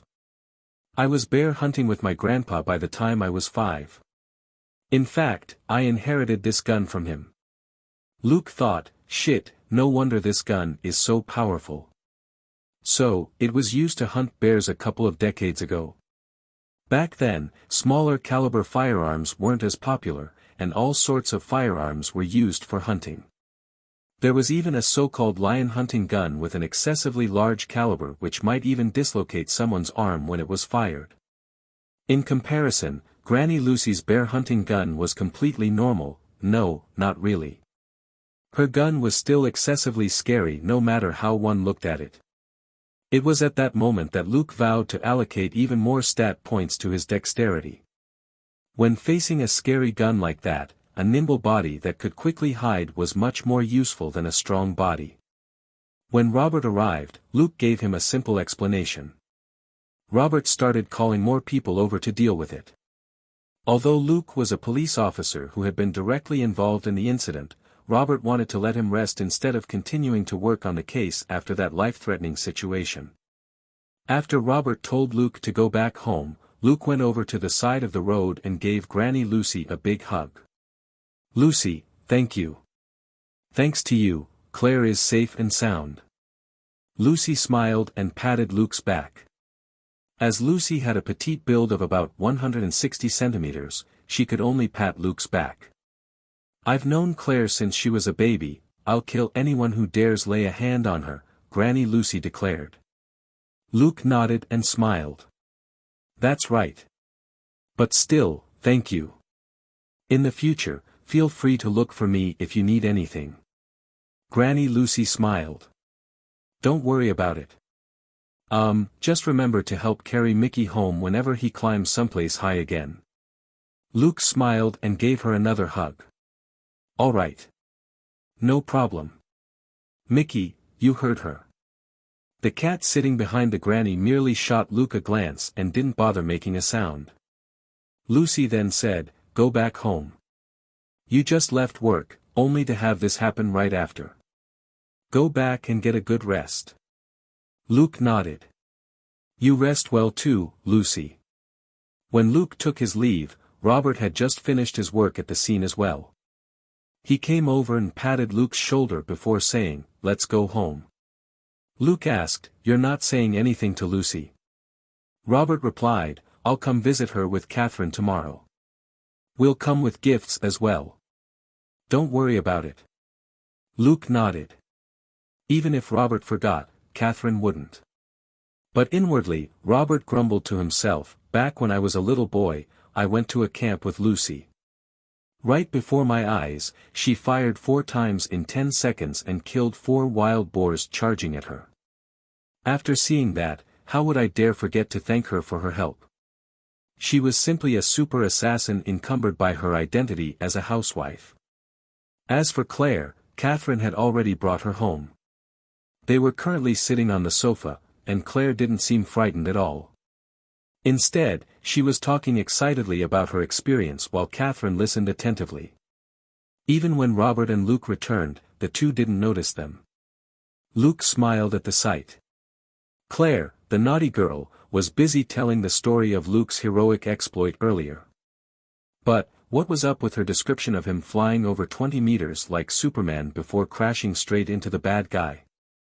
If he really could fly, would he need to run so hard until he was drenched in sweat? Luke grumbled inwardly, but kept the smile on his face, which calmed Claire down. Luke didn't want to lose even one member of this family. That was how he felt even if he wasn't Robert and Catherine's biological son. When he woke up at 5, he learned that his biological parents had passed away a year before. Child Protective Services thus sent him to Catherine. Catherine was his biological father's sister, Luke's paternal aunt. Claire wasn't Robert's biological child either. She was the child of Catherine and her former husband. Claire was only 3 years old when Luke started living with them. Thus, the two grew up together and their relationship was no different than between regular siblings. Of the 3 children in this house, only 5-year-old Joseph was the biological son of both Catherine and Robert. In fact, Robert had deliberately waited for Claire and Luke to reach a certain age before deciding to have a baby. It was obvious that Robert was a good man. He wasn't Luke's nor Claire's biological father, but he assumed the role of one very well. Robert stepped forward and interrupted Claire's storytelling, telling her to go wash up and sleep. She still had school tomorrow. Claire's face fell in despair. Huh? Do I need to go to school even after this? Catherine slapped her head with a smile. Look at how you're behaving. You look completely fine. Alright, go shower and sleep. In truth, Claire herself was the reason she couldn't skip school. After that incident, she was still as lively as ever. Thus, she would have to attend school as usual. Catherine was a biology teacher and Claire couldn't fool her even if she wanted to. After Claire went upstairs, Catherine walked over and hugged Luke tightly without saying anything. The force of the hug shocked Luke and he quickly said, "Don't worry. It's all fine now, Catherine. We're all fine." Only after more than 10 seconds did Catherine release him. She said solemnly, "Promise me, never take such a risk again in the future." Luke answered, "Okay, I promise." Catherine stared at him for a bit before she shook her head and sighed. "Forget it. You won't listen. Just remember to stay safe." Luke nodded. "I understand, Catherine." Both of them understood that if Luke had decided to do nothing in that situation, Catherine would have been disappointed in him. After all, Claire was her daughter, the person who had grown up together with Luke. If Luke could choose to do nothing even when Claire was in danger, it would only prove that Catherine had raised Luke for nothing. Robert's reaction was less extreme. He only patted Luke's shoulder and said, "Go to bed earlier. We'll know what the situation is at work tomorrow." Luke nodded and went upstairs to take a shower as well. Of course, there was only one bathroom upstairs. Claire was still inside. Thus, Luke stood outside waiting with his clothes. Both his eyes went blank as his consciousness sank into the system. Mission: rescue the kidnapped victim, Claire. Completion of the mission is worth a total of 250 experience and 250 credit. Since the host's contribution to the mission was 50%, 125 experience and 125 credit points have been awarded to the host. The experience gained was insufficient for another level up. After Luke's previous level up, he had only accumulated around 400 experience points. With his newly gained 125 points, his total experience was still less than 600 points. There was no helping it since Granny Lucy had been too ferocious. Looking at the mission contribution rate, it was obvious that Granny Lucy had snatched the other half of the contribution. This hunter granny had first frightened the kidnappers with 2 warning shots. After that, she even killed one of them. Thus, it wasn't odd for her to earn half of the total contribution. Luke could only grumble inwardly that she was too formidable, excessively formidable, in fact. She didn't have a system, and she didn't need all those contribution points. What was the point of working so hard, then? But grumbling was all that Luke did. He was also aware that without the granny's help, Claire might have been kidnapped, and things could have been much worse.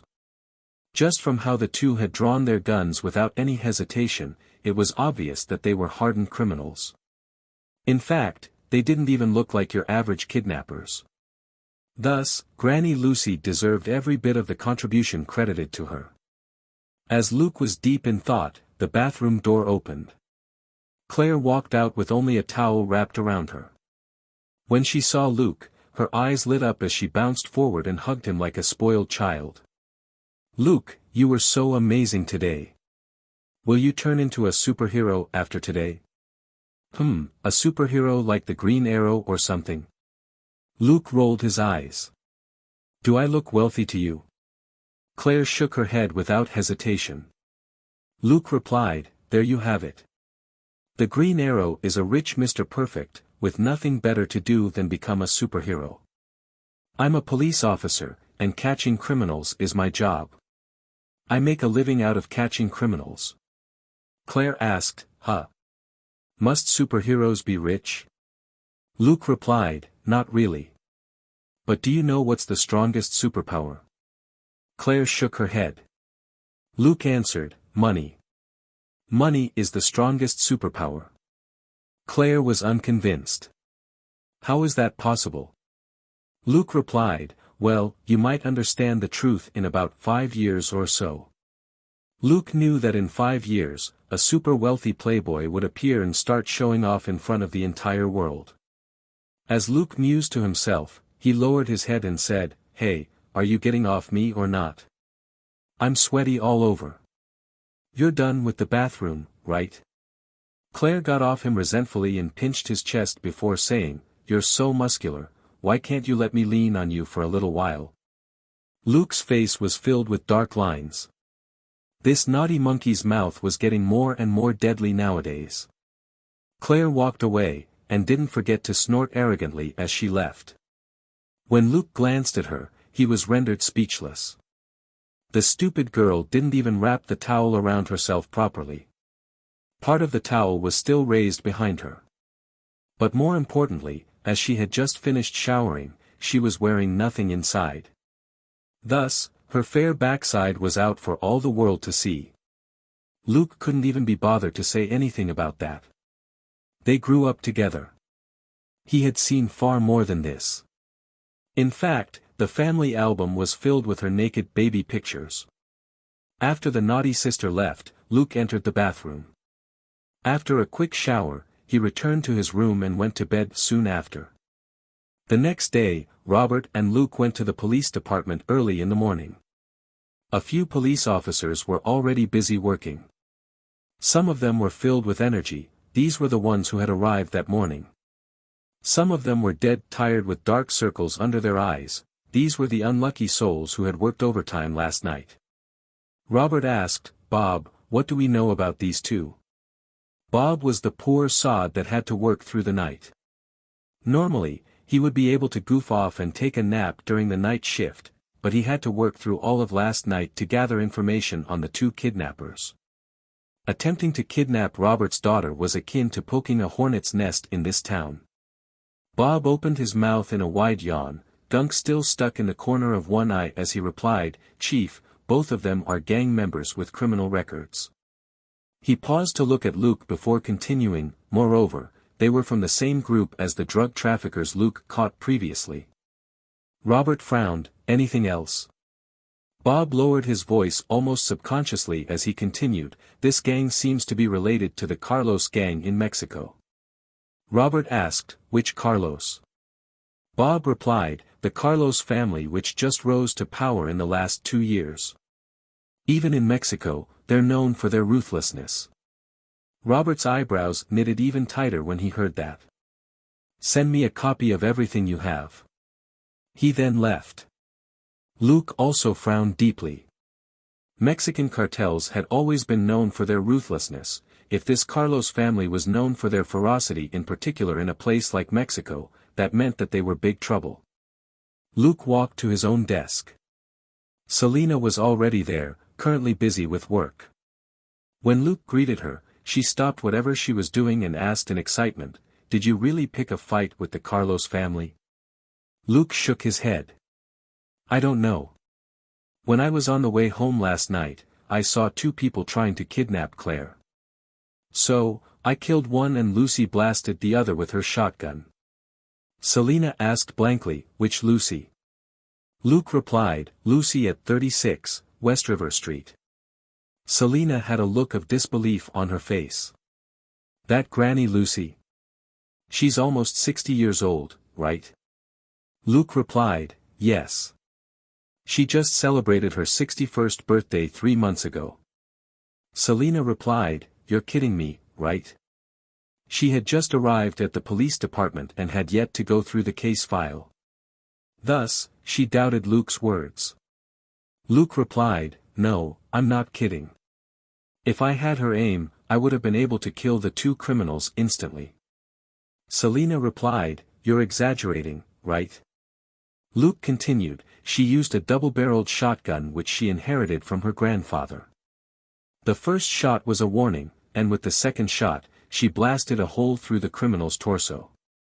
Selena, 0.0. Done talking, the 2 started working. They were busy gathering information on the backgrounds of the 2 kidnappers as well as the Carlos family. After an entire morning, Luke had an unsightly expression on his face once he went through the information he and the other officers had gathered. The 2 dead criminals were members of an American gang, the Lime Dog Gang, which was backed by the Carlos family. But more importantly, the fellow Luke had kicked to death was one of the important ringleaders of the Lime Dog Gang, Francisco Carlos. His elder brother was the current leader of the Carlos family, Diego Carlos. Big trouble was on the horizon. From the information gathered so far, the Carlos family did things in an extremely vicious and bloody manner. Previously, Luke had merely caught 2 insignificant underlings of the Lime Dog Gang, yet Francisco Carlos had personally come to kidnap Claire in response. Now that Luke had killed Francisco Carlos, Diego Carlos would be crazy for revenge. They owed their fame to their ruthlessness, and if they allowed the death of their leader's brother to slide, the entire criminal organization would crumble before long. Luke grumbled inwardly that he had only been on the job for 2 months, yet something like this had happened to him. He was truly unlucky. Selena comforted Luke. "Luke, don't worry. It'll be fine. This is America. The Carlos family can't do whatever they like here." Luke could only nod silently. Sure, they couldn't do whatever they like. If they couldn't use the AKs and grenades they wanted, they would attack with pistols instead. Both he and Robert could stay vigilant and protect themselves. But what about Catherine? And Claire? And 5-year-old Joseph? They would be completely helpless against the gangsters. Luke sank into a short silence before he stood up. "Let's go, Selena." Selena asked blankly, "Huh? Where are we going?" Luke replied, "Patrol. That'll help calm me down." Selena replied, "Oh." She quickly got up and left with him. Robert had said that they didn't have to patrol today as long as they paid attention to emergency callouts. They could dedicate the day to gathering information instead. But since Luke wanted to go on a patrol to calm down, Selena would most certainly back her partner up. In any case, Robert wouldn't do anything to Luke. So, was Luke really going out to calm himself down? Of course not. When facing something like this, he needed to get stronger, and the easiest way to do that was to level up. He had about 600 experience points right now. Perhaps, it wouldn't be long before he reached level 4. Sure enough, after Luke issued a ticket for illegally parking 3 days later, he received a notification from the system. Mission, dealing with illegally parked vehicle, issuing a ticket, completed. Rewards, 2 experience points, 2 credit points. As experience has reached 700 points, the host has leveled up to level 4. Extra stat points, 3. Luke was overjoyed when he received the notification, and he nearly used the stat points on the spot. But he managed to stop himself. When they returned to the police department at noon, Luke seemed preoccupied. Selena asked curiously, "What's up with you?" Luke answered, "Nothing. Are you going to have lunch?"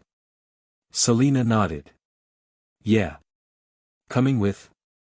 Luke took out $10 from his wallet and said, "Buy me 3 sandwiches and a bottle of mineral water." Selena snorted. "You're really shameless." Luke didn't seem to care. He remained single by choice, so he didn't really care what women had to say about him. Even when he was munching on the sandwich Selena bought for him, Luke's mind was still preoccupied. Selena had brought her lunch back to the police department and was eating beside Luke. She much preferred Luke compared with her previous partner. This new partner was hardworking, a good fighter, and a brave officer. More importantly, Luke was much more handsome than her previous partner. They had been training together for the past 2 days, and Selena had also discovered a tiny secret about Luke. They had been practicing Brazilian Jiu-Jitsu together frequently, and she wasn't an idiot. She was in fact a very observant veteran police officer. She didn't need to see with her own eyes to be sure of how muscular Luke was. Just from their body contact when they trained, she could tell that he was completely ripped. Selena had always been a woman who loved guys with muscles, and for her, a perfect man was akin to Captain America, both muscular and handsome. Although Luke was rather ordinary and was only slightly above average in terms of looks, he was still pleasing to the eyes. Coupled with his perfectly chiseled body, it was impossible for Selena to not like this new partner. When she saw Luke spacing out, she asked, "Are you still worrying about the Carlos family?" Luke shook his head, "No." Selena continued, "Don't lie. Apart from them, nobody can make you this worried." Luke replied, "Fine, yes, I'm still somewhat worried." Selena spoke fearlessly, "If they dare come, I'll deal with them for you." Luke raised an eyebrow. "They aren't pushovers.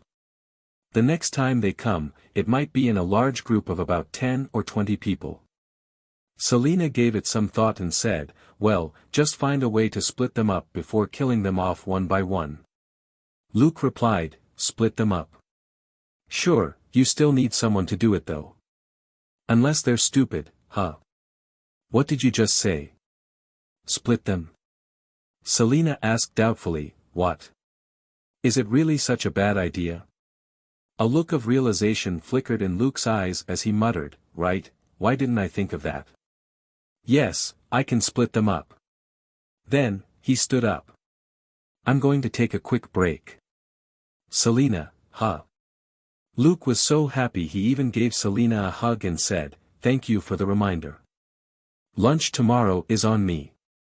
Selena was completely confused, and when Luke entered Robert's office, she muttered, "What's up with this guy?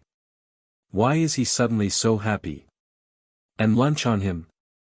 Lunch won't cost him more than $10 anyway. What a cheap guy." Even though she grumbled, her lips still curved in a smile. No matter what, she was still happy to see Luke recover from his depressed mood.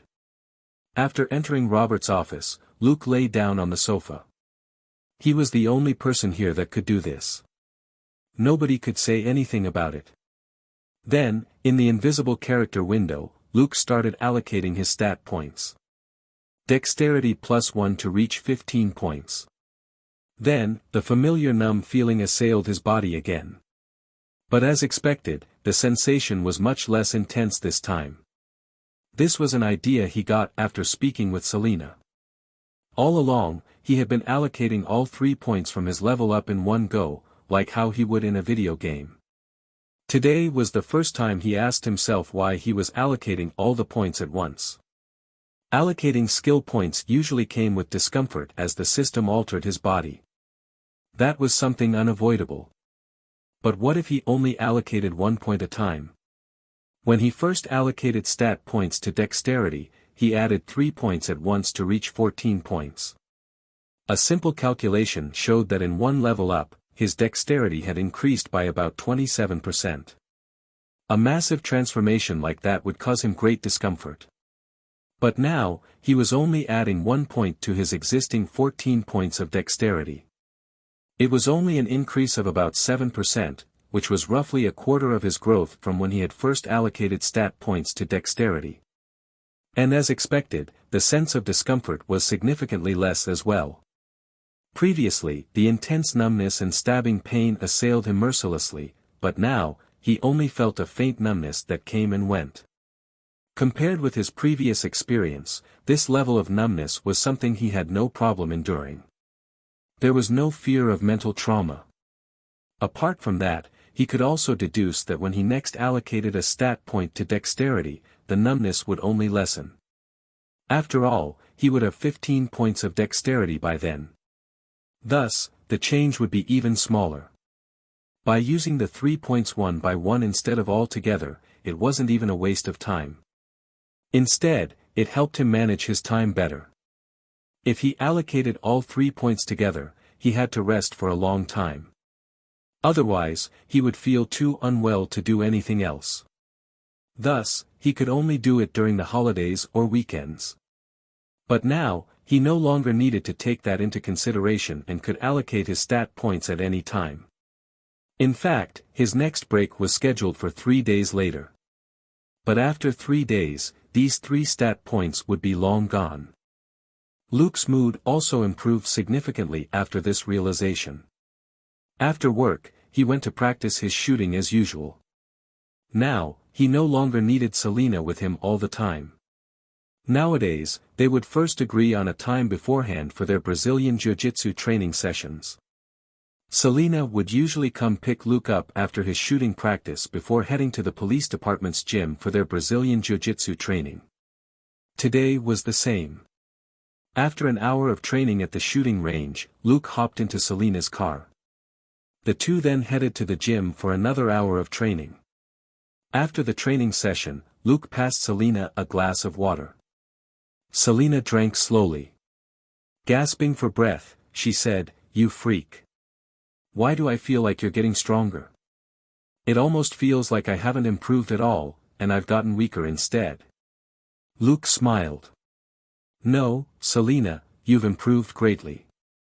In fact, it took me 3 months to reach your current level back then." Selena replied, "Are you sure?" Luke replied, "Yes. If you continue training, you'll be able to utilize a majority of Brazilian Jiu-Jitsu techniques during actual combat in half a year. Of course, you still won't do well against a pro fighter." Selena wasn't discouraged when she heard the last bit of Luke's words. She knew that the so-called pro Luke was talking about referred to those who trained specifically to counter Brazilian Jiu-Jitsu or those that were very good in hand-to-hand combat. But in real life, these people were very few in number. Even among gang members, most of them only knew basic boxing skills and weren't good at Brazilian Jiu-Jitsu or any other martial arts that were counter to the Brazilian Jiu-Jitsu. Thus, she was satisfied with her rate of progress. Even Luke had needed 4 years to reach his current level. Selena didn't think that she was any more talented than he was in martial arts. Right at that moment, Luke's cell phone rang. It was currently the year 2003, and the cell phone was already a widespread item. But of course, cell phones in this era were nothing like the later smartphones. Luke took out a cell phone that looked more like a brick. "Luke here." Robert's voice rang out. "Where are you?" "Still at the police department?" Luke replied, "Yes. I'm in the gym. I just finished training with Selena." Robert sank into a short silence before saying, "Go wash up and wait for me. Both of you. Wait inside my office." Luke asked, "Did anything happen?" Robert replied, "Someone from the FBI is here. It's related to the Carlos family." Luke replied, "Oh, okay." He then hung up with a pensive look on his face. Selena asked, "What's up?" Luke replied, "The FBI is here. Robert told us to wash up and wait for him in his office. Let's go." Selena stood up. "Why are they here?" Luke replied, "Robert said that it's related to the Carlos family." Selena stopped walking as her face lit up with excitement. "For real? Hee, looks like I'll get a chance to have some fun this time." Luke smiled bitterly. "Why are you so happy? Do you want to draw the Carlos family's attention?" Selena snorted coldly. "Remember, both of us were involved in catching the 2 drug traffickers. Do you think they'll spare me after they're done with you?" That left Luke speechless. Although the Carlos family might not necessarily come looking for her since Luke was the one who had killed Francisco Carlos, nobody knew for sure what those madmen would do. Thus, something had to be done about the Carlos family. A cold glint flickered in Luke's eyes when he made this decision. When they arrived at the bathroom, Selena stepped forward before sneering as she said, "Do you want to join me, my little Skywalker?" Luke shivered and said, "No, I wouldn't dare." "Enjoy yourself, milady." Selena roared with laughter before entering the bathroom. The 2 took turns showering and they put on their uniforms. It was a good thing they had been in their sportswear when training. Otherwise, they wouldn't have a different set of clothes to change into right now. They waited in Robert's office, and in a few minutes, Robert arrived. When Robert entered the office, he said, "I'll give you a rough explanation now before they arrive." The 2 nodded. Robert said, "The FBI is here to bust the Carlos family's smuggling route. They received intelligence that the Carlos family has spent the past few years looking for a suitable smuggling route. Our town is part of some of the routes being considered. That was why the 2 traffickers you guys caught were here." Their expressions turned solemn. Robert continued, "The FBI found out that we're investigating the Carlos family, and that Francisco Carlos was killed here a few days ago. After some back and forth, they've decided to send someone here to talk to us and see if we can deal the Carlos family a heavy blow this time." Selena asked, "They want to use us as bait?" Robert nodded. "That's right. I haven't agreed. I need to know first what you guys think." Selena knew that Robert mainly wanted to know her thoughts. After all, he had plenty of other opportunities to ask Luke the question if he wanted to know Luke's thoughts. Without any hesitation, she answered, "I'm in." Robert asked, "Don't you want to think about it?" Selena replied, "I don't want to gamble on whether those madmen will spare me and my family." Robert nodded. "Okay. How about you, Luke?" Luke answered, "I'm in, too. But what's the plan?" Robert said, "Well, we'll wait and see what the FBI has to say." Luke thought about it and said, "So long as we can keep our families safe, I don't mind not taking any credit for the operation at all." Robert waved his hand. "Bullshit. So long as the operation is successful, everyone will be recognized for it. The only difference will be the amount of credit everyone gets. Focus on how to deal with the Carlos family instead." Luke found himself in agreement with that and thus shut up. Less than 10 minutes later, 2 men in black suits walked in. One was a Caucasian who was around 40 years old, while the other was a Latin American who was about 35 years old. The Caucasian reached out and said, "Hello, Chief Robert. I'm Agent Chris Jones. This is Agent Mario Santos." Robert maintained a flat expression and shook his hand lightly before saying, "Welcome. Let me make the introductions. This is Selena Hayek and this is Luke Coulson. They were the officers who caught the 2 traffickers." The 4 shook each other's hands before sitting down. Robert stood at the table with the agents to his left and the officers to his right. He said, "All right, let's cut to the chase. Chris, tell us your plan." Chris wasn't too startled by this straightforwardness. He nodded and said, "I have a group that has been monitoring the Lime Dog gang for a year. They are in fact a front for the Carlos family on this side of the border, helping them with their drug distribution. We're planning to get rid of this gang." Robert frowned. "Shouldn't that be the DEA's job?" Chris nodded. "If the Lime Dog gang was focused on just the sale of drugs, we might not have set our eyes on them. After all, that's what the DEA is for. But they're behaving like the Carlos family as well. In a short span of 3 years, they've been involved in several dozen shooting cases in the country, and a total of 17 civilians and 3 police officers have been killed." At this point, Chris paused slightly before resuming in a heavy tone, "Moreover, 2 of our agents have even gone missing." When Robert and the other 2 heard this, they all gasped in shock. Are they crazy? After what the Carlos family had done, they now had the attention of both the police and the FBI. And since they were involved in drug trafficking as well, they had also attracted the DEA's attention. After all that, they still had the guts to kill police officers and FBI agents. They were simply asking for it. Any organized crime group in America who committed any one of these deeds would suffer. The former meant that the local police force would hold a grudge against them. No police force would tolerate criminals who had murdered a police officer to operate in their jurisdiction. And the latter would result in an unrelenting hunt by the FBI, one of the most powerful law enforcement agencies in the country. This was also the moment Robert and the other 2 understood why the Lime Dog gang had come looking for trouble after Luke and Selena had arrested 2 insignificant underlings and seized a mere 1 kilo of drugs from them. This was simply a bunch of madmen that would be eradicated sooner or later. They just happened to stumble upon Robert and Luke before their eventual demise. Robert said, "All right, now I know how bad you guys want this.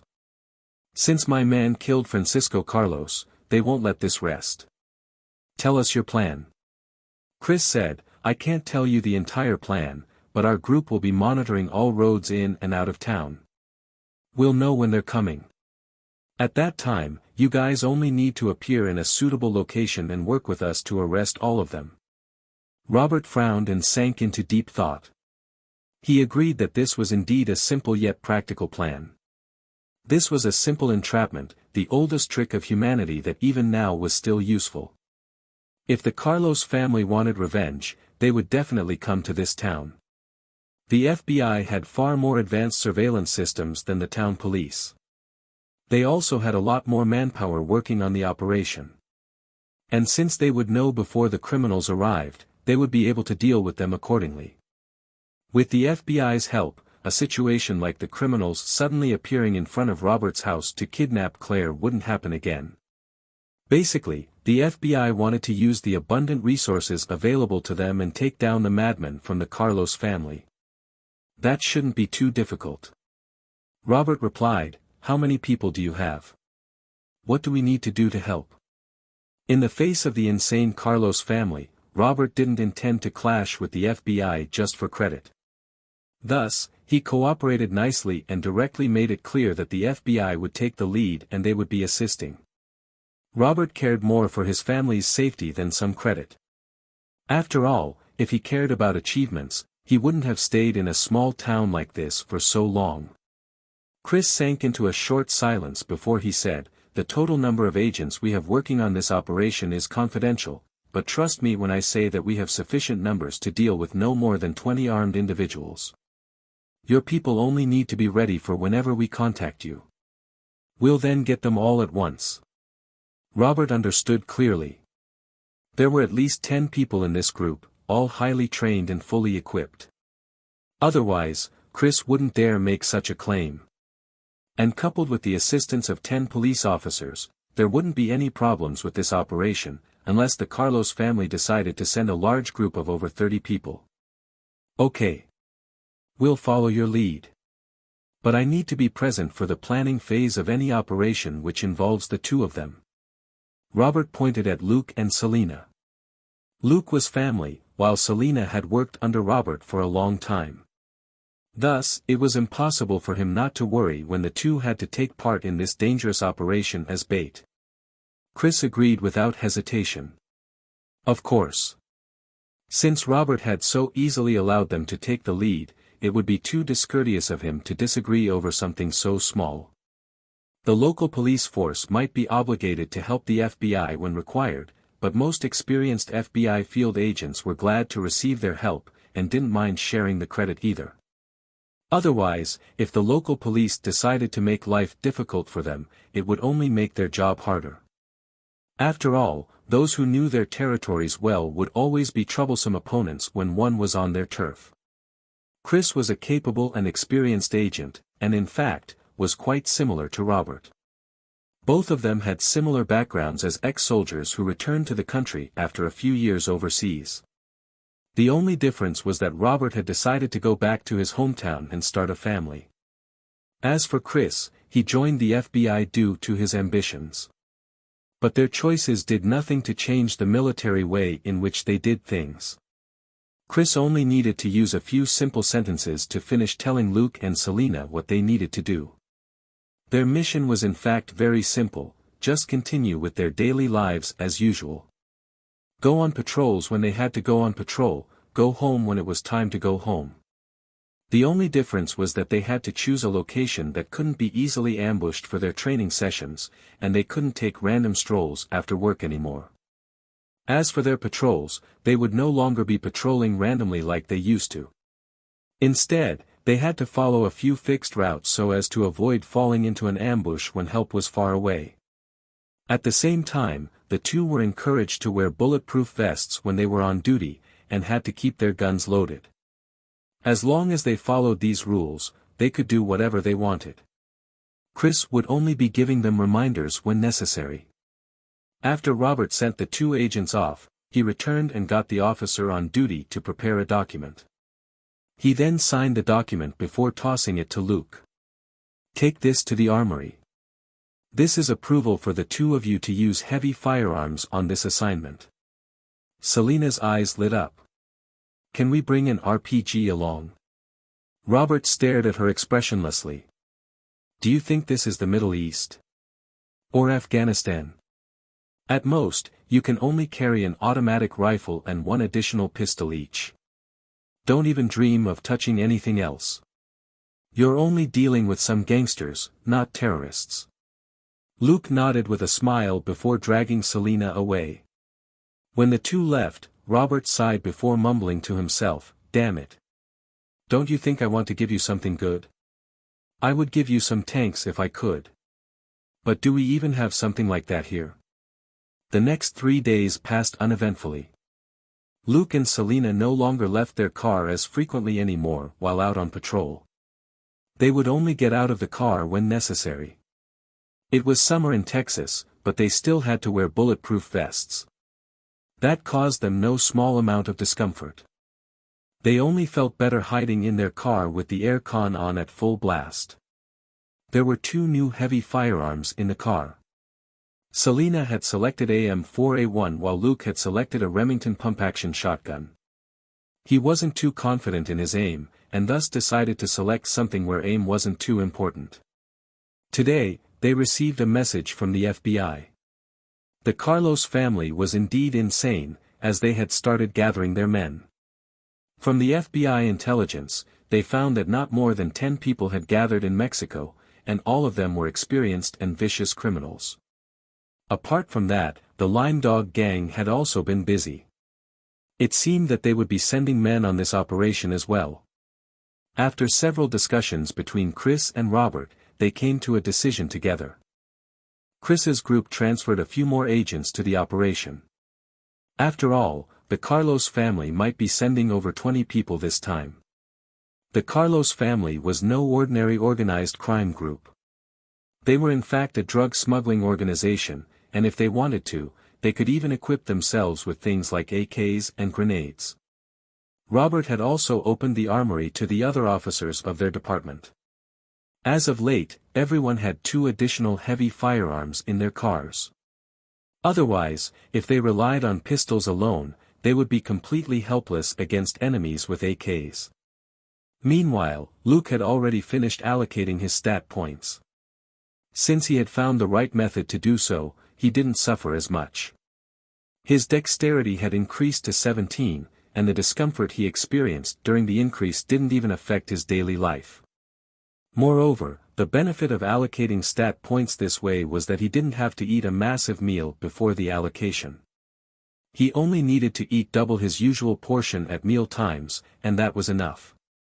But of course, the allocation of stat points to dexterity required less energy compared with strength anyway. A week later, the FBI received more specific information.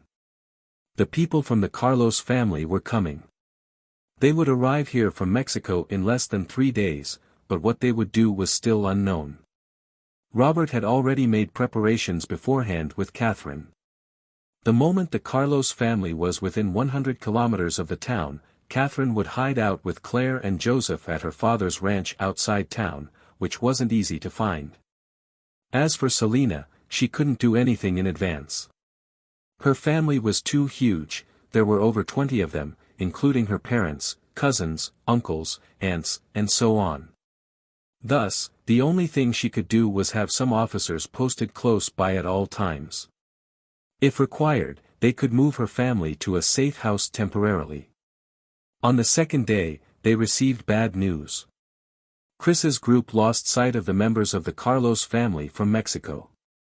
The gunmen all vanished roughly 500 kilometers from town. The FBI couldn't find any trace of them either.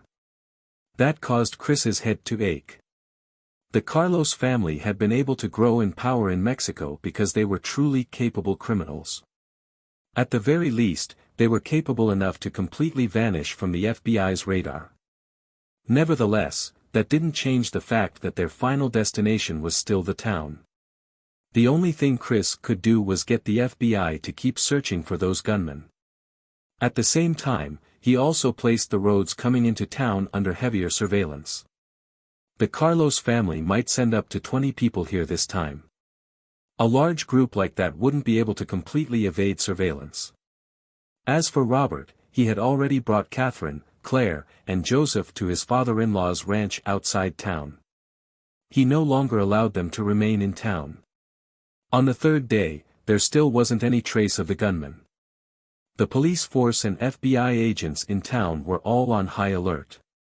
It was rather troublesome that they couldn't ask for any help. To ask for reinforcements last minute, they had to know exactly when the attack would happen.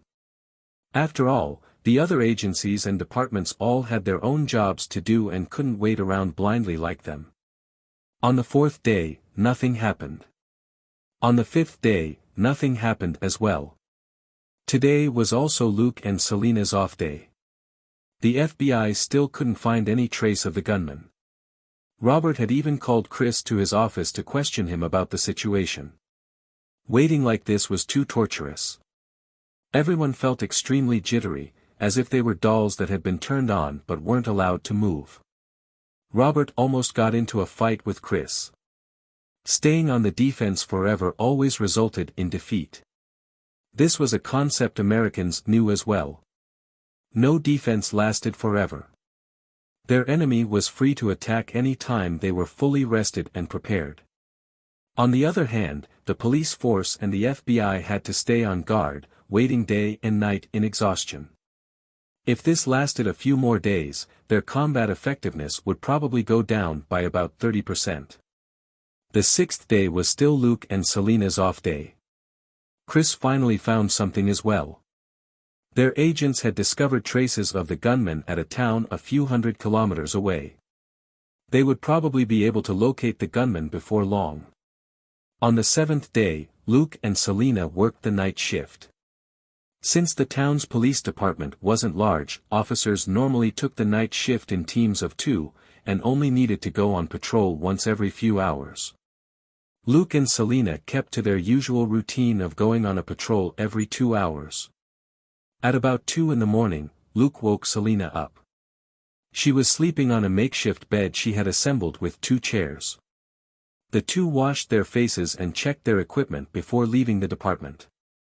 In truth, the best thing for them to do in their current situation was to stay holed up in the police department. But Chris once told them that although the people from the Carlos family were savages, they were also crafty and sly. If Luke and Selena strayed too much from their usual behavior, the family might change their plan as a result. At that time, Selena had asked, "What's the new plan then?" Chris sank into a short silence before saying, "Timed bombs, long-distance sniping, and so on. Based on the information we have, a few of the Carlos family members are retired members of the Mexican Special Forces." That caused both Luke and Selena to sink into silence. In Mexico, it wasn't too rare for members of the law enforcement agencies to turn into members of organized crime groups instead. In order to lure the gunmen out, Luke and Selena could only stay on full alert while they still went about their daily routine. They still had their bulletproof vests on, and Luke even had an additional bulletproof panel on him. It was quite heavy, but that was better than being killed by bullets. At Luke's suggestion, Selena also put on a few bulletproof panels as well. But since she wasn't strong enough physically, she could only put on enough to protect her vitals such as her heart. Naturally, the bulletproof panels wouldn't guarantee their safety, but at least it made them feel better. Since it was night, the two heavy firearms that usually rested in the trunk were now placed between the two front seats for easy access. As usual, Selena was the driver. The car slowly moved down the town's main road. In about 10 minutes, they reached the northern border of the town before they turned around and headed south. When they were nearly there, Luke caught sight of a red dot out of the corner of his eye. He now had 18 points of strength and 17 points of dexterity. Not only had the strength stat enhanced his physical strength, his eyesight, hearing, and sense of smell had all improved as well. As for dexterity, not only had his speed increased, his reaction time, dynamic vision, and so on had also improved. And after 2 months as a police officer, his observation skills and sense of vigilance had only increased. Thus, he only needed a split second to determine what the slow-moving red dot in the darkness was, a cigarette butt. It was this late at night, yet someone was out here smoking on a street corner instead of sleeping at home. There might be people like that in China, where drunkards staggering around in the middle of the night in summer was a common occurrence. But this was America, or a small town in Texas, to be precise. Only criminals or those in special situations would be out here in the middle of the night. Luke immediately focused on his right, but the red dot was already gone. Then, as the police car slowly moved ahead, he saw a vague outline of something massive on the street further back from where he had seen the red dot. A truck. Luke shivered and abruptly said, "Speed up." As he spoke, he pressed on Selena's knee to make her step on the pedal. Selena's car was an automatic since she found manual cars troublesome. Thus, Luke only needed to press on her knee to make the police car speed up. The two had been partners for 2 months and frequently trained together. Thus, they had developed a certain level of tacit understanding. Selena reacted quickly and stepped on the pedal since she understood what was going on the moment Luke pressed on her knee. The engine of the F-150 roared as the car accelerated. At the same time, Luke noticed the massive outline move. Its lights lit up as its engine roared before it charged out of the street. Luke's heart thumped when he saw it.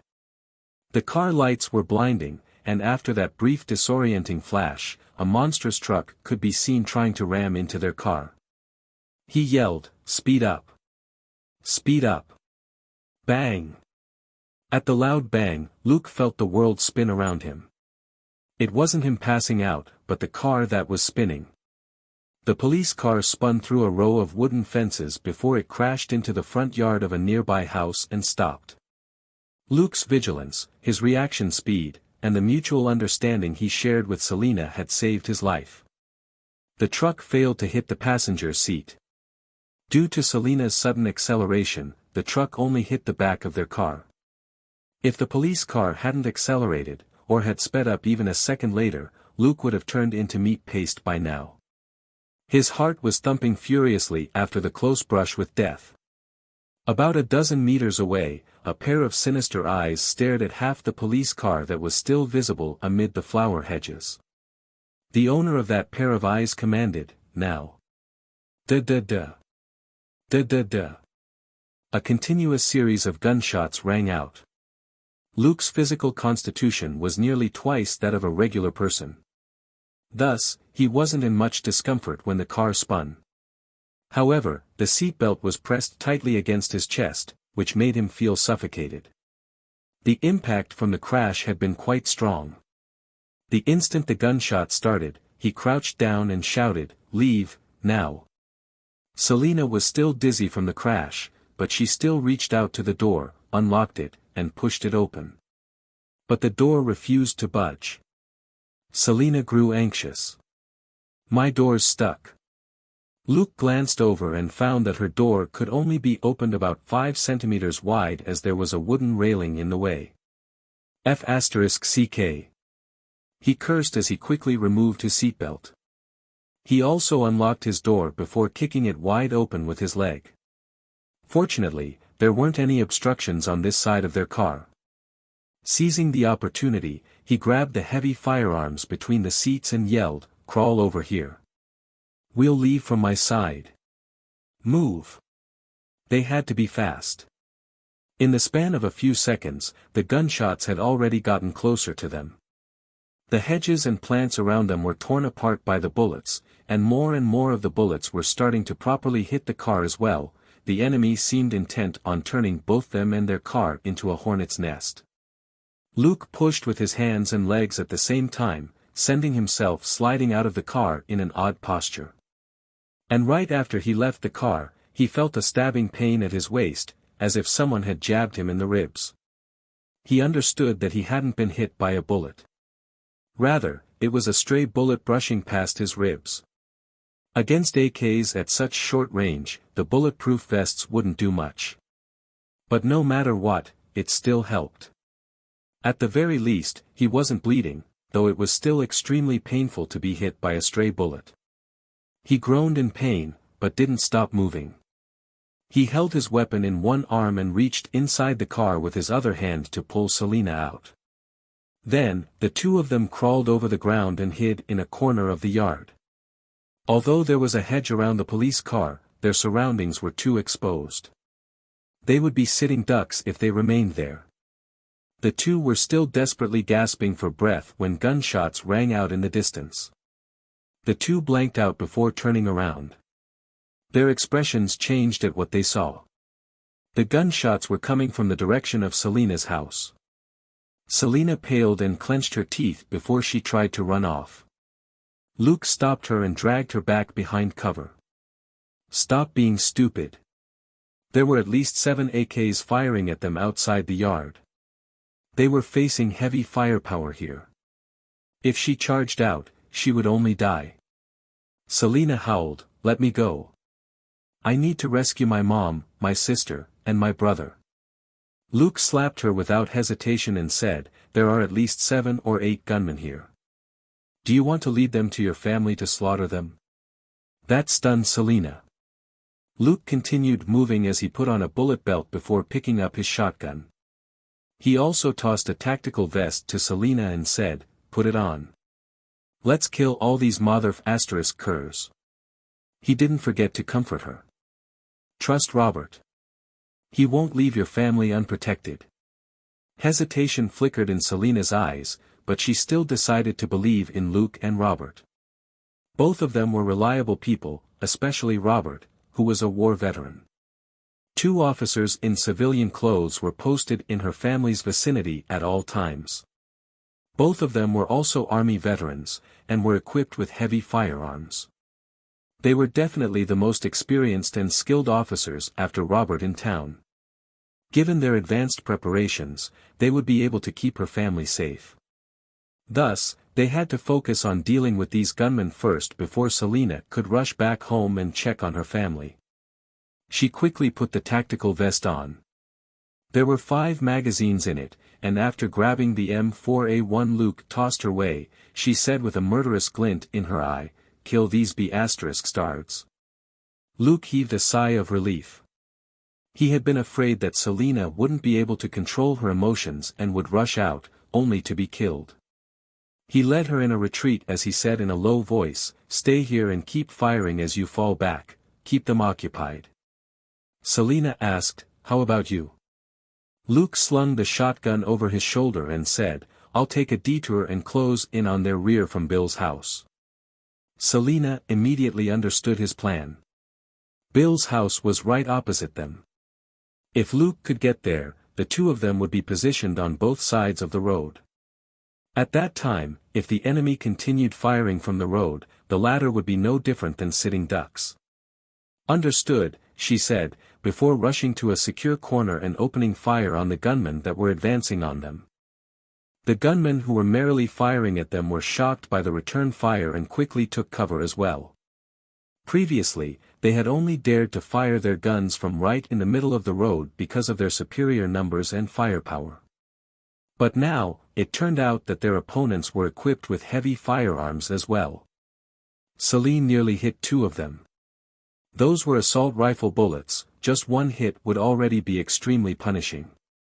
As Selena fired and kept moving non-stop, the gunmen no longer dared to be as arrogant. They started working with each other to suppress her as they closed in on her. While Selena opened fire, Luke quickly rushed to the side. With his immense strength and dexterity, he moved quickly and silently. Soon, he arrived at the yard next door. Leaning against the wall, he glanced at the ongoing shootout. He was facing a road about 15 meters wide. Everything was bigger in Texas, and the roads were wider as well. If he tried crossing the road just like that, he would probably be killed before he even reached the other side. From what he could see, they were facing 8 opponents, each of them an experienced combatant. They worked well to ensure that there were 6 people firing at all times while the other 2 reloaded. Luke also noticed that a certain person never opened fire, he hid behind the truck the whole time. This person was the greatest threat right now. Luke scanned his surroundings and picked up a round pebble from a flower pot. He weighed the stone with his hand and found it suitable for the idea he had in mind. It was somewhat heavy, but not overly so. He focused, and then abruptly exerted himself as he tossed the pebble at the truck and shouted loudly, "Fire in the hole." All the gunmen instinctively paused. Unfortunately for them, nobody could see in the dark that the falling round object was in fact a pebble. The pebble flew straight at the truck and hit the windshield with a thud before bouncing off to land on some metallic object which clanked as the pebble rolled over it. The gunmen were all greatly shocked. What the hell? A random small-town police officer has a grenade like this on him. Is he a SWAT member? The gunfire stopped and everyone leapt for the nearest cover they could find. And then, nothing happened. At the exact moment the pebble landed, Luke saw the gunman's reactions and how the person behind the truck hid underneath it, and he dashed across the road. In 2 short seconds, he dove into Bill's front yard. The gunman waited a few seconds, and when they didn't hear an explosion, they immediately understood that they had been fooled. One mustn't think that they were stupid for falling for this. In truth, they had been through too many bloody battles and had witnessed far too many deaths of both their comrades and enemies by grenades. That was the reason for their hasty reaction. In any case, they were in Texas, the state with the highest rate of private gun ownership in America. This was also the state with the highest number of Army enlistments. Any random Army veteran could very well have a grenade or 2 stored in their home. Right after Luke crossed the street, he heard a gunshot far in the distance. He narrowed his eyes when he realized that the sound came from the direction of his house. Exactly how many people had the family sent here? They actually had sufficient numbers to attack 3 locations at the same time. Nevertheless, Luke wasn't anxious at all. Who was Robert? He was an Army veteran who had served in a war zone for 8 years. His skill set would be very reliable in their current situation. Moreover, Robert wasn't operating alone. Apart from Luke and Selena, Robert still had 8 officers ready to move at any time. In fact, they could even face a dozen or so gunmen head-on if they wanted. Thus, Luke wasn't as nervous as Selena had been earlier. Instead of rushing to open fire, he waited patiently. The entire situation had happened abruptly. In fact, it had been less than 3 minutes from the moment their car had been rammed until now. To stay hidden, the FBI agents and other police officers were only stationed at specific locations in town and would only move when required.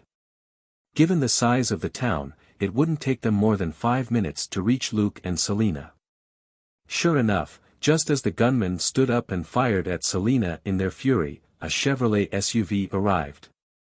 The lights of the car were off, and the car thus wasn't very noticeable under the cover of night. The car stopped roughly 100 meters away from the gunmen and 4 agents got out, all of them fully armed with automatic weapons. They remained silent and were in no rush to open fire.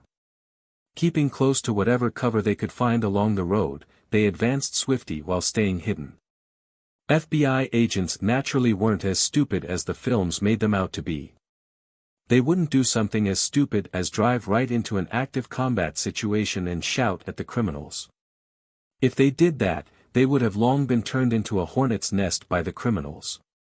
Only when the agents were about 50 meters away did the gunmen notice them. Without any hesitation, 4 of the gunmen aimed at the agents and started firing madly. At that moment, one of the agents finally shouted, "FBI! You're surrounded. Lay down your weapons and surrender immediately." Luke smiled. It wasn't like the FBI agent was shouting because he was stupid. Rather, it was part of procedure. If even a single enemy refused to lay down his weapon after the FBI agents had clarified their identities, the latter were free to fire. As members of a law enforcement agency, it was important for them to follow procedure. For example, officers in New York would have to yell "NYPD" before breaking into a building. The shout clarified their identities and was used to frighten their targets. The people inside the building would thus be warned that resistance was illegal, and if they were killed for it, they only had themselves to blame. The gunmen were professional killers from Mexico, but the FBI agents who had just arrived were also well trained and cooperated well with each other. Both parties were armed to the teeth. Across a distance of 34 meters between them, the two parties started firing at each other. The FBI agents and Selena formed a 90-degree angle that assaulted the gunmen from 2 positions, making things difficult for them. As for Luke, his eyes flickered, but he still didn't open fire. Instead, he moved around Bill's house and climbed the wall that ran along the street which the truck had rushed out from earlier. Instead of hopping off, he bent his dexterous body and advanced along the wall. And from on top of the wall, he was finally able to get a clear look at all the gunmen. The truck that had rammed into them was in fact a garbage truck. Standing beside the truck was a guy who gave out one command after another, while it seemed that there was also a driver seated inside the truck. Coupled with the 8 gunmen, there were 10 of them here. Based on Chris's estimate, it was a group of 20 people that had made their way to the town. Thus, that could only mean that only 10 other people were attacking both his and Selena's homes. The FBI agents and the town's police officers numbered around 20 people as well, so they weren't at a disadvantage in terms of numbers. Furthermore, they were the ones on the defensive. They only needed to drag this out and more police officers would arrive from Knox City. At that time, these gunmen wouldn't be able to escape at all. Luke advanced a dozen meters or so before he curled up and hid behind a decorative object on the wall. After observing the combat situation, he drew his pistol with one hand and adjusted the shotgun with the other so that it was under him, unnoticed by the gunman. Finally, he checked his waist to make sure all 5 pistol magazines were there. He then took a deep breath. He slowly adjusted his posture and raised his pistol with both hands at the gunmen that had their backs to him. Bang! Bang! Bang! Bang! Bang!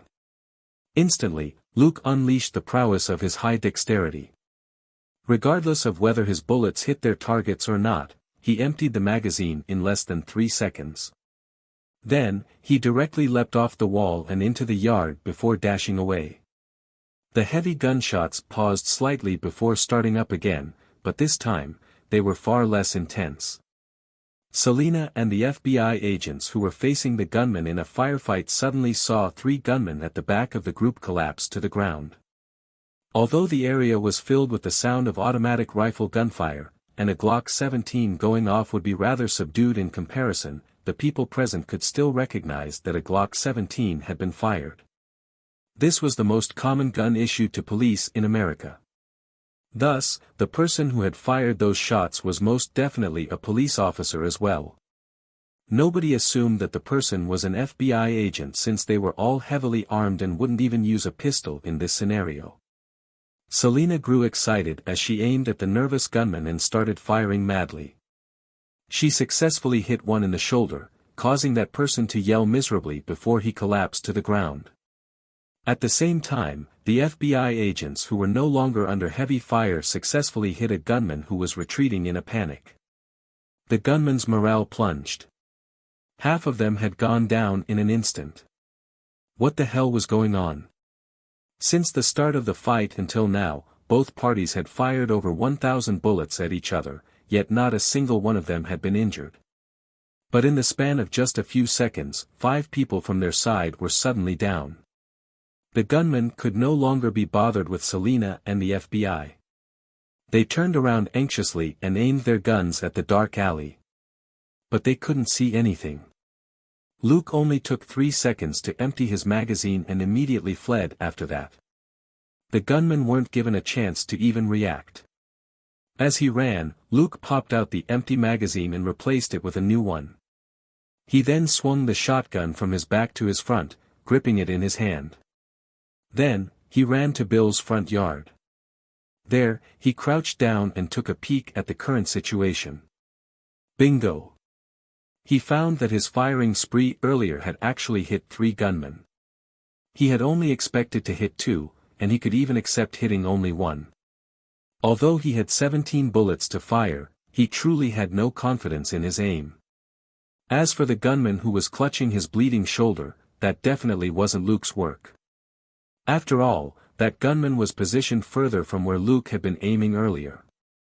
As for the other gunman who was currently struggling on the ground, he was facing off against the FBI agents. All the 3 whom Luke had hit were those who had been firing at Selena. They were also the only ones whose backs were completely exposed to him earlier. They gave him a wide target to fire at and were also closely grouped together. That was why he could take 3 of them down with his Glock. Luke took calming breaths and listened to the commander talking non-stop on the other side of the wall. To his great regret, Luke found that he didn't understand anything that the person was saying. That guy was speaking Mexican Spanish, and Luke could only understand a handful of words. Most of what he knew, he had learned from Selena when they were joking around. But one of the words Luke happened to know was the word for retreat. They were going to flee. Luke sneered as he thought to himself, "What, do you think this is a public toilet, and you can come and go as you wish?"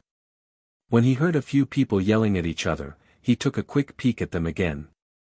2 gunmen were standing on the step behind the garbage truck, 1 on each side. The commander hopped into the front passenger seat while the other gunman stood on the side step of the truck's door. The garbage truck slowly moved and turned right. When the truck turned, the 2 gunmen at the back finally faced the direction that the 4 FBI agents were in. Luke stood silently in front of Bill's house. The wooden gate was already open, and he silently waited with his shotgun in hand. When the truck turned, it started to accelerate. The moment the truck started to speed up, the front of the truck appeared on Luke's left. Luke moved at an unprecedented speed and fired the first bullet. Bang! The gunman hanging outside the door was sent flying by the shot. Gotcha! Luke pumped the shotgun. Bang! There was a huge crack in the truck's windshield. Gotcha! Bang! Yet another bullet was fired at the windshield. This time, it was clear that a bullet had finally gone through the windshield. Although Luke couldn't see it, he could hear the driver's wail before the car swerved to the left. Luke remained unmoved. Gotcha! Bang! The gunman on the right at the back of the truck was sent right in Luke's direction as the truck swerved. With a distance of less than 5 meters between them, he took a shotgun blast right in the face before his body spun away from the truck. Gotcha! Bang! The other gunman was blasted by the shotgun against the back of the truck. Luke then watched coldly as the truck swerved and crashed into the yard across the street before it finally stopped after it rammed into Selina's car once more. Then, he took out some bullets from his bullet belt and leisurely reloaded his shotgun. He rarely used shotguns, and had only practiced using one in the past few days. He still wasn't at a level where he could fire 2 shots in 1 second. But he wasn't in a rush. It was late at night. If he showed himself, Selina might be able to recognize him, but the FBI agents might send a bullet his way instead. Thus, he was in no rush to make any sound. The leader of the gunmen should still be in the front passenger seat. Luke watched as the passenger door suddenly opened and a figure rolled out. The person nimbly rolled under the truck before crawling to the other side, not giving Luke a chance to fire at him. F***CK. Luke cursed. That was the leader of the gunmen, and he was indeed a crafty person. Luke was forced to walk around the house and get on the wall again. From there, he looked down at the gunman who had been taken down earlier. His eyes were filled with murderous intent, and without any hesitation, he aimed his shotgun at the gunman whom Selina had hit in the shoulder. Bang! The gunman was already drenched in sweat from the pain, when a bloody wound suddenly opened up in his chest. He stared at his chest in disbelief before falling still. Luke then leapt off the wall and pumped his shotgun. At such close range, he no longer needed to aim. He shot the gunman sprawled all over the ground once each. After he was done, he finally shouted, "I'm Luke. This place is clear. Be sure to not open fire on me." The FBI agents were initially shocked and they heard the sudden gunshots. But when they heard that it was Luke, they heaved sighs of relief. They knew that none of the gunmen used a shotgun. And they were all aware that Luke, the bait, had a shotgun in his police car. The FBI agents still remained vigilant and only lowered their guns when they saw Luke slowly walk out of the alley. Luke yelled again, "I'll chase after the escapee. You guys can deal with this place. It's best if you wrap it up quickly, though. There's an intense shootout going on at Selina's house." The FBI agents were rendered speechless as they thought, "Are you telling us what to do now?" But none of them said anything. They all clearly saw what happened earlier. When the shotgun fire rang out earlier, all the remaining gunmen had been killed off with a shot each. They had been working together for so many days, but this was the first time they realized that this normally friendly-looking young man was actually so vicious. Luke left in pursuit, and when he passed by the garbage truck, he drew his Glock. Bang! He aimed the Glock at the head of the person hanging from the driver's seat before pulling the trigger. "Selina, gather the FBI fellows and take them with you to your place as backup," Luke said before rushing away. The FBI agents only just arrived at that moment. With their guns raised, they slowly approached the alley. When they managed to get a clear look at the situation there, they all gasped and looked at each other silently. What Luke did was beyond vicious, he was savage, even executing the injured combatants. Selina came over as well. "Is everything all right?" "They're all dead. My car's ruined. Can you guys send me home?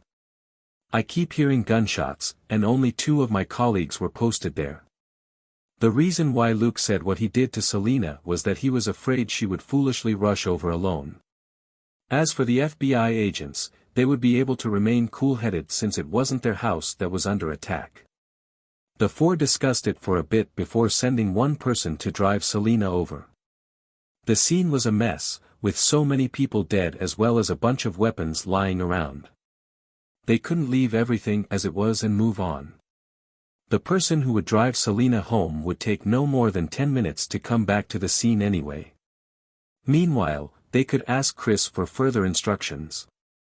When Chris heard what happened, he blanked out for a bit before saying, "Ignore the bodies. Get over here too, but there's no rush, push on to Selena's house so we can finish off the remaining gunmen."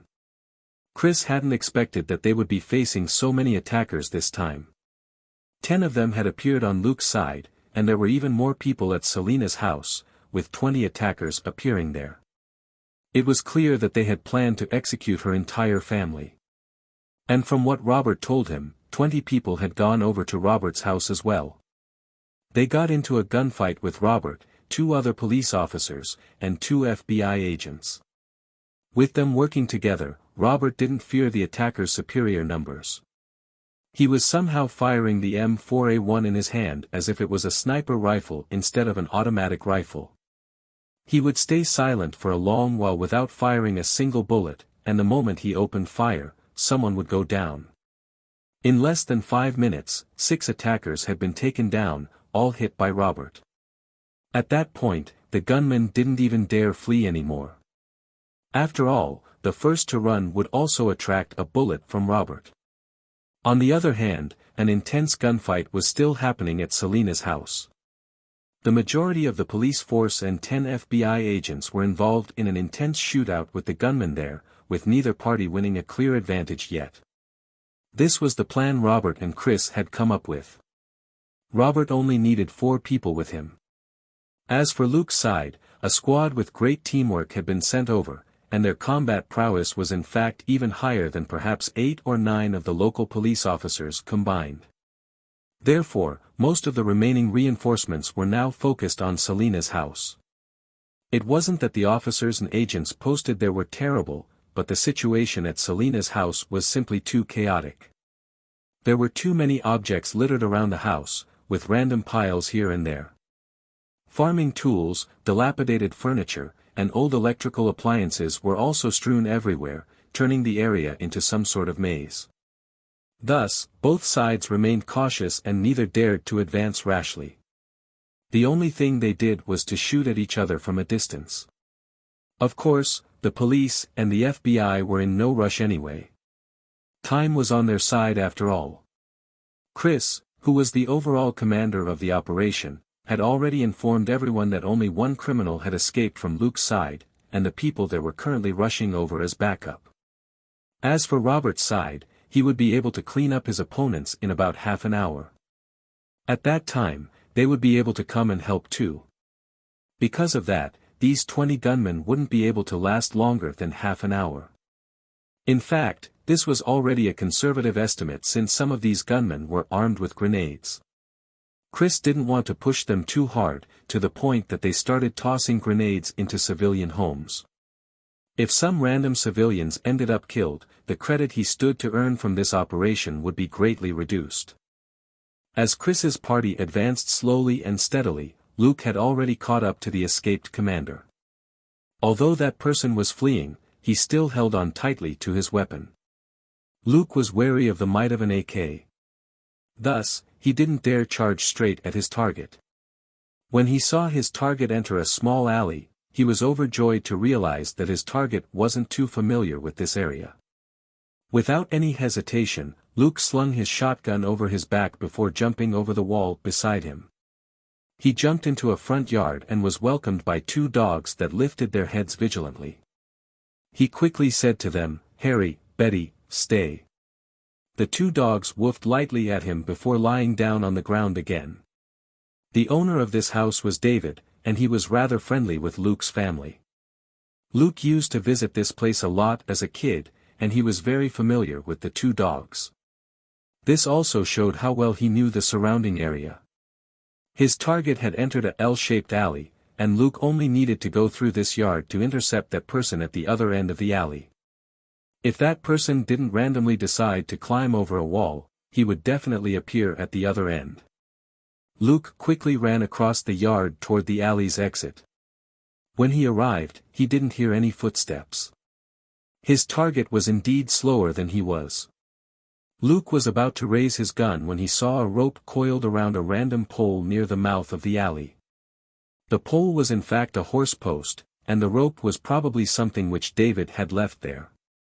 A new idea surfaced in Luke's mind as he ran over. He folded the rope in two and wrapped it around the post before dragging the other end back to where he was standing.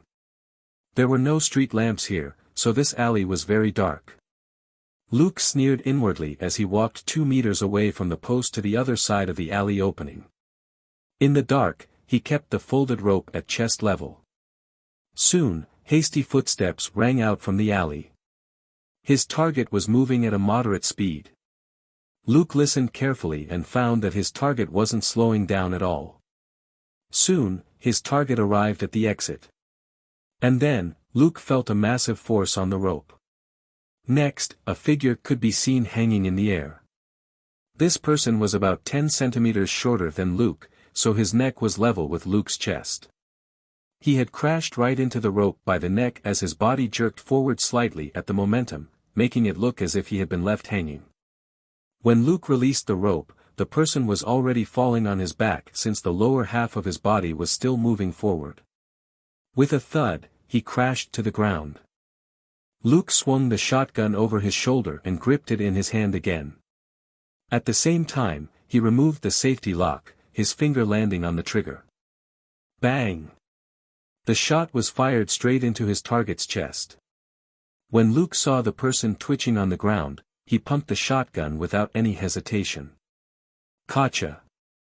Bang! He unloaded yet another round into that person's chest. This time, that person fell still. Only then did Luke step forward and kick away the AK lying beside the fallen man. Luke pulled out a flashlight from his waist and shone it on the man's face. There was no mistaking it, this person was Hernandez Carlos. The information from the FBI indicated that this person was an important leader of the Carlos family. He was considered one of the commanders who led their hitmen, and was also Diego Carlos's cousin. After feeling this person's neck, Luke finally heaved a sigh of relief. There was no pulse. This person was confirmed dead. Luke would never spare anyone from the Carlos family. If possible, he would kill instead of arrest them. That was also why he had shot the ones that were already down. The Carlos family would most certainly come for him to avenge their losses. He had no intention of letting any of them leave. After confirming Hernandez's death, Luke stood up and put his flashlight away. He slung the shotgun over his back again before he headed for his house.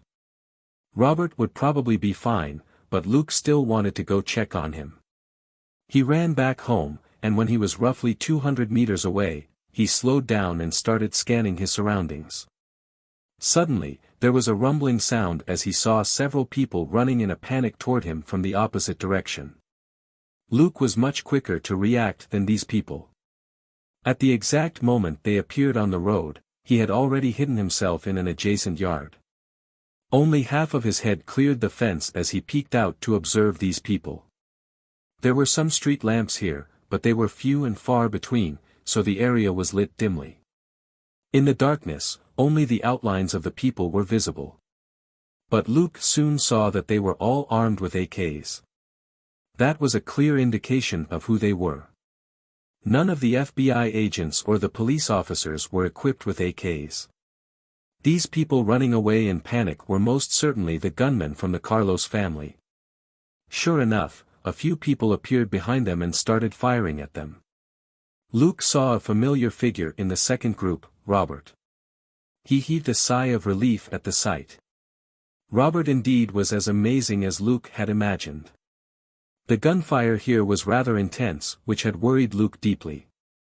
But from what he was seeing, it was clear that Robert had finished off quite a number of them. Luke remained silent and shifted positions while he was still crouched in his hiding place. He leaned against a car in the yard and continued to observe the fleeing group.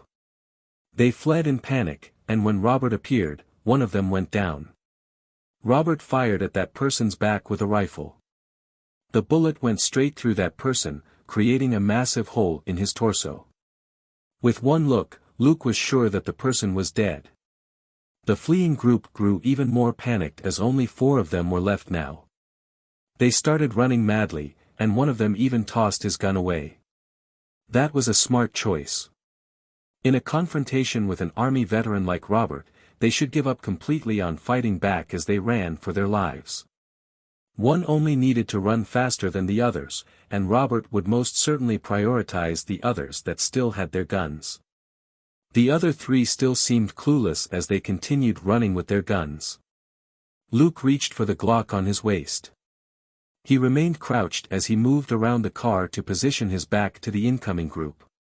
Then, he assumed a comparatively comfortable stance before forming a triangle with both his arms and aiming his gun straight at the pavement on his right. Shortly after, the sound of footsteps approached him. The person running in the front was the smart guy who had thrown his gun away.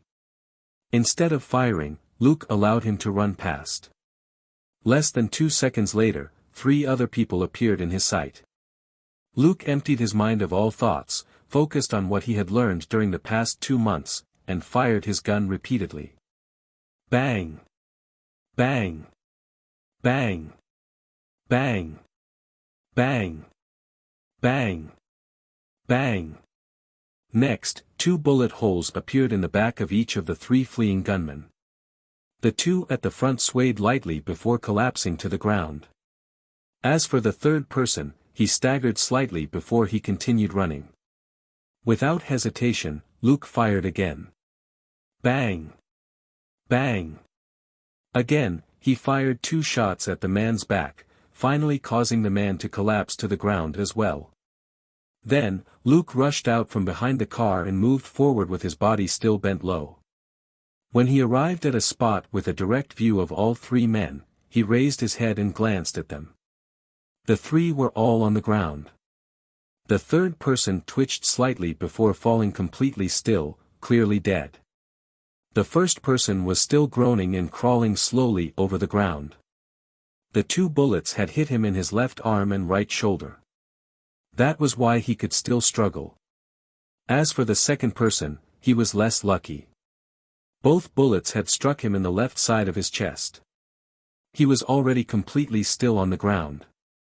A cold glint surfaced in Luke's eyes as he stood up slightly before raising his gun at the person who was crawling over the ground. Bang! That person's face slammed into the ground. At such close range, Luke's bullet landed right in the back of his head. Bang!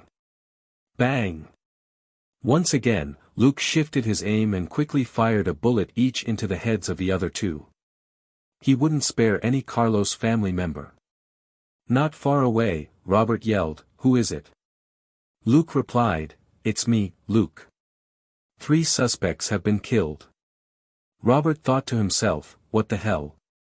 This kid is here to steal my prey." Soon after, they regrouped. Robert started giving one command after another. The police force was different from the FBI. Their priority would always be the safety of the civilians. Thus, Robert already had the officers stand guard at the scene to avoid anything untoward happening. As for the FBI, they had a clear goal. Since they were all well trained, they were sent to Selena's house as backup. Of course, Robert wasn't an unfeeling person. After an officer drove his car over, he called Luke to hop on before he drove to Selena's house as well. Based on Robert's and Luke's combat ability, just the 2 of them would be far more helpful than 4 or 5 other police officers. On their way there, the police officers started chattering on the police radio. The chief killed 9 people alone. All of us together killed 2 of them and injured 5. When Luke was in pursuit, he killed 3. Only 1 escaped. Holy sh*t. The chief is amazing. Did you think Robert served in the army for nothing? Let me tell you, all the 9 people were killed with 1 shot each. He didn't need more than 1 bullet for each of them. Hey, all 10 suspects at Bill's place are dead. Aren't you guys shocked? You mean where Luke and Selena were ambushed? I checked. 4 of them have pistol and shotgun bullet wounds. The other 5 were all killed by shotgun bullets. The radio sank into silence at that. Nobody from the FBI used a shotgun. They were either armed with assault rifles or submachine guns. They were also armed with pistols, but they wouldn't use them today. Luke was the only shotgun user here. Everyone knew that he had a Remington shotgun in his car, and his service gun was a Glock 17 that had even better firepower at close range than a shotgun. He was the only one who would use a pistol since his shotgun would be too slow in the face of a large number of opponents. Luke is so ruthless. I was still laughing at his aim last week, one officer said hesitantly. You can take a look for yourself. Alright, cut the chatter and focus on work. Finish up your tasks and go help out at Selena's place. They're still fighting a battle with 20 gunmen there. Oh, I wanted to say that the chief and Luke are already headed over there. In the car, Robert was listening to the radio chatter. He glanced at Luke and said, "You killed all the attackers in the ambush?" Luke hummed a response, but his eyes were still focused on the road ahead of him. Robert said, "When this is over, I'll find you a psychiatrist." Luke smiled. "It's okay. Since they had the guts to come, I had the guts to kill them." Robert asked, "Are you sure?" Luke laughed. "Yes, I am. But I think you can find Selena a psychiatrist." Robert asked, "Have the two of you really gotten together?" Luke rolled his eyes. "She's a woman. Wouldn't it be weird that she wouldn't need to consult a psychiatrist after something like this?"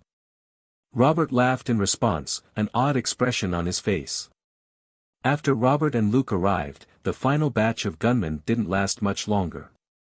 When the group of criminals encountered an army veteran with sharpshooter skills, their ferocity was completely suppressed, and their lack of discipline was immediately exposed. With the help of the FBI agents, this group was sent fleeing everywhere in less than 10 minutes. By this time, Robert had already taken down 6 of them. One of them was thinking of barging into the buildings in the neighborhood to avoid capture, but at the first door he opened, he was faced with a pitch-black muzzle. He didn't even finish cursing when a gunshot rang out and he staggered backward. The one who had opened fire was a Latin American woman. After blasting the invader out of her house, she didn't appear too flustered. Rather, she shut the door and returned to her couch, her gun resting on the armrest and aimed straight at the door. Beside her, 2 girls and a boy were lying obediently on the ground. The eldest girl whispered, "Mommy, when will Selena be back?" The woman replied in a whisper as well, "Soon." I heard her voice. "But there are still bad guys outside. We can't go out, and we can't speak loudly either." "Oh." The little girl immediately shut her mouth. Ultimately, only 2 of the gunmen escaped. As for the others, they were either caught or killed by the FBI and the police before daybreak. Even the 2 gunmen that had escaped didn't actually manage to get very far. This was a large but sparsely populated town. There was very little human presence several dozen kilometers outside of town, and only ranches and farms could be found beyond that range. One of the gunmen entered a ranch and tried to kill the ranch owner before escaping by car. However, the town police had informed nearby ranch and farm owners to be wary of strangers and never approach them, as any stranger might be a gang member sent to assassinate the town police. Thus, right after this gunman pulled his gun out, a bullet hit him in the arm holding the gun. The truth was that the lad who shot him had been aiming for the gunman's head. Alas, he missed terribly and hit the arm instead. As for the other gunman, he was better off and was only found at noon 3 days later. He had been starving for 2 days. Suffering from thirst and hunger, he fainted on a ranch. The ranch owner found him, and instead of approaching him, called the police. 1 hour later, the police arrived, cuffed the poor soul, and took him away. With this, all the gunmen sent by the Carlos family were dealt with, and none of them escaped. Chris from the FBI was overjoyed and distressed at the same time. He was overjoyed because this operation was a success. He was distressed because Luke had killed an important Carlos family member like Hernandez Carlos. Of the 50 gunmen, less than 10 of them survived. Of the gunmen who were injured, most of them died before they even reached the hospital. And 3 more died in hospital. Because of this, the information which Chris was able to get from them was rather limited. This was especially true of the group of 10 that had ambushed Luke and Selena. A leader like Hernandez had been in charge of them, and the others in the group had all come from Mexico as well. They were all elites of the Carlos family, and probably knew more about the Carlos family than the other 40 combined. Of course, the 2 strongest ex-Special Force members of the Carlos family hadn't been part of this group. The rest of the gunmen were all Lime Dog gang members, and were all average street thugs who didn't even know how to handle combat properly. The only thing they knew to do was pull the trigger and empty the magazine. That was also why they had been so miserably defeated despite their numbers advantage. Similarly, these street thugs wouldn't know much about the Carlos family's internal affairs. It was discovered that these people had used a garbage truck to enter the town in batches. That was why it had taken them so long to mount an attack. The garbage truck in question was the one that had rammed into Luke and Selena. Chris couldn't do anything about the result. Both Robert and Luke had killed more than half the gunmen. What could Chris do about it? Complain? That wouldn't do. They had already agreed to let the FBI take more than half the credit. It would be unreasonable to expect them to try and keep the enemy alive at the risk of their own lives. When Luke returned home, he told Robert he was going to bed before he went straight upstairs.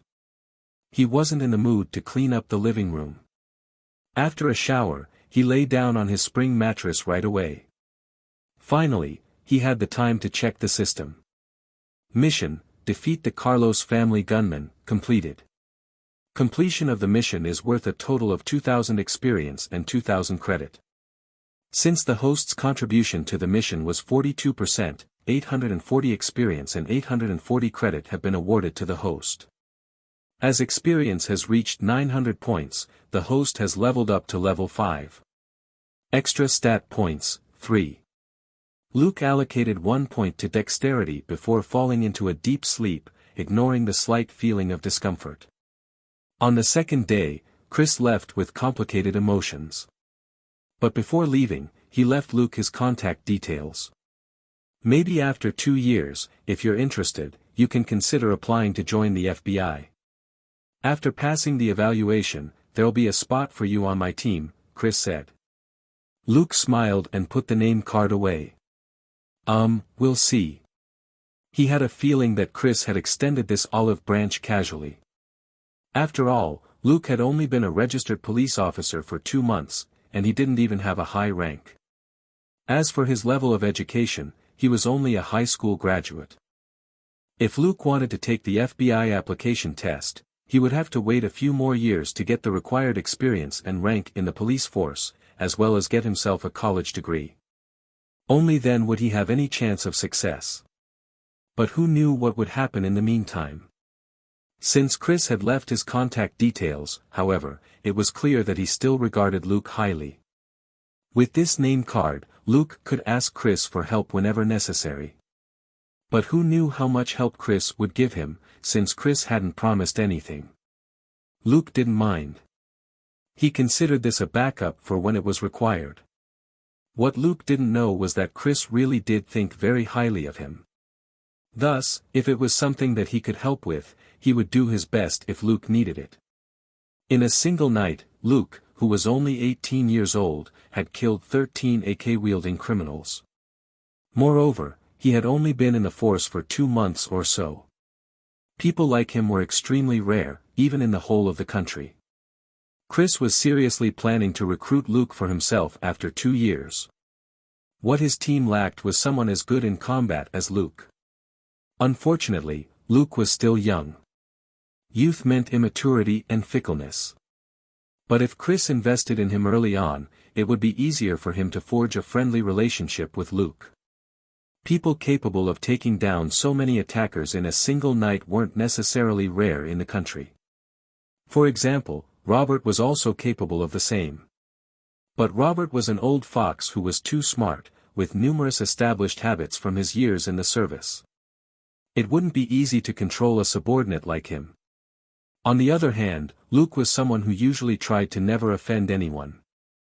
Throughout the week, Chris's observation was that Luke had a mild personality, was above average in his ability to learn, and was very willing to help others. He was basically the prime example of a Mr. Nice Guy. The town residents all praised him greatly, and Chris had yet to meet someone who spoke badly of him. Of course, it was quite scary that this Mr. Nice Guy had killed 13 criminals in a single night. But Chris could understand why Luke had done it. Even Robert, who hadn't killed a single person after being a police officer for over 10 years, had also killed more than 10 criminals that night. The wrath of a Mr. Nice Guy was truly terrifying. Since Luke was Robert's adopted son, it was understandable that the two had similar personalities. In any case, the FBI had strict recruitment requirements. Luke was a police officer, his foster father was a police officer, and he had also performed well during his 2 months in the force. He was a perfect example of someone with a clean background and who could already be considered part of the law enforcement system. It was people like these whom the FBI would give top priority to during recruitment. In addition, Luke wasn't stupid. Although he hadn't furthered his studies, his high school results indicated that it wouldn't be hard for him to do so. And more importantly, Luke was an excellent combatant. Luke's name was already on Chris's list of promising candidates. He would be paying close attention to Luke from now on. The moment he got the chance, he would drag Luke into his team. 2 days later, Catherine returned with Claire and Joseph. Facing the empty living room, she was stunned. "Can one of you explain to me what happened here?" The two looked at each other, and said at the same time, "He'll tell you." Followed by, "Why me?" Followed by, "Of course you." Catherine was speechless as she thought to herself, "Are you guys running a double act?" Ultimately, it was Robert who surrendered, as their living room had been messed up when he was here. Luke had only arrived afterward. But he only told Catherine. There was no need for Claire and Joseph to know anything. It would do them no good to know anyway. Catherine was in a bad mood. Although the Carlos family had suffered a terrible defeat, their base was in Mexico. So long as they continued to exist, they definitely wouldn't spare Luke and his family. But at least there was good news. The Lime Dog gang had been effectively crippled. In America, a gang with over 40 gunmen was already considered a sizable and powerful gang. With the Carlos family's support, the Lime Dog gang had about 50 gunmen. One could say that the bulk of their muscle had been eliminated during the operation. Their remaining members were no more than low-level street thugs who only knew how to wave their guns around to frighten others. Thus, it would be quite a long time before Luke's family was attacked once more. Although Luke pushed Robert into taking the blame for the destruction of their living room, he still offered to share in the repair costs. After working in the force for 2 months, he had received about $6,000 in pay. Luke, who had been Chinese in his previous life, viewed money differently compared with other Americans. He didn't smoke, drink, or party. At most, he gamed at home, and his biggest hobby since his school days was Brazilian Jiu-Jitsu. After he started working, he had an additional hobby, gun practice. He was living with family, and although Robert had jokingly told him to pay for food, Luke had been rejected when he offered to pay Catherine. Up until now, Luke had only spent about $600 of his salary, and that was also to buy Catherine a cosmetic set. He didn't spend much on other things. Thus, Luke still had about $5,000 in savings. For a newly employed young man, this was a large sum of money. Other young men would likely use this money to buy a new car or something. But since Luke had been getting free rides in Selena's car every single day, he didn't even need to buy one for himself. Catherine originally didn't want Luke to pay for the living room, but Luke insisted that he wanted a large and comfortable sofa. And since that was his wish, he would take responsibility for it.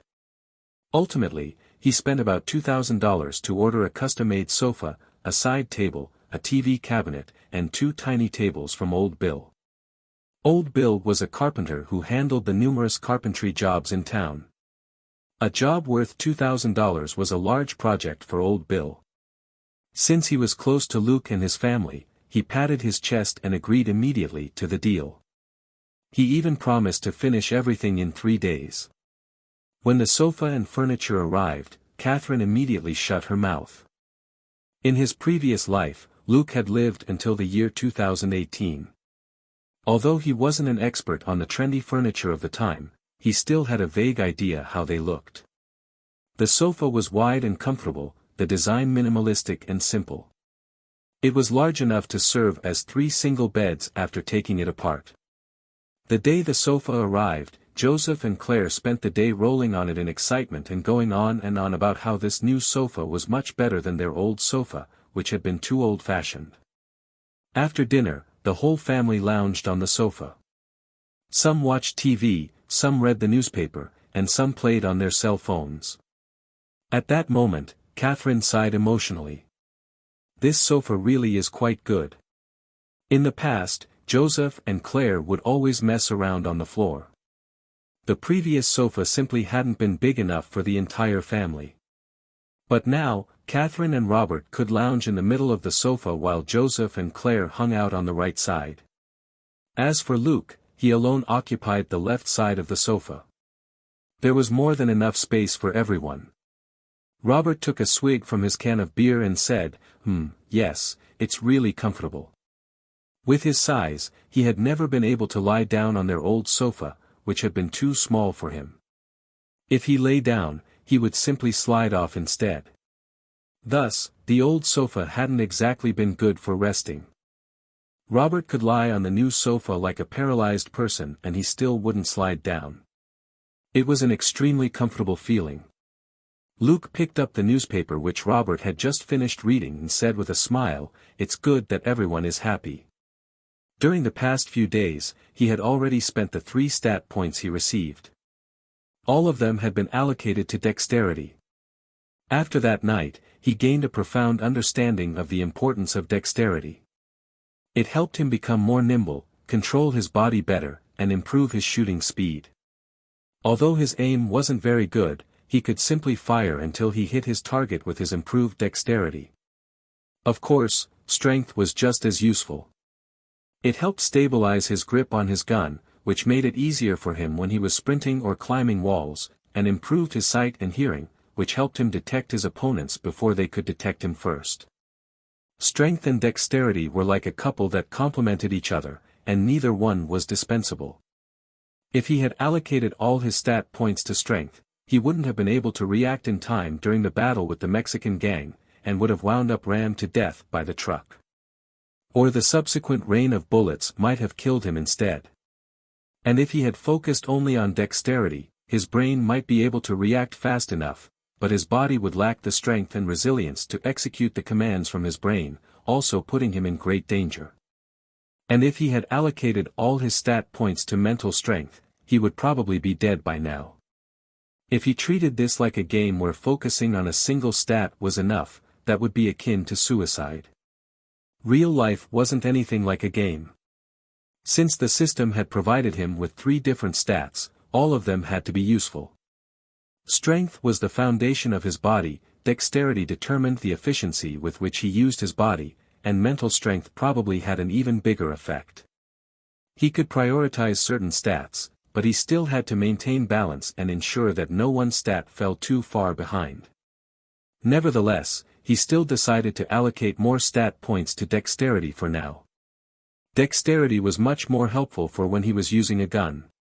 But this time, something unexpected happened when he allocated stat points to dexterity. After he allocated the final stat point to dexterity, it reached 20 points.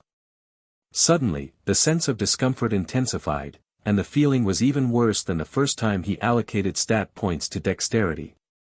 Fortunately, he had gotten off work at the time, he only recovered after spending half a day in bed. He soon discovered that the discomfort had been well worth it. Luke discovered that after his dexterity reached 20 points, his body had been enhanced significantly. He tried asking the stupid system about it, but received no response. After many tests, he concluded that when a stat reached 20 points, it would advance to the next level. Thus, 20 points of dexterity wasn't as simple as being slightly more dexterous compared with 19 points of dexterity. Rather, he was twice as dexterous now. But of course, there was no way for him to accurately measure his dexterity, he could only make an educated guess. But at the next level up, he could consider focusing on strength instead to see if his conclusion was correct. After all, being twice as strong as an ordinary person or 4 times stronger than an ordinary person was completely different. Plus, he only needed 2 more points for his strength to reach that level. The stat points spent would be well worth it. As he pondered, he flipped through the newspaper. At that moment, Robert raised the remote control and switched to a sports channel as he said, "Today is the match between the Dallas Cowboys and Green Bay Packers. We can't miss it." Luke's eyes didn't move away from the image of a certain handsome bearded guy in the newspaper as he said, "It's going to be a boring match. The Green Bay Packers are too strong." That provoked Robert. "Bullshit. The Dallas Cowboys aren't afraid of anyone." Luke merely hummed a response before he shifted his focus back to the newspaper. That annoyed Robert even more and he said, "Let's make a bet. I'll bet on the Dallas Cowboys." "Luke, hee." After a short while, the bet was set. Each of them put down $10, and Catherine would be in charge of the prize money while the match was ongoing. Regardless of who won the bet, the $20 would ultimately be given to Catherine to buy whatever she deemed necessary for the living room. This development caused Catherine to be speechless. The 2 boys were getting all excited over a bet of $10. Then again, that was how America was. People enjoyed betting there, and police officers were no exception. Of course, when betting against close friends or family members, the wager would be small, such as a few dollars. Thus, the result of the bet didn't matter much. An hour and a half later, the match ended. It was Robert's defeat. He kept grumbling that the Dallas Cowboys would win next time, but Luke couldn't be bothered to bicker with him. Right as the match ended, the system suddenly reacted. "System, you have defeated Robert Grayson. Learning conditions have all been fulfilled. Super learning mode is now activated." This retarded system had developed a new function. The name of the new function alone filled Luke with expectations. Of the numerous systems he had read about, the number 1 essential function was a storage function. And the number 2 essential function was something like a learning space or something that could speed up the host's learning. That would help the host quickly learn and master numerous skills. Suddenly, Luke had a feeling that he should just address the system as Daddy System. After all, although this system had few functions, each of them was very useful. After interacting with the system for a bit, an odd expression crossed Luke's face. He made up his mind. Moving forward, the system would be called Daddy System. That was because this so-called super learning mode was very different from what he had imagined. This thing was more like a cheat tool. Super learning mode function: the host may obtain a list of a defeated opponent's skills, and may purchase the skills with credit points. If this wasn't a cheat, then what was? Wasn't this the same as a copy and paste? It was also at this moment that the purpose of the final stat given by the system became clear. The credit was indeed the same as in the other systems he had read about. It was a type of currency for the system. Luke had a feeling that this was in fact the most important stat in the whole of the super detective system since he could purchase skills with it. The only inconvenience was the fact that he had to defeat opponents to obtain a list of purchasable skills. Numerous ideas emerged, and certain thoughts that he had long buried in the depths of his mind surfaced uncontrollably. Perhaps I can try it out. He glanced at the newspaper on the side, at the image of the bearded guy who was smiling, and numerous odd ideas filled his mind. After excusing himself, Luke returned to his room. When he looked at the list the system had just obtained from Robert, his eyes lit up. Character: Robert Grayson. Abilities: Basic Firearms, Basic Military Combat, Basic Special Combat, Basic Driving, Basic Special Vehicles Piloting, basic tactical command. Holy shit! Robert was indeed a treasure trove. He actually had 6 abilities. But of the 6 abilities, only basic firearms, basic military combat and basic driving were lit up with a note at the end saying that these abilities were available. The other 3 were blacked out with "not available" at the end. The list was shown on an interface which Luke had recently forced the system to use. He really couldn't get used to looking at only a string of data in his brain with no user interface. The price was also listed next to each ability. Basic firearms, 100 credits. Basic military combat, 100 credits. Basic driving, 100 credits. Basic special combat, 200 credits. Basic special vehicles piloting, 200 credits. Basic tactical command, 300 credits. Luke pondered as he looked at the 3 abilities he couldn't learn. The 3 abilities unavailable to him required more credits. Perhaps these were high-level abilities? But he already had more than 2,500 credits now. So, the restriction wasn't due to the lack of credits, but perhaps because he didn't meet certain conditions? This super learning mode was only activated after he won a bet with Robert. And if he wanted to learn new abilities, he had to defeat an opponent. So, did he have to defeat Robert again to unlock these abilities? With that in mind, Luke spent the next few days betting with Robert. He lost 2 rounds and won 3 of them. He found that the restriction really was due to him not meeting certain conditions. After an overall total of 2 victories in his bets with Robert, all the abilities became available to him. Moreover, after spending 300 credits on basic firearms and basic special combat, all the abilities were still available for him to learn. So the condition he had to meet was indeed to defeat Robert. Also, it was likely that the condition was assigned a numerical value, and the ability was unlocked when that value was met. This small test also helped Luke figure out how this so-called condition functioned. When he made the bets with Robert, he found that if his total victories dropped to 0, all the abilities on the list would be blacked out. Even the 2 abilities he had already purchased would be blacked out, and his body seemed to forget how to use them as well. In other words, the moment he stopped meeting the condition, the abilities he got would stop working. This entire thing felt like a video game. It was similar to many video games in his previous life. For example, the equipment he already had would stop working if he suddenly stopped meeting the requirements for using them. But Luke also discovered something that was different from video games. After learning Robert's basic firearms and basic special combat abilities, he still continued with his daily shooting practice. When he practiced shooting after losing Robert's ability, the results told him that he hadn't exactly lost everything. He only had Robert's abilities for 2 days, and only used them in a brief 2 hours of shooting practice. In 2 sessions, his aim transformed from that of a complete newbie to a veteran. From this, Luke concluded that if he practiced and used his opponent's abilities while he had them, his own skills would still improve. This was akin to a low-level character unlocking a temporary high-level skill. Even after the duration of use for the high-level skill passed, the experience and loot earned from using the skill to hunt monsters remained. Even after losing Robert's ability, Luke might still be able to retain that level of skill after a few months or years. No wonder the super learning mode wasn't called the super duplication mode. The core function of this mode was still to learn instead of copy. It helped Luke to learn and improve quickly. After understanding everything, Luke became very excited. He was a conservative person by nature, and he loved things that were truly his. That included skills and abilities.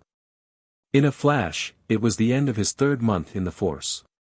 It was now that Luke applied to Robert for annual leave. Technically, someone who had only started working for 3 months shouldn't be taking annual leave. But Robert still agreed. That was because Luke told him he needed to go on a trip to take his mind off the stress.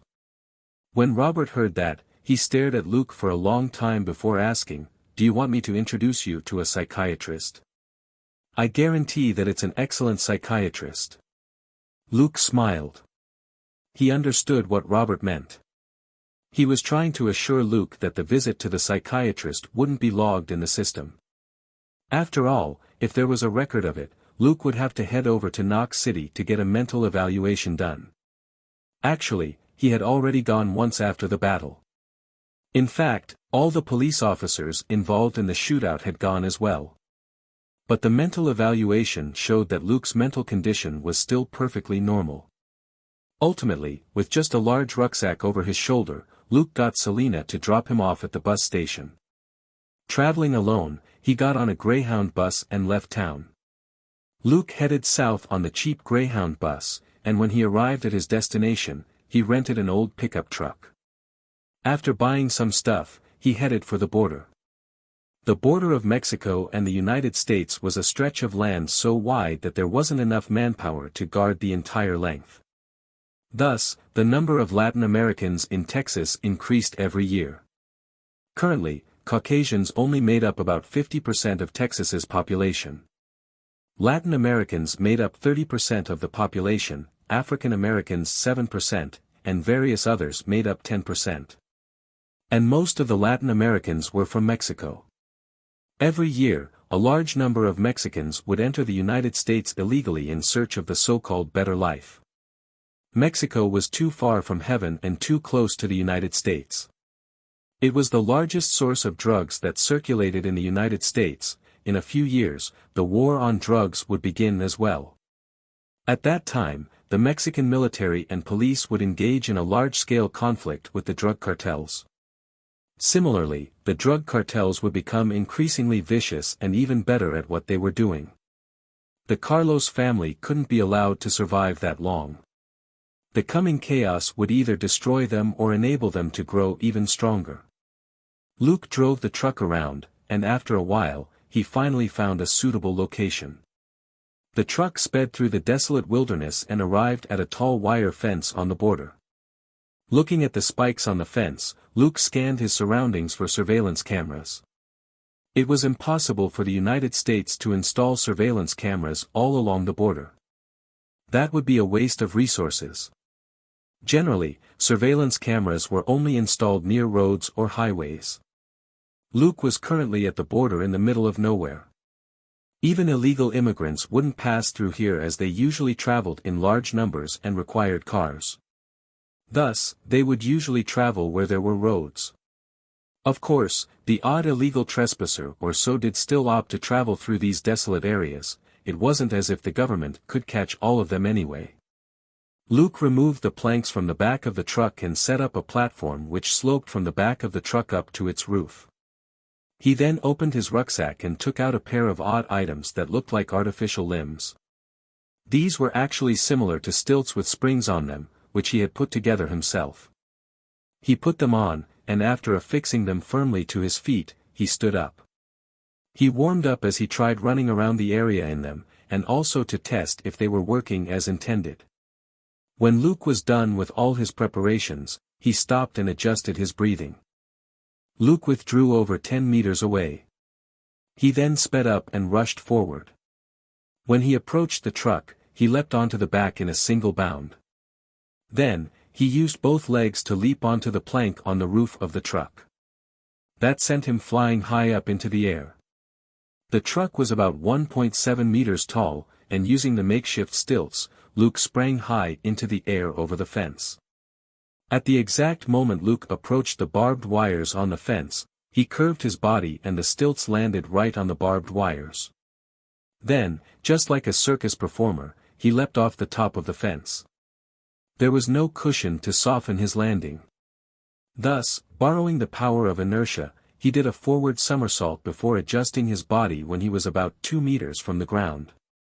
He landed on both his feet and continued hurtling forward with the momentum for over 10 meters before finally stopping. He then sat down on a tiny mound and started taking off the stilts. Picking up a random rock, he dug a hole before burying the stilts inside it. After doing all that, Luke left the area. After roughly 5 hours on foot, a shanty town finally came into sight. Luke was relieved when he saw it. His speculation had been correct, there was indeed a town here. There were many such towns on the Mexican side of the border even though it was all desolate uninhabited land on the American side. About 30 kilometers away from where Luke had decided to cross was a town of moderate size. He took out a mirror and inspected himself. After making sure that his face was covered with a pair of sunglasses and a red scarf, he entered the town. The official language of Mexico was Spanish, but with the passage of time, the Spanish here had become somewhat different from the Spanish spoken in Spain. And since the country bordered the United States, a lot of people here knew varying degrees of English. At the very least, they knew enough English for regular business transactions. Before long, Luke set off with an old car he had just bought. This was a very shabby car, but it was also very cheap at $800. The cheap price was most likely due to the sheer amount of owners which this car had had before this. Naturally, even $800 was already overpriced. Luke was well aware of that. However, he didn't have time to haggle with the seller. He only had 10 days of leave, and he had spent 2 days just getting here. The return trip would take him at least 3 days as well. Thus, he had to wrap up this operation in 5 days. And the less time he had, the higher the risk. Currently, Luke only had $2,000 on him. But he wasn't worried about that. As he drove the old car, he took out a map which he had already studied countless times. Referring to the map, he started heading for his destination. The Carlos family was a small crime family that had come to power recently. Thus, they weren't too powerful compared with other criminal organizations in Mexico. In order to save costs, they decided to make a certain town bordering Texas their stronghold. But it was said that they had begun looking for new territory in recent years after making loads of money. In any case, this small town called Thermir was still their turf for now. Towns in America usually had thousands or only hundreds of residents. But here, a town might have nearly 10,000 residents. And in this town, the most powerful organization was the Carlos family. On his way, Luke stopped to buy some bottled water. As for food, he didn't bother. He didn't trust the hygiene here and had no intention of testing the limits of his stomach. Naturally, he had some high-calorie food in his rucksack. They would last him a day or two without any problems. Apart from when he had to top up gas, Luke drove without stopping. This car looked shabby and old, but everything still worked fine. He picked this car based on the know-how he had learned from Robert, which enabled him to purchase a vehicle that actually worked instead of one which would simply stop working not long after purchase. This car didn't have air conditioning, one of the windows was broken, and there were several bullet holes in the seats. Even so, it still moved steadily down the road. Luke wanted to reach Thermir before nightfall. He didn't rush into the town like an idiot. Instead, he stopped about a kilometer away and looked around for a shady spot before driving his car over. Getting out, he set up a simple perimeter alert warning system before getting some rest in the car. He rested until the sky was completely dark. Then, he put on some makeup, a fake beard, and a long and thick wig, which made him look like some hipster kid. He then set off for Thermir on foot. This town was no different from most Mexican towns. It was dirty and messy, but it also had 2 decent nightclubs. One of them belonged to the Carlos family. The club dealt drugs openly, which attracted quite a lot of wealthy American tourists. Inside this club, guests could do whatever they couldn't do in America as long as they forked out the cash. This club also had a good reputation of never swindling their customers. But that was understandable. For the Carlos family, drug production costs were next to nothing. When they dealt drugs to the American tourists in their club, they actually sold them at the lowest price that could be found in the American market. Their profit margin was thus as high as 95% for whatever they sold here. This club was already pretty famous among American tourists, so business was booming. Generally, a nightclub would only have about 300 or 400 customers per night. However, this particular nightclub had customers from all over America. Luke had learned all this from the information that Chris had provided. It was why he was able to find the Carlos family so easily. Compared with the major drug cartels, the Carlos family was like a baby foal, their foundation wasn't stable enough yet. A major cartel had easily hundreds of elite gunmen under their command, along with thousands of ordinary henchmen. It would be hard for Luke to do anything to such a cartel. Hiding in the dark, Luke circled the club and observed it. Finally, he returned to the front door.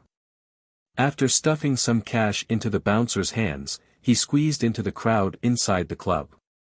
The two bouncers merely looked at each other blankly before shrugging and deciding to dismiss the idiot who had just given them money. This wasn't America, and people didn't usually tip here. In any case, they weren't bellboys. But if a wealthy guy was happy to give them money, they didn't mind accepting it. They had seen plenty of idiotic American tourists who happily threw their cash around. The $100 they had just gotten was nothing for these wealthy tourists. After Luke entered the club, two beautiful Mexican women approached him. The two Mexican beauties had seen how generous Luke was with his money, and were hoping to make some cash off him as well. Luke still behaved like an idiotic tourist and stuffed them with cash as well. Yes, stuff. Both his hands were stuffed into the deep valleys on their chests, and after leaving the cash there, he didn't forget to give them a pinch. The two beauties didn't appear displeased at all. In fact, their smiles became even wider, and when they heard him speak English, they brought him to a private room in one corner of the club. This so-called private room wasn't an actual room, but a corner of the club which had been partitioned off to give the guests there some privacy. When Luke sat down, the two beauties politely asked him what he wanted. Luke didn't say much, and merely told them to bring him some of the good stuff. The two beauties exchanged glances when they heard that, feeling as if they had just landed a whale. After a while, a burly waiter came over with a tray. On top of the tray was a small heap of a white powder-like substance. Luke then took out a wad of cash, pulled 5 bills from it, and tossed them onto the table. The waiter left after taking the cash. This little drug heap wasn't worth more than $200, but this fool had paid $500 for it. The waiter had earned extra for the night just like that. Then, Luke bent over, and with his palm blocking the view, he quickly pushed the white powder into his cuff. He then slowly lifted his head. Before coming, he had watched a lot of videos and tried imitating the actions of people taking cocaine. With a satisfied expression, he shook his head a few times before hiding his face behind his long fake hair. He wrapped his arms around the two Mexican beauties and started chatting them up. The two beauties had already started ordering a few bottles of tequila for him. Instead of drinking them himself, Luke poured them all down the throats of the two beauties instead. After around 10 minutes, Luke looked at the two drunk women, then stood up and swayed as he said, "I'm going to take a piss," before walking away, staggering all the while. Hiding in the private room earlier, Luke had observed his surroundings. Several locations were guarded by strict-looking guys who never stopped scanning the club and customers. There were 12 of them, and coupled with the other bouncers and guards, this club had a force of no less than 30 people. After all, clubs like this one would never reveal everything about their security measures to their customers. That would only impact negatively on their business. As he swayed about, Luke walked around before stopping a waitress. He shoved a bill at her and asked, "Where's the bathroom?" The waitress was pleasantly surprised to receive money out of nowhere. "There, let me show you the way." Luke grinned like he was mentally unsound and nodded. The waitress didn't mind him. All sorts of customers could be found here, the majority of whom were idiots like this guy. She might be able to make even more money from this fool. While she was planning how to make more money from Luke, she plastered her bountiful chest against him unreservedly as she led him to the bathroom. When they arrived, Luke saw a guard standing there. He then grumbled unhappily, "A man? I don't like men. I like women." Then, he wrapped his arm around the waitress and said, "This is what a woman looks like." A wide smile bloomed on the waitress's face. "Hee, don't mind him. He's only here to carry drunk customers out of the bathroom." Carry. More like throw them out, Luke thought to himself, but he didn't say anything. Just like that, the beautiful waitress helped him into the bathroom. The guard only shot them a glance and didn't seem to mind that a woman had entered the men's bathroom. After a while, a shout rang out in the bathroom. B*TCH. You bit me. Screw you. Then, a loud slap rang out. The guard frowned but still didn't leave his position. But more shouts rang out inside. Ah, it's bleeding. Bleeding. You B*TCH. Then, there was the sound of jumbled footsteps followed by the sound of deep gasps. It was as if two people were brawling with each other inside. The guard finally moved. He pulled the door open and entered. But when he looked around inside, he didn't see anyone. He walked toward a cubicle that was still shaking, and a woman's thigh could be seen in the gap at the bottom of the cubicle. He reached out to push the door open. But right at that moment, the door of the next cubicle suddenly opened.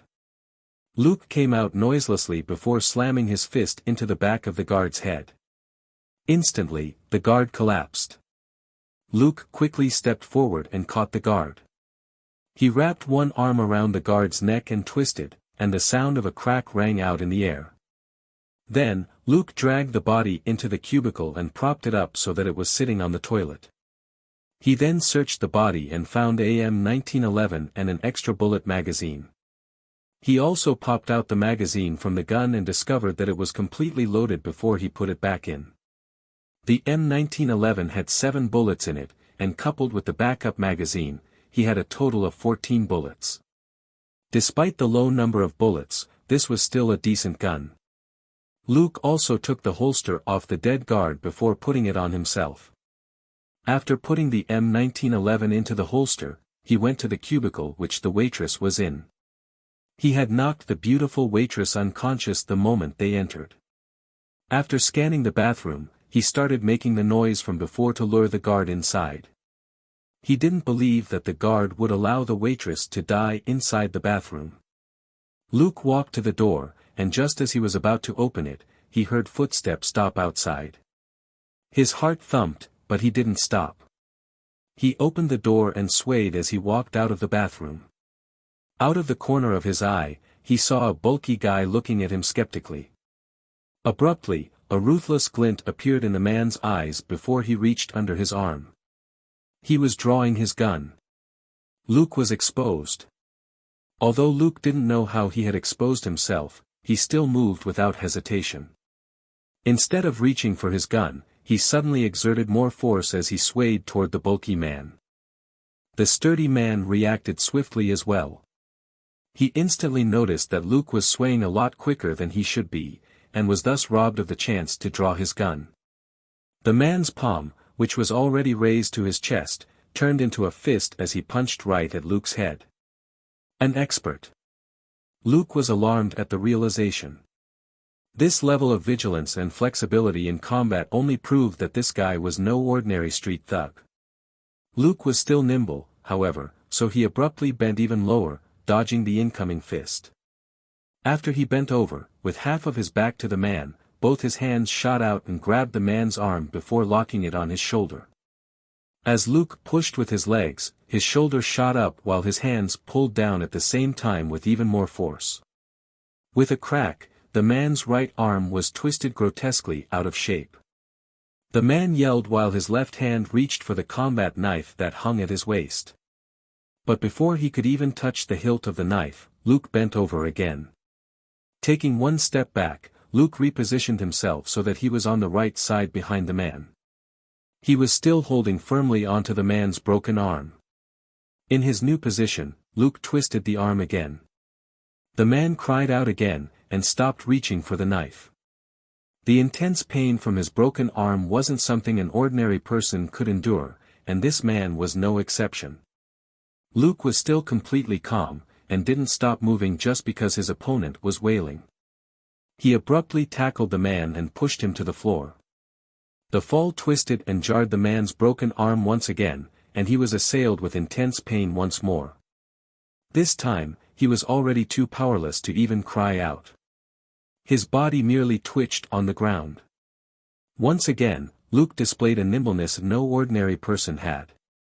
He quickly wrapped his arms around the man's neck, and twisted. A crack rang out, and the body beneath him fell still. Luke quickly scanned his surroundings to find that nobody was headed his way. Although his current position was rather quiet, the music was blasting loudly outside. The people outside couldn't hear anything that was happening in here. Luke dragged the body into the bathroom and searched it. He found another M1911, 2 magazines, and a gun holster. He then locked the body into another cubicle. Luke studied the newly obtained M1911. He found that this gun had a double-stack magazine, with double the bullet capacity of the first pistol he had gotten. Unfortunately, used as he was to the Glock's size, the grip of this gun was a tad too large for him. Nevertheless, there were around 50 bullets in total when the 2 magazines were put together. He didn't throw them away. Instead, he put on the other holster and stuffed the new gun inside as well. He took less than 2 minutes to do everything. After thinking about it, Luke decided to pick up the unconscious waitress and take her to the ladies' bathroom next door, where he stuffed her into a random cubicle. When he came out, he stumbled upon 2 women outside the bathroom. When they saw a man come out, they blanked out before staring at the sign on the door. The sign confirmed that this was the ladies' bathroom. Luke looked at the 2 women and assumed a drunk and bewildered expression. "What are you looking at? You want me to screw both of you at the same time?" When he said that, he lifted his belt, as if he had just put on his pants, before he left. The 2 women merely looked at each other, shrugged, and entered the bathroom. Soon, they found a locked door. One of them was curious and climbed the cubicle wall to find a woman snoring inside. Sexy black lacy underwear hung off one of the woman's legs. The woman who had just come in immediately understood what was going on and curled her lip as she said disdainfully, "Sure enough, that horny couple just finished their business here." The man ran off after he was done, and left the B*TCH snoring on the toilet. What a scumbag. The other woman didn't seem to care. So what? Apart from scum and B*cheese, what else can you find here? The 2 then broke out in contemptuous laughter. You wouldn't find any good people here. In fact, they acknowledged that both of them were also B*cheese. Little did they know, a good man had actually arrived tonight. A good man who was here to kill. As Luke walked, he familiarized himself with the holster under his armpit. Like many police officers, his holster had always hung on his waist. Now that the gun was under his armpit, he wasn't quite accustomed to it. Robert, on the other hand, was clearly used to this. Luke had Robert's basic firearms and basic special combat skills. Thus, after walking just 10 meters, Luke already felt at home. At present, he was standing in front of a door. Before entering the club, Luke had discovered that there were also people at the back, but he didn't know what they were doing there. What would there be in the back of a club owned by a crime family? Luke was certain it wouldn't be something like a VIP room. The front of the club was enough for customers to do whatever they were here for. No private rooms were required at all. From the information provided by Chris, this place was the Carlos family's headquarters. More importantly, according to the intelligence, Diego Carlos enjoyed the club atmosphere immensely. Thus, he spent a lot of his time here.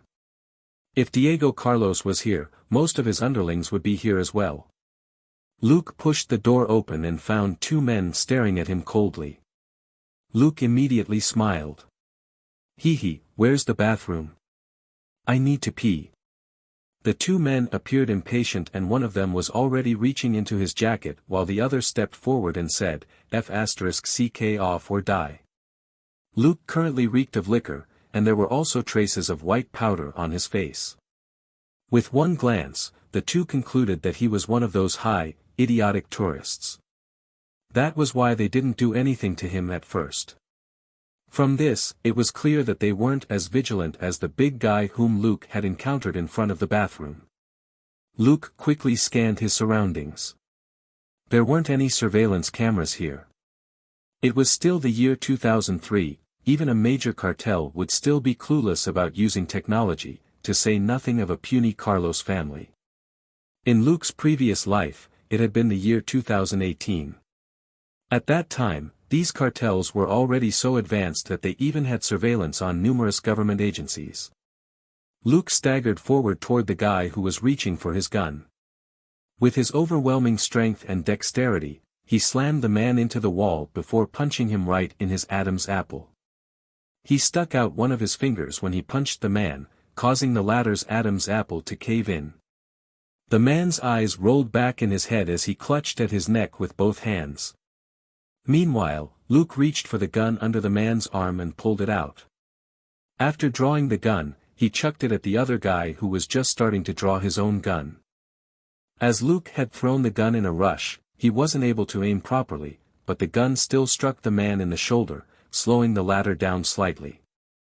Taking advantage of the short interruption, Luke dashed forward and kicked the man in the crotch. The man immediately turned pale, and then red. He wanted to scream, but no sound came out. The throbbing pain in his crotch seemed to have locked his vocal cords, only allowing him to helplessly gasp for breath. Luke didn't stop. He wrapped his arms around the man's head and pulled it down as he brought his knee up. With a thud, knee and face connected, the impact even causing Luke's knee to ache. As for the man in front of him, his nose had already caved in and his breathing was very faint. As usual, Luke dragged the two into a random storeroom next door. He then twisted their necks before tossing them into a corner of the room. He also lifted two M1911 guns off them. Both guns were the old model, same as the first one he found. He compared the guns and only took the one that was in better condition. He didn't forget to take all their magazines. As of this moment, nearly 10 minutes had passed. Who knew when the other Carlos family guards would discover that something was wrong? Luke pushed the door open and advanced quickly. As he advanced, he strained his ears and scanned his surroundings repeatedly. Soon, he found a rather noisy room. He looked at the door, which didn't have a sign on it. Standing next to the slightly opened door, he peeked into the room through the tiny crack. The room was rather spacious, and a group of people were having fun inside. Luke adjusted his breathing and pushed the door open a little more. With that, he had a better view of the room. Moving left and right outside, he got a look at the entire room. It was something like a security room. Everyone inside looked like capable fighters, and a few of them were bare-chested, with guns stuffed into their waistbands. Generally, a professional would never stuff his gun into his waistband like that, as it was in fact very uncomfortable. After a few glances, Luke was able to get a clear head count of the people inside. There were 17 of them. The 17 included 2 completely naked women. Most of them were playing poker around a table, while the 2 women were fooling around with 2 men in one corner of the room. Those playing poker didn't even spare the 2 couples a glance. They were long accustomed to it. Luke took another deep breath before pushing the door open and entering the room. After entering, he lightly kicked the door close with his foot. Then, he walked quickly toward the table, but not so quick that he would look suspicious. When he was practically beside the group, someone finally looked at him. The person had a puzzled look on his face, as if wondering who Luke was. Luke's expression remained calm, and he suddenly raised both his hands which had been hidden behind his back to reveal the 2 M1911s he was holding. He then fired both guns. Bang! Bang! Bang! Bang! Bang! Bang! Bang! The hail of bullets was sudden, and the 13 around the table couldn't even react before half of them were already on the ground. With 2 M1911s and 21 bullets, 8 people were hit. In 2 seconds, Luke utilized his dexterity to unload the magazines on the group. He didn't even bother to aim properly, and just pulled the triggers whenever there was someone in front of the muzzles. At such point-blank range and with so many targets, it would be harder to miss than to hit someone. Luke relaxed his grip on the 14-bullet gun in his left hand as he allowed it to fall freely to the ground. The grip of that gun was too large for Luke's liking. At the same time, he dove toward a sofa on the side while he quickly reloaded his other M1911. From behind the sofa, he stretched the gun out and fired at the group of people that was in total chaos. He had discerned their general direction with his hearing. Instantly, he unloaded all his bullets on them before reloading the gun again. It was only now that someone finally drew a gun and fired at Luke. But Luke had already leapt out from the other end of the sofa. While in the air, he glanced at the crowd and fired 4 continuous shots, hitting 2 people in their chests where they were half kneeling on the floor and aiming at him. Luke then scanned the room of people who were groaning on the ground. Not a single other person remained standing. With no hesitation, he opened fire again. This time, there was a certain tempo to his shots.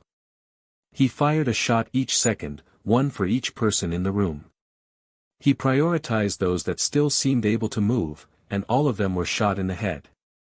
After emptying 3 magazines, everyone on the floor was dead. Luke put in the last magazine he had before glancing at the bed in the room. 2 men were hiding behind the 2 naked women, with nowhere to run. The bed was in one corner of the room. But their clothes and guns were all on the floor next to the bed. They were only about 3 meters away from the pile, but the men hadn't dared to even reach for their guns when they saw their companions collapse one after another during the gunfight. Now, they despaired when they realized that they stood no chance of surviving. Luke peeked cautiously from behind the sofa to confirm that the 4 on the bed were completely unarmed. He also finally noticed the 2 guns on the pile of clothes beside the bed. Luke remained silent as he slowly walked out from behind cover. He turned slightly and raised his hands, his left under his right to keep it steady. The gun was right in front of his eyes, with the muzzle aimed straight at the 4 on the bed. One of the men got curious because of the sudden silence. He thus peeked out slightly from behind the woman. Bang! A hole was left in his skull as he collapsed backward. The woman in front of him only felt a burst of wind before some warm liquid splashed on her. As for the hands that had been holding her tightly, they now drooped weakly. She understood what had happened and instantly screeched before leaping to the side to hide. At that moment, a large, hairy leg appeared in Luke's line of sight. Bang! Ah! A miserable wail rang out as the other man bent down in pain and clutched his leg, which now had a hole in it. Bang! The next bullet left a hole in his brain. Luke gave him no chance to fight back. Both the women started screaming in fear. Luke then aimed his gun at them before gesturing for them to zip their mouths. The 2 women immediately shut up. Luke took a step forward before gesturing at them to turn around. They did as told while trembling in fear. They didn't think that Luke was doing this because he wanted to take them from behind. Perhaps he just wanted to shoot them in their backs. But they were completely helpless and could only do as told. After the 2 women turned around, Luke quickly struck the back of their necks with his left hand, knocking both of them unconscious. Looking at the curvy and snow-white women lying unconscious before him, he shook his head helplessly. After knocking the 2 women unconscious, Luke started searching the room for more guns and bullets. Most of them were equipped with M1911s. Since the creation of this weapon, tens of millions of this gun had been manufactured worldwide, both authentic and fake. 2 of the people here had different weapons. One was equipped with a Desert Eagle while the other had a Glock 17. Luke stuffed both the Desert Eagle and the Glock into a tiny bag he found in the room before slinging the bag onto his back. As for the other guns, he left them behind. He only took all the magazines and put them all in the bag as well. He then stepped toward the door, and using the reflection in a pair of glasses, he checked to see if there was someone outside. Although a large battle had erupted in this room, the door was closed. Since the room was soundproof, the people outside couldn't hear anything at all. After making sure that there was nobody outside, Luke left the room. He stopped for a bit at each room he passed, and listened for any sounds inside. Of the 8 rooms, only 2 were occupied. But it was obvious that these people were only ordinary employees. Luke had no plans to kill them. He only pointed his gun at them and questioned them before knocking them unconscious and hiding them away. It didn't matter if there were survivors from the club. Once the fighters and the Carlos family were all killed, these ordinary employees would be swallowed up by other criminal organizations. In any case, these people weren't core members of the Carlos family anyway. Would core members of the Carlos family stay overtime here to deal with administrative work? Obviously not. Luke went to the second floor, which was completely silent. After scanning it, he continued heading up. Based on the information he had gathered, Diego Carlos, the boss of the Carlos family, usually spent his time in the deluxe room on the 3rd floor. He would usually be surrounded by his bodyguards as well. The total number of bodyguards was unknown, but there were at least 10 of them. Luke quickly arrived at the 3rd floor. He then checked the corridor with a pair of glasses and found a surveillance camera facing the corridor from above a door. He wouldn't be able to pass through. After thinking about it, he went back to the 2nd floor and entered a random unlocked room. He opened the window of the room and looked up. After a short while, he stuffed his gun into his holster and climbed up a drainpipe.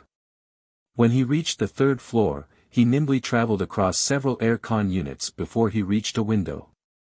He peeked inside and found the room empty.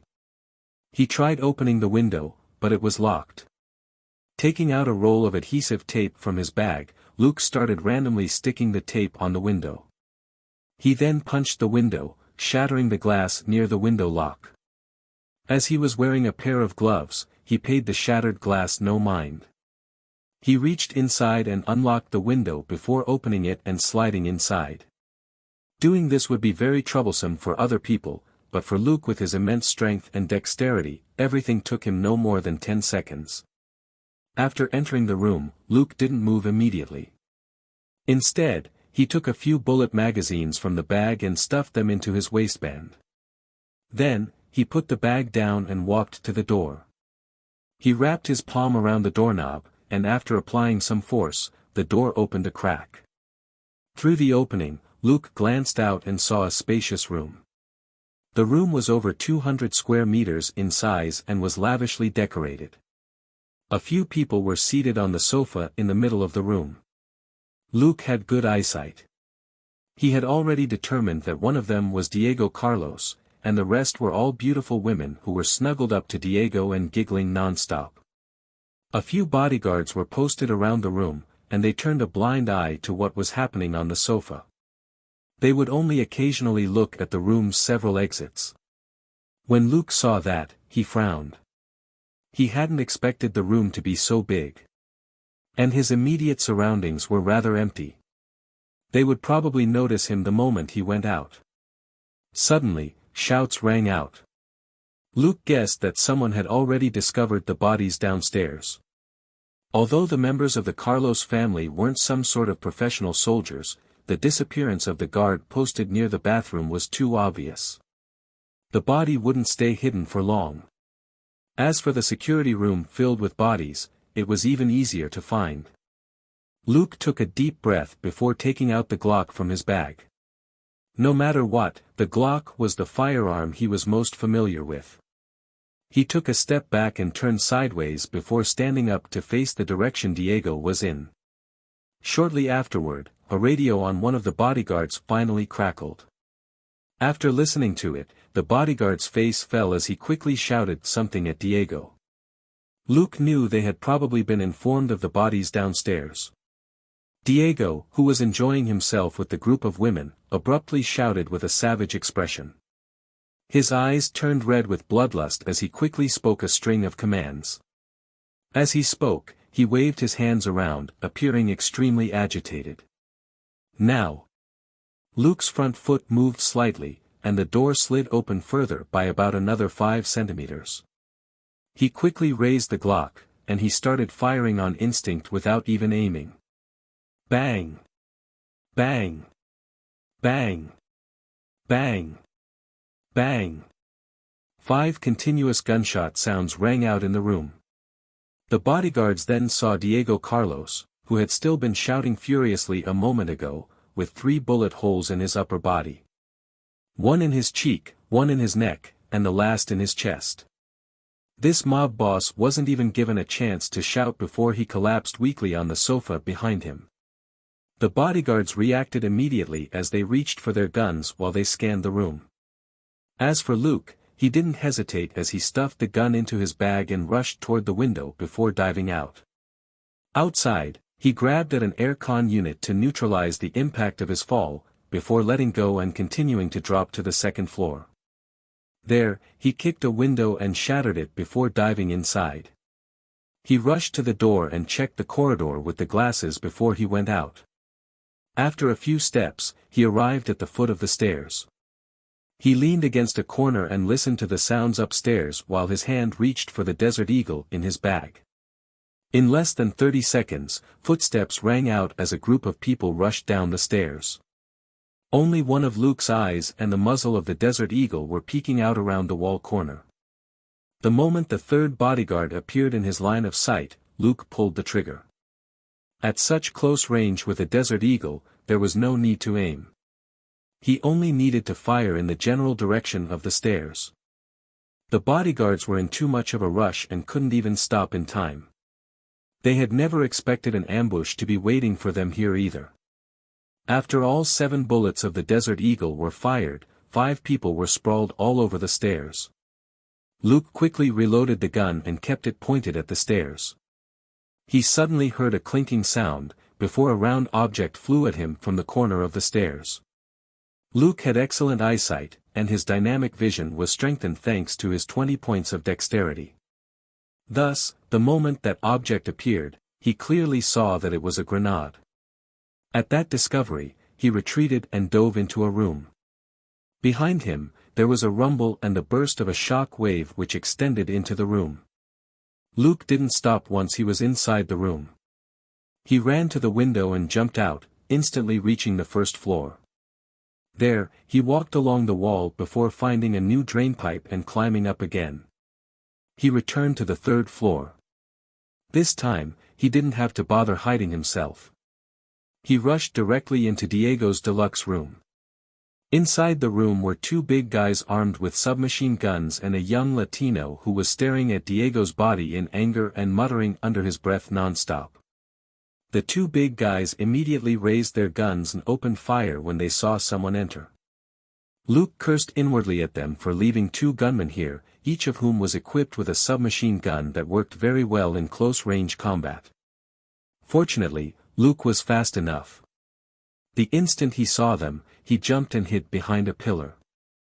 The pillar was immediately hit by numerous bullets, sending cement powder flying everywhere. He rapped the floor and discovered that it was in fact some sort of wood which for some reason was as sleek and glossy as marble. Beside the pillar were a few plants growing in flower pots. Luke listened to the gunshots and calculated the remaining bullets the other side had. He slowly lay on the floor and bent his knees as he placed both his feet on the pillar.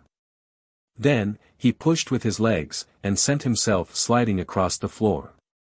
The moment he started to slide over the floor, his Desert Eagle was already aimed at the 2 bodyguards. The instant they appeared in his line of sight, he opened fire. Bang! Bang! Bang! Bang! Bang! Bang! Bang! He unloaded the entire magazine on them before tossing the Desert Eagle away. He only had 2 extra magazines for this gun and no extra bullets. Once again, he drew his M1911 from his waist as he hid behind another pillar and peeked outside with his glasses. He was overjoyed to find that he had hit both bodyguards. The destructive prowess of the Desert Eagle caused one of them to howl in pain endlessly while the other could only twitch on the floor. Luke jumped out and fired 2 more shots, hitting both bodyguards in the heads. Instantly, they became still. Finally, he aimed his gun at the young man who had been standing there in fear and shock all along. The young man trembled and knelt down. "No, don't kill me. I can pay. I can pay a lot of money." Luke gazed at him indifferently before sneering coldly. Read more chapter on VIPnovel.com. Bang! He fired right into the young man's skull.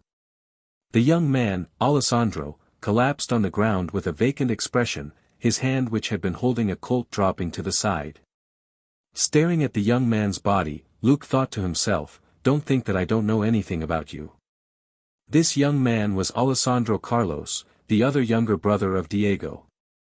Luke could afford to spare anyone except Alessandro, who was Diego's direct kin. If direct kin took over the family after Diego's death, the new leader would exert his dominance by sending a new group over to mess with Robert's family.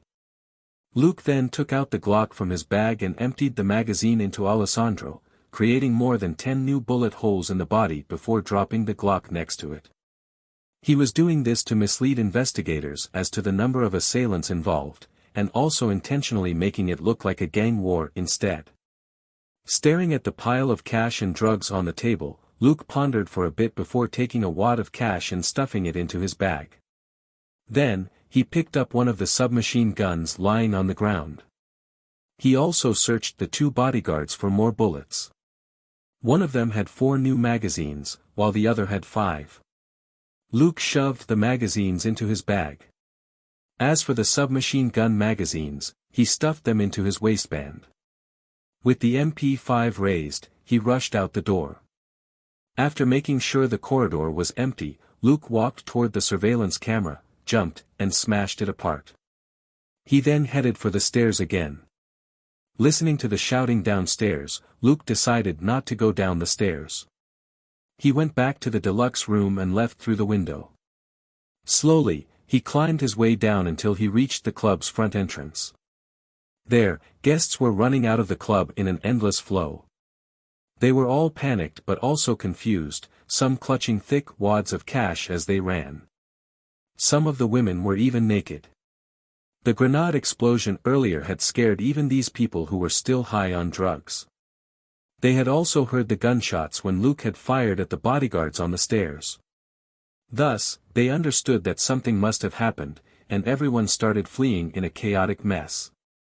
After all, gang wars were very common in Mexico. In fact, dozens of AKs shooting at each other was a common occurrence. These people had no intention of getting caught in the middle of a gang war. When Luke got to the front door, he saw the 2 bouncers who had accepted his cash earlier trying their best to stop the fleeing guests. Luke was rendered speechless when he saw this. Were they stupid? A war had broken out inside the club. What was the point of stopping these customers? Anything the customers bought in the club, they had to pay for up front. Therefore, there was no reason to worry that the customers would run before paying. Luke didn't hesitate. He drew his M1911 and fired 4 bullets, killing both the bouncers. The scene at the front door sank into a temporary silence, followed by screeches as the crowd continued to flee in all directions. Although running in a disorderly stampede was in fact even more dangerous, this was the normal instinctual reaction of human beings. They would flee when they encountered danger. Once again, Luke changed the magazine before stuffing the gun back into the holster. He then climbed up to the 2nd floor and carefully headed back down to the 1st floor via the security room. When he entered the security room again, he opened the door and found the 2 women still unconscious on the bed. Next, he headed down the corridor and stopped at the door next to the bathroom before peeking outside with his glasses. The area around the door was empty, but there were over 20 people near the exit. These people weren't stupid enough to crowd together. Rather, they were scattered all around the exit. Luke adjusted his breathing before he raised his MP5. Crouched on the ground, he pushed at the door with the MP5. The instant the door was pushed open, the MP5 in Luke's hand instantly fired. Making use of his immense strength, he suppressed the recoil of the MP5 and sprayed the people outside with bullets. He was about 40 meters from them, and in about 2 seconds, he had already emptied the magazine. Luke didn't bother to stay and continue fighting. Instead, he stuck close to the wall and started running. The instant he reached the inner door which he had come from, the outer door about 10 meters behind him was blasted apart by a rain of bullets.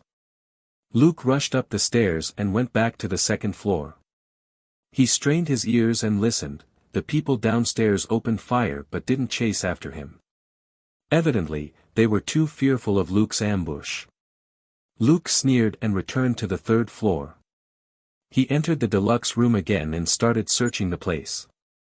Soon, he found a weapons cabinet in one corner of the room. It looked like a liquor cabinet, but when he pushed it, the cabinet flipped into the wall and revealed a weapons cabinet behind it. Luke was overjoyed at the weapons he saw.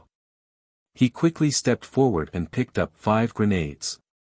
He also took 5 MP5 magazines and stuffed them into his bag. Next, he lifted the black, hard, large, and long object that was inside the cabinet. Picking up a warhead from the side and loading it, he rested the object on his shoulder. He had discovered a legendary RPG. After that, he didn't even bother to spare the weapons cabinet a second glance. Carrying the RPG on his shoulder, he ran out of the room. Carefully, he peeked at the second floor to find it still empty. Luke became doubtful as he thought, this isn't right. I've left for a few minutes. Why are these fellows still not here? He used his glasses to peek around the stairs, and found that there really wasn't anyone there. But he could hear light footsteps about a dozen meters away from him. Hearing that, Luke lightened his steps and headed to the first floor. There, he took a peek with the glasses again, and what he saw nearly caused him to laugh. Those fellows were actually crouched down and sticking close to the wall as they slowly crawled toward the stairs. Naturally, the 5 people made to crawl in front were trembling with fear, their expressions extremely ugly. It was clear they weren't doing this willingly. They knew that the people in the security room had all been killed, which was more than 10 of them, and 5 of the guards had died when they headed down the stairs. Even the 2 guarding the entrance outside were killed. And when they were guarding against an attack from the entrance to the lounge, they were attacked from behind instead, which killed 6 of them. Now, they numbered less than 20. Based on the attacker's previous record, they wouldn't last a few minutes against him. Unfortunately, they were being led by a fool. Antonio Carlos, Diego Carlos's cousin, was also an important figure in the family, and had ordered them to attack. Thus, these poor fools had no choice but to do as told. Luke fished out a grenade from his bag, removed the pin, and tossed it at them as he shouted, "Fire in the hole." The moment the people heard that shout and saw the grenade flying toward them, they were scared shitless and immediately fell flat on the floor. They were already in the middle of the corridor. Thus, they had no other way out. The only thing they could do was pray that the grenade flew over them instead. The group of more than 10 people behind them was frightened as well. They turned and fled without hesitation. The moment Luke tossed the grenade out, he shifted his body sideways and aimed the RPG at the fleeing group before pulling the trigger. The instant the rocket shot out of the RPG, Luke tossed it away, got back behind the wall, and started to retreat. Bang! Bang! The sounds of 2 explosions rang out, one after the other. Intense heat also shot out from the corridor next to him. After a few seconds, Luke took a peek with his glasses and found that not a single person had been left standing in the corridor. In fact, the door there was already completely gone. Only a few mangled bodies littered the ground. The corridor was also filled with a thick cloud of smoke and dust. Luke then returned to the second floor and climbed out the window before heading for the front door again. There, he opened the door and found a few people still struggling inside. Holding an MP5 and an M1911, one in each hand, he slowly entered. Relying on cover from various objects inside the club, he reached a certain corner near the entrance. There, he scanned the room using the glasses again. Only 5 people were struggling to get out of the corridor. From the way they looked, their injuries were pretty severe. Without hesitation, Luke took out another grenade, removed the safety pin, and tossed it at the group. Bang! They were completely helpless and took the explosion head-on before flying in all directions. Luke didn't stop. He took out another grenade and tossed it directly into the corridor. After a while, a loud explosion rang out and a cloud of smoke burst out of the corridor. Only then did Luke bend down and start searching the lounge. After about 10 minutes, he was finally done with his search. He didn't find any survivors. M1911 in hand, he walked past the gangsters one after another and shot them in the head. Even the people in the corridor who had been blasted apart by 2 grenades and RPG fire weren't spared this fate. After doing all that, Luke dropped the gun, leaving only one M1911 on him before he left. Outside, Luke took out an electronic car key for AF-150 and randomly aimed it at his surroundings as he pressed the button on it. Soon, a fairly new truck nearby beeped as it unlocked. Luke walked over, got into the truck, and started it before he slowly drove away. Looking at the now completely deserted club and the flickering lights above the club, Luke grinned and muttered, "Goodbye, Carlos family." He then sped up and started to leave town. Earlier in the corridor, after he killed the final injured person, he received a system notification. "You have killed Antonio Carlos. You may now learn all his abilities. Mission, eliminating the Carlos family, completed. Completion of the mission is worth a total of 3,000 experience and 3,000 credit. Since the host's contribution to the mission was 100%, 3,000 experience and 3,000 credit points have been awarded to the host. As experience has reached 1,000 points, the host has leveled up to level 6. Extra stat points, 4. Luke drove to where he had hidden the shabby car. He then searched it and placed everything which belonged to him, including the clothes he was wearing, in a pile in the back of the car. Then, he removed some gas from the car's gas tank and stripped off the scotch tape that he had stuck to his fingers. Putting on a pair of gloves, he poured the gas on the pile of items in the car before finally lighting it up. Looking at the items turn into ash and the burning car, Luke got back into the F-150 and set off again. He drove through the darkness, and took the opportunity to allocate 1 stat point to his strength, for a total of 19 strength points. Now that he was done with his mission, Luke didn't want to waste any more time here. If his guess was correct, when his strength reached 20 points, he would feel a strong sense of discomfort as well. Following that, his body would be significantly enhanced. Because of that, he planned to rush back to the United States and check into a motel for one night. There, he would push his strength up to 20 points. His return trip was different. With a much nicer car, he didn't need to worry about it and could speed all the way. After an entire day of travel, he arrived at the border town before nightfall. There, he dumped the F-150 in a random alley before buying another old truck to continue his journey. After an hour or so, he arrived at the fence on the border. When he saw that his truck was still parked on the other side, he heaved a sigh of relief. It seemed that nobody had been here for the past 2 days. Once again, Luke set up some planks, which he had gotten beforehand, on the truck, before retrieving his stilts from where he had hidden them previously. After putting them on, he tried moving around. The weather here was dry with little rain. Thus, the stilts hadn't been damaged by the 2 short days that they had been left here. Then, Luke did what he did when he first came, and easily jumped over the fence. He looked for the car key which he had hidden underneath the truck before removing his disguise. After burning his disguise, Luke continued with his trip.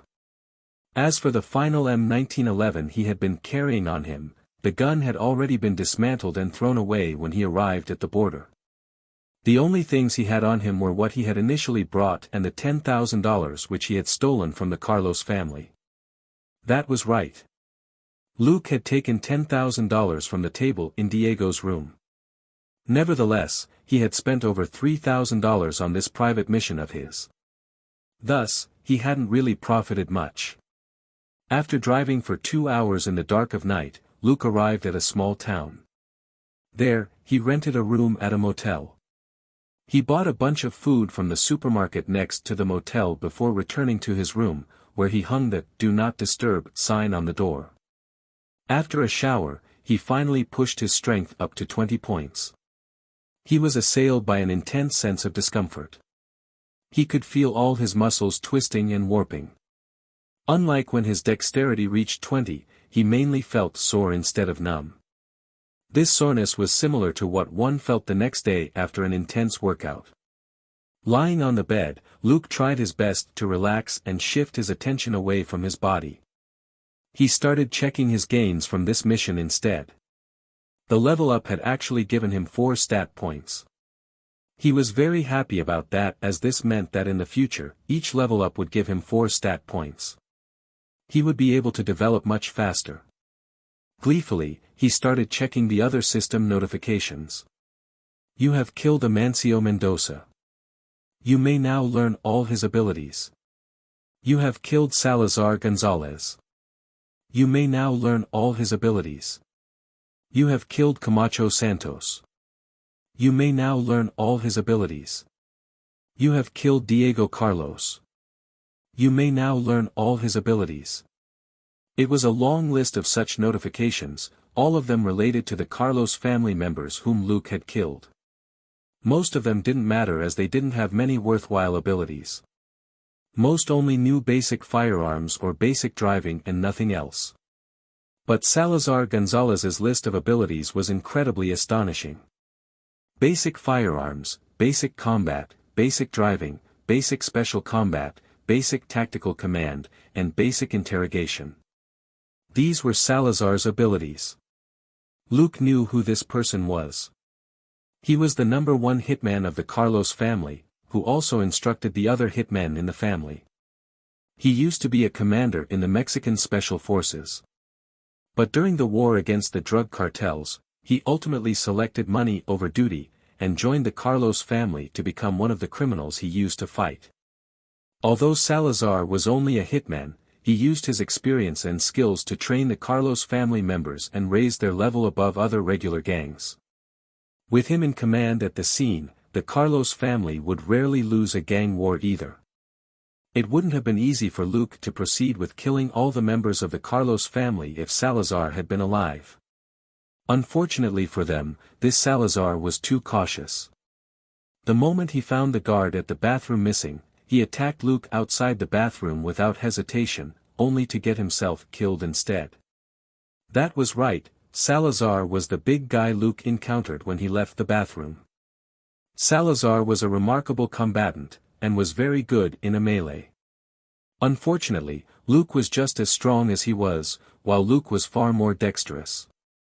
On top of that, Luke was also very good in hand-to-hand combat. Thus, Salazar was unable to do anything before Luke broke his neck. In fact, Luke had recognized Salazar during the fight as well. That was why he had been so brazen in the later battle. Without a capable commander like Salazar, the members of the Carlos family fell into complete chaos and had zero advantages in their confrontation with Luke. After Luke checked Salazar's list of abilities, he shook his head. This list of abilities was nearly identical to Robert's. He had no use for these abilities for now. The only noticeable difference was basic interrogation, which Luke didn't need. The most important information Luke obtained was the "killed" notice in the system notifications. From this, Luke learned more about how the system worked. Compared with just a defeat, killing an opponent unlocked all their abilities right away. So, he had to kill even more criminals in the future. After thinking about how Daddy's system told him to become an official police officer, Luke concluded that this system was on the side of justice. Luke continued checking the other abilities and found basic manufacturing of cocaine on Diego's list. Diego was indeed a professional drug dealer. He didn't even possess abilities such as basic firearms and basic driving. His sole ability was basic manufacturing of cocaine. He truly deserved his death. By the time Luke was done studying the system notifications, he was already feeling less uncomfortable. That was probably because his body had already become stronger, which reduced the discomfort. At this point, Luke could no longer resist his exhaustion, and he drifted off into heavy slumber. He woke up at noon the next day, his stomach rumbling with hunger. After cleaning up and packing his stuff, he left the room and bought 10 burgers before setting off. Half a day later, he arrived at the car rental to return the car. The employee there smiled and asked, "How was your trip?" Luke smiled. It's a nice area for camping." He then put on his rucksack and boarded a Greyhound bus for home. A day later, he arrived in Shackleford. Now that he was done with his mission, Luke didn't want to waste any more time here. If his guess was correct, when his strength reached 20 points, he would feel a strong sense of discomfort as well. Following that, his body would be significantly enhanced. Because of that, he planned to rush back to the United States and check into a motel for one night. There, he would push his strength up to 20 points. His return trip was different. With a much nicer car, he didn't need to worry about it and could speed all the way. After an entire day of travel, he arrived at the border town before nightfall. There, he dumped the F-150 in a random alley before buying another old truck to continue his journey. After an hour or so, he arrived at the fence on the border. When he saw that his truck was still parked on the other side, he heaved a sigh of relief. It seemed that nobody had been here for the past 2 days. Once again, Luke set up some planks, which he had gotten beforehand, on the truck, before retrieving his stilts from where he had hidden them previously. After putting them on, he tried moving around. The weather here was dry with little rain. Thus, the stilts hadn't been damaged by the 2 short days that they had been left here. Then, Luke did what he did when he first came, and easily jumped over the fence. He looked for the car key which he had hidden underneath the truck before removing his disguise. After burning his disguise, Luke continued with his trip. As for the final M1911 he had been carrying on him, the gun had already been dismantled and thrown away when he arrived at the border. The only things he had on him were what he had initially brought and the $10,000 which he had stolen from the Carlos family. That was right. Luke had taken $10,000 from the table in Diego's room. Nevertheless, he had spent over $3,000 on this private mission of his. Thus, he hadn't really profited much. After driving for 2 hours in the dark of night, Luke arrived at a small town. There, he rented a room at a motel. He bought a bunch of food from the supermarket next to the motel before returning to his room, where he hung the "Do Not Disturb" sign on the door. After a shower, he finally pushed his strength up to 20 points.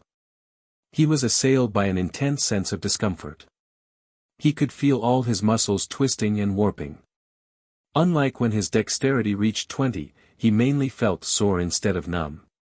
This soreness was similar to what one felt the next day after an intense workout.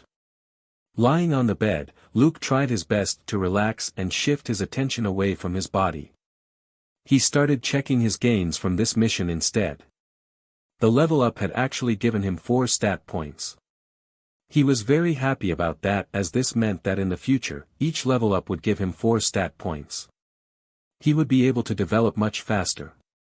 Gleefully, he started checking the other system notifications. You have killed Amancio Mendoza.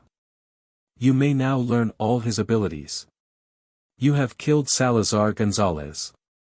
You may now learn all his abilities. You have killed Camacho Santos. You may now learn all his abilities. You have killed Diego Carlos. You may now learn all his abilities. It was a long list of such notifications, all of them related to the Carlos family members whom Luke had killed. Most of them didn't matter as they didn't have many worthwhile abilities. Most only knew basic firearms or basic driving and nothing else. But Salazar Gonzalez's list of abilities was incredibly astonishing. Basic firearms, basic combat, basic driving, basic special combat, basic tactical command, and basic interrogation. These were Salazar's abilities. Luke knew who this person was. He was the #1 hitman of the Carlos family, who also instructed the other hitmen in the family. He used to be a commander in the Mexican Special Forces. But during the war against the drug cartels, he ultimately selected money over duty, and joined the Carlos family to become one of the criminals he used to fight. Although Salazar was only a hitman, he used his experience and skills to train the Carlos family members and raise their level above other regular gangs. With him in command at the scene, the Carlos family would rarely lose a gang war either. It wouldn't have been easy for Luke to proceed with killing all the members of the Carlos family if Salazar had been alive. Unfortunately for them, this Salazar was too cautious. The moment he found the guard at the bathroom missing, he attacked Luke outside the bathroom without hesitation, only to get himself killed instead. That was right, Salazar was the big guy Luke encountered when he left the bathroom. Salazar was a remarkable combatant, and was very good in a melee. Unfortunately, Luke was just as strong as he was, while Luke was far more dexterous. On top of that, Luke was also very good in hand-to-hand combat. Thus, Salazar was unable to do anything before Luke broke his neck. In fact, Luke had recognized Salazar during the fight as well. That was why he had been so brazen in the later battle. Without a capable commander like Salazar, the members of the Carlos family fell into complete chaos and had zero advantages in their confrontation with Luke. After Luke checked Salazar's list of abilities, he shook his head. This list of abilities was nearly identical to Robert's. He had no use for these abilities for now. The only noticeable difference was basic interrogation, which Luke didn't need. The most important information Luke obtained was the killed notice in the system notifications. From this, Luke learned more about how the system worked. Compared with just a defeat, killing an opponent unlocked all their abilities right away. So, he had to kill even more criminals in the future. After thinking about how Daddy's system told him to become an official police officer, Luke concluded that this system was on the side of justice. Luke continued checking the other abilities and found basic manufacturing of cocaine on Diego's list. Diego was indeed a professional drug dealer. He didn't even possess abilities such as basic firearms and basic driving. His sole ability was basic manufacturing of cocaine. He truly deserved his death. By the time Luke was done studying the system notifications, he was already feeling less uncomfortable. That was probably because his body had already become stronger, which reduced the discomfort. At this point, Luke could no longer resist his exhaustion, and he drifted off into heavy slumber. He woke up at noon the next day, his stomach rumbling with hunger. After cleaning up and packing his stuff, he left the room and bought 10 burgers before setting off. Half a day later, he arrived at the car rental to return the car. The employee there smiled and asked, "How was your trip?" Luke smiled. It's a nice area for camping." He then put on his rucksack and boarded a Greyhound bus for home. A day later, he arrived in Shackelford. After getting off the bus, Luke casually strolled back home. It wasn't even 5 minutes before he heard a police siren blaring behind him. He turned around to see Selena's smiling face in the car as she said, "Cutie, need a lift?" Luke replied, "Oh, thank you God, for bestowing this kind angel on me," as he walked over and tossed his rucksack into the back of the car before getting into the car himself. As she drove, Selena asked, "Why are you back so soon?" Luke replied, "I went on this trip to take my mind off the stress. Naturally, I'm back now that my stress is gone. I'm prepared to cut my leave short and get back on the job with you as soon as possible." Selena replied, Sure. By the way, my mom invited you over for a meal." Luke asked curiously, "Why?" He was quite close to Selena and had eaten at her place before. But whenever he did, there was usually a reason for it, and he didn't frequently eat there either. Selena shrugged. "She wants to thank you for killing the Carlos family hitmen." Luke was still confused. Then she should invite Robert, right? Robert alone killed nearly half the hitmen outside Selena's house that night. Selena replied, "Robert's already been invited." This time, my mom's inviting you because everyone now knows about the 13 hitmen you killed on your own. Luke replied, sure. When? Selena glanced at him. You look like you're feeling alright, how about tonight? Luke naturally had no problem with that. After eliminating the Carlos family, he no longer had any worries. Thus, he was completely at ease, and his mood was excellent. When he returned home, he found that Catherine was back from work, and Joseph was home as well. When Joseph saw Luke, he dropped the painting he was carrying and ran over. Luke, any souvenirs for me? That left Luke speechless. He had been too busy killing and had completely forgotten about souvenirs. He shook his head, I didn't find anything interesting, so. What could he bring from the Carlos family anyway? A gun? Or some drugs? He couldn't give Joseph that stack of cash, right? Joseph immediately lost interest and walked away, his head bowed listlessly. Luke stopped him and smiled. Selena's mom invited me over for dinner. Do you want to come? Joseph still had the same disappointed expression. What's so special about a dinner? Look, Catherine is preparing dinner too. Luke smiled and squatted down as he put his hands on Joseph's shoulders.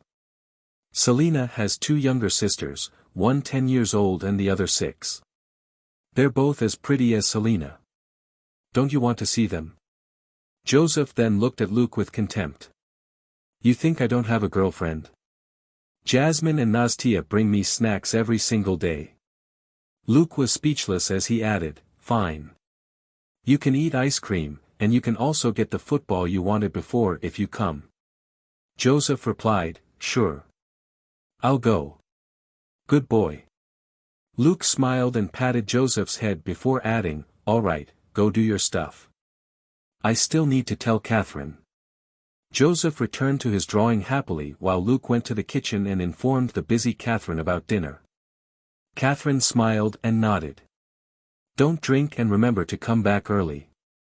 Luke nodded. He naturally remembered that he shouldn't drink. He never drank at home, but it was actually a different story when he was at Selena's place. They might not care that much about the minimum age of 21 before one could start drinking. Luke tossed his rucksack into his room, took a quick shower, and put on a clean outfit before leaving for Selena's place with Joseph. On their way, he bought a decent-looking cake from the bakery. He also bought Joseph a small ice cream. Catherine rarely allowed Joseph to eat ice cream as his digestive system was rather sensitive. Even Luke would only buy him a small one. Plus, he only gave Joseph the ice cream after finding an excuse to take a big bite out of it, leaving only half the ice cream for Joseph. Joseph grumbled inwardly, is this what you meant about buying me ice cream? The ice cream is already so small, and you still cut it in half with your mouth. But he couldn't do anything about it. It wasn't like he could complain to Catherine since she would be the first person to teach him a lesson for eating ice cream without her permission. A few minutes later, they arrived at a sports store. There, Joseph's mood improved. He had always wanted a football, but Robert hadn't gotten the chance to buy him one. And even if Robert did buy him one, it wouldn't be the professional football that Joseph wanted. And if Robert did spend several $100s on a professional football, it would only be used as a decoration back home. As for Luke, he didn't mind. He was single, and even after getting a job, he was still eating at home. Thus, he didn't spend much. He had only gotten some cash from his Mexican trip. In any case, he needed to do some tests as well. After entering the store, Luke greeted the owner, Rist, before buying the football that was placed right below the most expensive ball in the store. As for the most expensive ball, Luke couldn't afford it. That was an NFL ball, and a limited edition at that, with a price tag of $8,888. If Luke bought something like this, it would earn him a scolding before Robert confiscated the ball. Joseph might get himself beaten up as well. As for the ball right below it, it was much cheaper at only $59. This was a size 7 ball, suitable for Joseph's age. After getting the football he had been wanting for many days, Joseph finally smiled happily. He looked tiny compared with the ball, yet he insisted on carrying it himself. Luke didn't mind.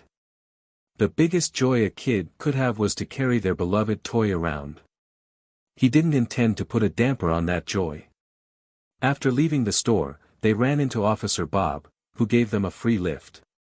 When Bob heard that Luke was going to Selena's place for dinner, an odd smile bloomed on his face. Luke couldn't be bothered to explain himself to this fellow. This guy had nothing better to do than let his mind run wild anyway. When they arrived, he bade Bob goodbye. Even Joseph waved politely. "Goodbye, Uncle Bob." Bob waved with a wide smile. "Best of luck to you both." That gave Luke the urge to slam Joseph's new toy into Bob's face. It was fine telling him to work hard, but what was the deal with telling a kid like Joseph to work hard? Did he think both Luke and Joseph were really there to pick up girls? Luke turned and walked to the door before knocking on it. "Who is it?" a little girl asked. Luke smiled. "It's Luke." "Open the door, Talia." When the door opened, a girl who bore a striking resemblance to Selena appeared as she said, "Luke, you're here." Luke smiled and handed her a pair of sports shoes which he had bought at the store earlier. "A gift for you." Glee filled Talia's face as she asked, "Really?" Luke rubbed her head and said, "Yes. I got a pair for Andrea as well." Talia replied, I'll go get her," and ran off. Luke shrugged and called Joseph to come in before he shut the door. This was a single-story house, and compared with Robert's place, it was rather small. Selena, her parents, her two sisters, and one brother all stayed here. 6 people lived in this house of about 100 square meters. Before long, Talia arrived with her younger sister, Andrea. The 6-year-old girl happily received her gift. They thanked Luke before gleefully running back to their room. From the clamor inside, it was clear that the 2 little girls were trying on their new shoes. With a thud, a door not far ahead opened. Selena came out wrapped in her bath towel. When she saw Luke, she nodded. "You're here. Have a seat. Let me get changed." Luke nodded and smiled, but he didn't forget to let his eyes linger on Selena's petite figure all the way until she entered her room. Next to him, Joseph was busy playing with his football, completely oblivious to the pretty girls in the house. A short while later, Talia and Andrea came out first before Selena. "Luke, lucky, see, do we look good in these shoes?" Luke slapped a palm to his forehead as he asked, "Who tied these shoelaces?" The sisters pointed at each other and said at the same time, "She did it." Fine, at least they were aware that their shoelaces were a complete mess. They lacked patience and were in too much of a rush to try the new shoes. Thus, they only randomly shoved the shoelaces through the holes on each shoe before tying them into a dead knot. Luke called Andrea over and got her to sit down before he took her shoes off. Then, he pulled out the messy shoelaces from her shoes before putting them back on and tying them up properly. "Come, try putting the shoes on," Luke said as he helped her put the shoes on. Andrea studied her shoes and said, Luke, you're so smart. Much smarter than Talia. She's really stupid. She got my shoelaces completely messed up." Talia countered unhappily, "Look at my shoelaces. You made a mess out of them as well." Luke shook his head with a smile. It was no wonder they pointed at each other earlier. So, they had actually helped each other with the shoelaces. The sisters continued bickering over who was the stupid one. At that moment, Selena came out in a loose-fitting t-shirt and a pair of shorts. When she heard her sisters bickering and saw their shoes, she frowned. "Why did you buy them something so expensive? The shoes weren't cheap." Luke bought them the New Balance summer collection, which sold at a special price of $99 per pair. Luke replied, "To thank your mom for dinner." Selena said, "Bullshit. Everything she made tonight won't even cost more than a pair of those shoes." Luke replied, "You shouldn't belittle your mom's hard labor like that." Selena replied, "Fine, fine, I meant the cost of the food ingredients." Luke shrugged. "Well, I don't feel like I've done her a favor large enough to deserve dinner, so the shoes are a token of my appreciation."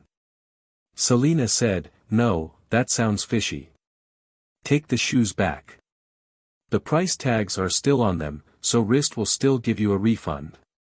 Luke smiled. "No way am I going to see Wrist's ugly face again. If you want, just consider that you owe me for this, then." Selena replied, "What? A favor from me is worth only $200. No, to be precise, $198. Luke smiled and shook his head as he pointed at the table next to him. When Selena looked over, she saw a beautiful cake resting there. From the packaging, Selena knew which bakery Luke had gotten this from. This was the cake that she had mentioned wanting to try a few times before. Unfortunately, this cake was too expensive at $80. Selena couldn't bring herself to spend so much on a cake. She narrowed her eyes as she stared at the cake before she stared at Luke. Finally, she smiled. "Fine, for this cake, I'll owe you one." Since Luke had even remembered that she wanted to try this cake, she decided not to bother about the shoes anymore. In any case, as Luke's partner, she was aware that Luke didn't spend much anyway. She'd just keep in mind to remind him not to bring gifts the next time he was invited over for dinner. Finally, Selena's mom, Sandra, came out as well. Selena's mom was in fact still quite young. She gave birth to Selena when she was 16. This year, she was only 40 years old, and full of a mature charm. She and her husband had been quite lucky. They were able to get their green cards a few years after they arrived in the States, and their daughter was capable as well. At a young age, she became a police officer in town, which was a stable job that paid the bills. Compared to other Mexican immigrants, Sandra's life was a smooth ride filled with joy. As for when she shot the gunman who invaded her house not long ago, that was nothing for her. She didn't seem to mind that Luke had come bearing gifts for all her daughters. But when even her son, Julio, received a baseball and baseball glove, she finally looked at Luke in astonishment and asked, "All right. Tell me, when are you two getting married?" Luke was caught by surprise. "What?" Selena burst out laughing. "Now you know why I told you not to bring so many gifts. Sandra will think you're trying to please me." Sandra asked, "Is he not?" Luke shook his head with a helpless smile. "No, we're partners at work. Isn't it normal to give each other some gifts?" Sandra's lips curled up. "Selena's previous partner, what's his name?" "Oh, yeah, Hanks. That guy also ate here a few times, but always came empty-handed. In fact, he even took unfinished food back home with him. And he dared to claim that he was trying to court Selena. Is that how a police officer courts someone?" Luke was astonished as he looked at Selena and asked, "Hanks did that?" Selena nodded. "Yeah. That's why I rejected him mercilessly and told him to stop dreaming. After that, he resigned." Luke blurted out, "So the reason he's still single is all his own fault. You really shouldn't hold a grudge against him for that." The mother and daughter both replied, "Huh." After a while, Selena finally got her two sisters to serve dinner. Luke asked, "Where's Mario?" That was Selena's father. Sandra replied, "He's been staying over at the ranch recently. A few cows are giving birth soon. He's too busy to leave." That satisfied Luke's curiosity. Mario worked at a ranch outside town. The wage wasn't too high, but at least it was a stable job. As long as the ranch existed, he would have a job. But during peak seasons, he often had to stay over at the ranch. Because of that, when the Carlos family attacked, only Sandra had been home to protect the children. Dinner was a rather casual affair. Mexicans attached great importance to family, and they had a habit of chatting with family members over dinner. The kids gathered together and muttered among themselves. Selina's siblings and Joseph had agreed to go play in the yard after dinner. As for the toys they would be playing with, it would naturally be Joseph's football and Julio's baseball. Even their family dog, Dollar, would be playing with them. As for Luke, he chatted with Selina and her mother on various topics. But when Sandra accidentally mentioned the Carlos family, the mood became rather gloomy.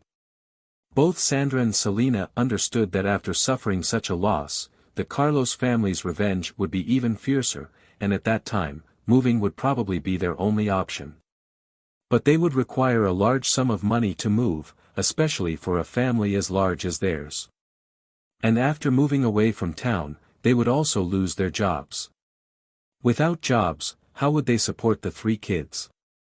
In the time that they remained unemployed, they would be using up their savings without any income coming in. Nowadays, plenty of Americans didn't have any savings, a lot of them didn't have a habit of saving anyway. Although Selina's family had been living rather comfortably in recent years, they didn't have a habit of saving money as well. It was mainly because their expenses were high given how big the family was, yet their earnings weren't exactly high. Thus, they weren't able to save much. Because of that, their only hope was that the Carlos family wouldn't come, or if they had to come, that it would be way in the future. It was also pointless to blame Selina for provoking the Carlos family. They had obviously come to slaughter the entire family previously.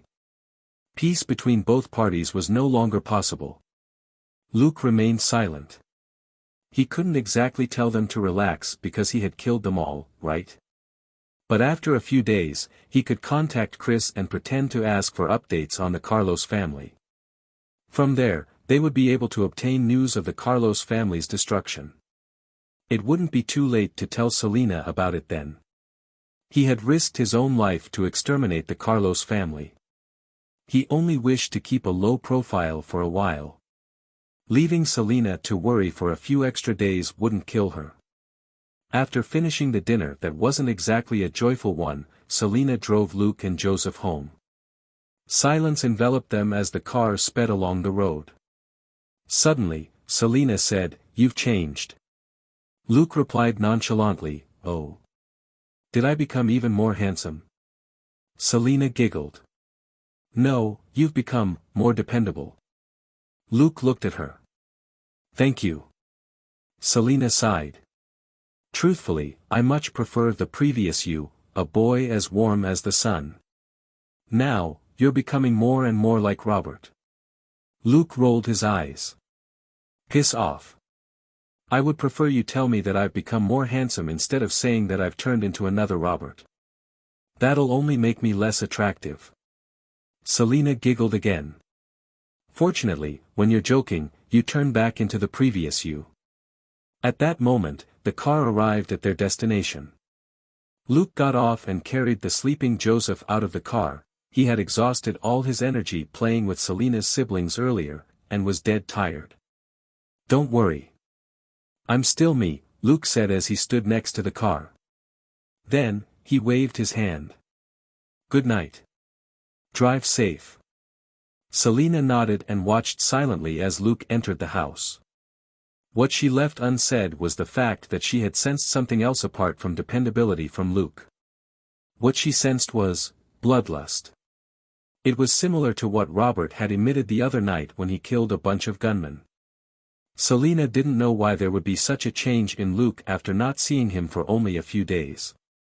It was an odd feeling which seemed to have come out of nowhere. Thus, she didn't intend to tell anyone about it. No matter what, Luke was her partner, a partner who would put his life on the line to save her. Because of that alone, she wouldn't speak ill of him to others, not even a bit. This wasn't exactly love, rather, this was a camaraderie between partners. Luke entered the house, and as he watched through the window as Selina left, he sighed inwardly. Sure enough, killing too many people still changed me. If even Selina sensed it, what about Robert? Luke didn't want to dwell on it. He greeted Robert, who was watching TV in the living room, and handed Joseph over to Catherine before he showered and went to bed. Robert watched Luke's back disappear as the latter climbed the stairs, a deep frown on his face. The next day, Luke cancelled his leave and reported back to work. All his new stat points had been used up by now. After his strength reached 20 points, he allocated the remaining 2 points to the mental strength stat for the very first time. His latest stats were 20 points of strength, 20 points of dexterity, and 14 points of mental strength. Different from improving strength and dexterity, improving mental strength made him rather sensitive. His mind worked in tandem with his superb physical qualities and gave him an enhanced awareness of his surroundings, and his thoughts had become much faster as well. The biggest benefit the improvement had given him was much better control over his body. Unlike improving strength and dexterity, the development of his mental strength allowed him to better control his body. Even though he had only allocated 2 points to his mental strength to reach 14 points, the result was very much to his satisfaction. Higher levels of strength and dexterity required a stronger brain to control them, and it was only a matter of time before he was forced to start upgrading his mental strength to at least 20 points. Real life was unlike video games. He couldn't afford to leave any obvious weak point in him unattended. After work, Luke went to practice his aim as usual. After shooting practice, Selena picked him up before heading to the gym to practice Brazilian Jiu-Jitsu. During training, Luke sensed that fighting Selena felt much easier now. He had the same strength, but with better control, he was able to unleash a force more than twice what he used to be capable of. Now, he was able to start reading Selena's moves to suppress her even more effectively during their sparring sessions. In this training session, Selena suffered a worse defeat than before. After the training session, she was already drenched in sweat while Luke was only sweating mildly. She stared at Luke in disbelief. "How is that possible? Why have you grown even stronger? You've grown so much stronger." Luke wiped his sweat with a towel before helping Selena put her towel away as well. He had enough energy left to continue sparring with a few more Selenas. Thus, he also took it upon himself to get the towels and drinks for both of them. He pondered for a bit before answering, "Perhaps I'm a genius." "Selena, are you saying that I'm stupid?" Luke returned to his normal life. The days were peaceful. Before Luke could even give Chris a call, Chris called Robert and informed him of the Carlos family's destruction. That was right. The Carlos family was finished. In truth, Luke's rampage didn't kill off everyone in the family, but when the other crime family in town discovered the drop in numbers, it moved against the Carlos family unhesitatingly. That was how things were among crime groups in Mexico. In 3 days, the remaining members of the Carlos family were either captured or killed. Their bodies were used as a declaration of dominance to let the townsfolk know of their downfall.